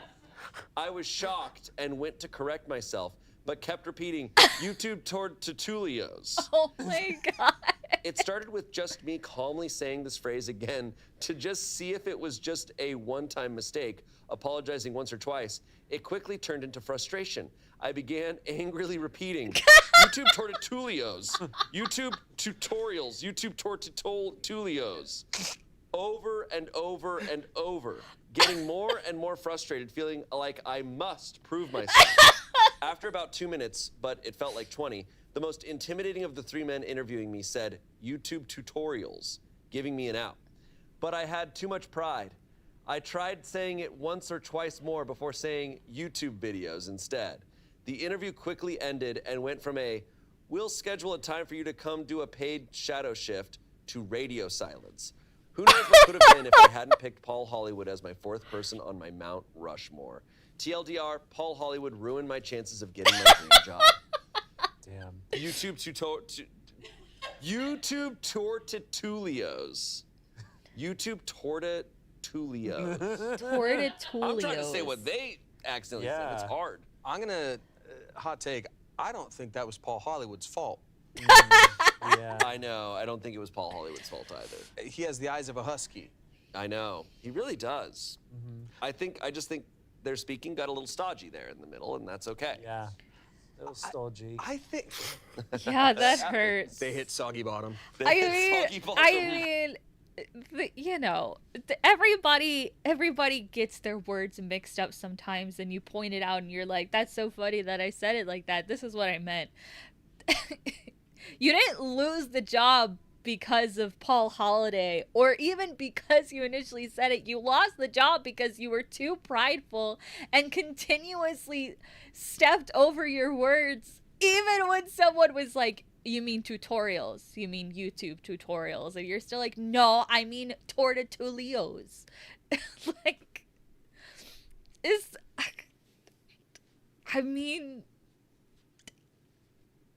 I don't blame them for not hiring you, unfortunately. I mean, look, this sucks, obviously, but, you know, I think a lot of job interviews is showing how you handle things under pressure. Some people have speech impediments. Sometimes people also just mess up what they're saying. That's okay. I think the doubling down and being like, no, I have this after someone's like tutorials, you're like, I know what I'm saying, but I'm gonna say it. Toodaloo-lees, toodaloo-lees. Like, that's uncomfortable as hell. Like, OP, I think, left out when they tried to correct them. They go, shut the up, I've got this. Yeah. YouTube tortitulios. You. If I say it 9 more times, it summons them. I do think it's extreme that they were like, you've got the job, to one little flub situation for even 2 minutes, to being like, yeah, no. Well, can you imagine sitting there and having to listen to somebody say tortitulios for 2 minutes straight? But one could say, hey, look, this is the type of dedication and perseverance that I have. I won't give up. I don't know what the kind of job is, but I was uncomfortable watching you, my friend, try to say what they said. I think in a job interview situation, it's like 2 minutes of just pure discomfort. You don't want your customers to have that. Yeah. Professional saying words good job. Yeah, actually talk real good now. Yeah, I mean, that person wouldn't last a day at Chuck E. Cheese. In the mascot suit. Oh my God. Not even at the front desk where they stand. Oh, sorry. I hit y'all. Didn't mean That was to. awful. Not even at the bar where they only give adults 1 beer. Oof. Is that right? 1 beer or You 1 can't wine. get drunk at Chuck E. Cheese anymore? Lord knows I tried. I wasn't even legal drinking age when I worked there. Like 17. Like, yeah, I believe it. Yeah. Oh, man, I definitely feel for this person. I mean, I can relate. Yeah. Obviously, as an actor, in so many auditions, like, it's what you live in fear of, but it's also the inevitable. Yeah. It just happens. There's also, like, all those viral clips, like, you know, there was like that weather reporter that's like very precipitations with the, and you just can't get through it. Like, you can have a little like hiccup in the thought process, but you have to react with grace under pressure, not double down for 2.5 minutes. That's also true. It's probably, Yeah. if I'm going to wager a guess, it would be the like reaction to the situation. Yeah. I think that they so. judge them for. Well, I mean, it's a stubbornness and pride, which, like, unfortunately for most job interviews is not the ideal scenario. You can be confident and you can be, like, you're supposed to be forthcoming with your strengths and you're supposed to be forthcoming with standing up for yourself and the good qualities that you have that you can contribute to the company. But if you're, like, doubling down to that extent on something, that's... I don't blame them for not hiring her. We didn't get to see that. It does remind me of the story Amanda told on Smosh Mouth of her audition for Barry, the show. Oh, I missed where this she's like episode. she rehearsed all day, and then she gets in and she was like so like locked in, but she's like, I started speaking and I didn't say a single real word throughout the whole scene. She was just like, you don't even know. Dude, the clip of her saying it is friggin' awesome. I have to find that. Yeah, watch Smosh Mouth. Anyways, I usually do. We're doing ads for our own videos. I love that. I know, yeah. Now we got some comments here. Someone says, one time a person who was interviewing me held out their hand for me to hand them something, and I high-fived them instead. Someone else said, hey, OP, if it makes you feel any better, I was interviewing with a guy whose first language wasn't English, so he had a bit of an accent. When we were talking about my past experience and history, he said, oh, so you're pretty artistic. But the thing was that he up artistic to the point that it came out sounding like autistic. Now I know he heard it that way too because he instantly corrected himself, while I was strongly and firmly answering with a yes. Yeah, it wasn't even quick enough on my feet to just laugh it off and be like, I understand what you meant. Nah, we just sat in silence for a solid 10 seconds before he started asking questions again. Still don't know how I got that job. Someone else said, baked. Well, that was not that person's fault. The interviewer botched it. Yeah. So he's like, how do I get that job? I'm like, he felt bad. You have leverage. Guilt them. Yeah, good. Oh, someone wrote in, baked in a buttery, flaky crust. Oh, Classic. yeah. Classic. baked in Oh, have you buttery not seen flavored this? crust. No. There's a local commercial for a restaurant, and they have like a couple, like an old couple there, and they just need him, like, as the camera pans past a table, they need him to yes. Got baked it. in a buttery, crispy crust, and he just cannot say flaky. It's the And Orson then the Welles, wife, like, and then the wife tries to take The wife it, like and keeps she like fails it. She keeps roasting him for not being able to say it. She's like it's flaky. It's flaky. And then they're like, all right, God. let's let the wife take it. And then she goes, baked in a buttery, crispy crust. And then you see him like oh! It's so funny. it's the Orson Welles, like, can't quite get it right champagne thing. It was like, the French. oh, French. Yeah, but that guy Champagne. was wasted off Yeah. his balls. But he started pretty bad, too. Yeah. Can I point out a little pet peeve? Yeah. I love Reddit stories. I love, they always do things where, like, is anyone a teacher that's dealt with this before? And someone will go like, I'm not a teacher, but my cousin has kids. So I hate that so much. And I already was not on this person's side. And they're like, okay, today I effed up. It wasn't today. It was like a year ago. But this one time, I'm like, no. I'm like, just stick to the point. Like, we didn't Yeah. ask for you. We're not asking. I'm not a doctor, but my sister sneezed once. And so, I don't know. Yeah. I get feel that. you. I think on a, like, just as far as entertainment value, I'm like, do you need to say it was a year ago? Like, Yeah. I'm like, I'm okay with that lie. Like, because the subreddit is called Today I Did This. Yeah. It's like, just say it was today. I start We the- won't know. I don't know Yeah, you. I start the story with a, like, it's no matter. Yeah. So I'm like, here we go. The funny thing Unreliable. is, I thought, like, there's so many Reddit stories where you're like, could it be fake? But I feel like this one is so specific, messing up tutorials with tortitulios. I'm like, this has to be This real. has to That's be also real. Oh, this yeah. is lot definitely of real. This is. extra. I think Yeah. these are real. Yeah.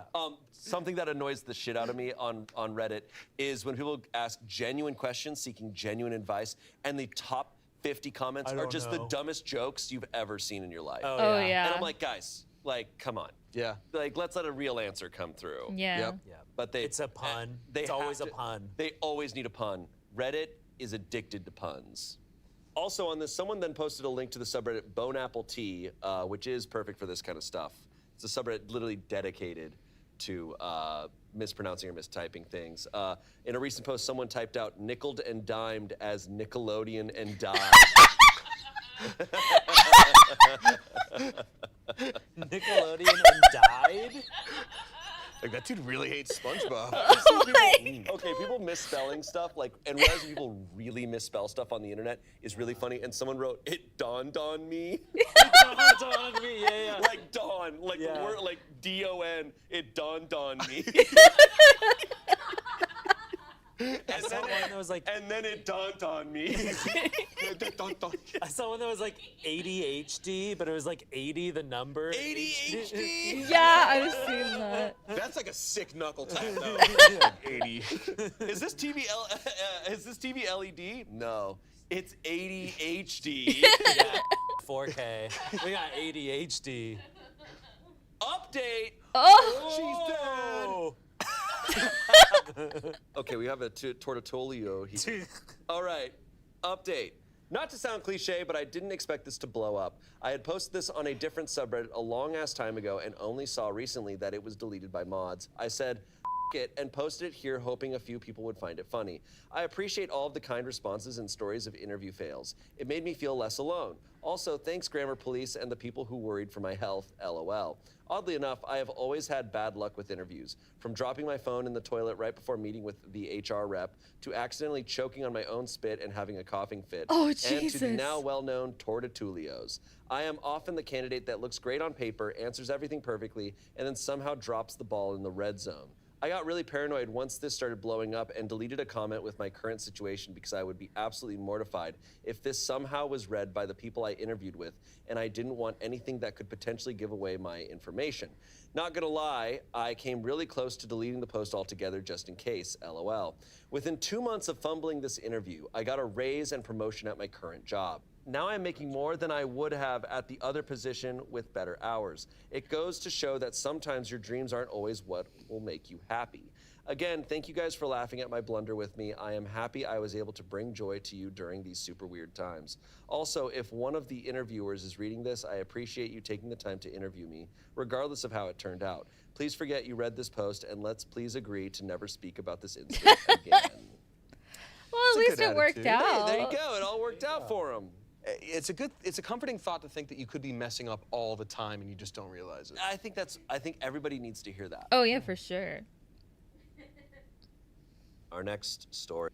Okay. Wow. We have certainly witnessed some doozies today. I'm going to save where we are in this episode because we can just continue this episode before we start the next one. 24. Oh, 8. Smosh Reddit stories. Okay.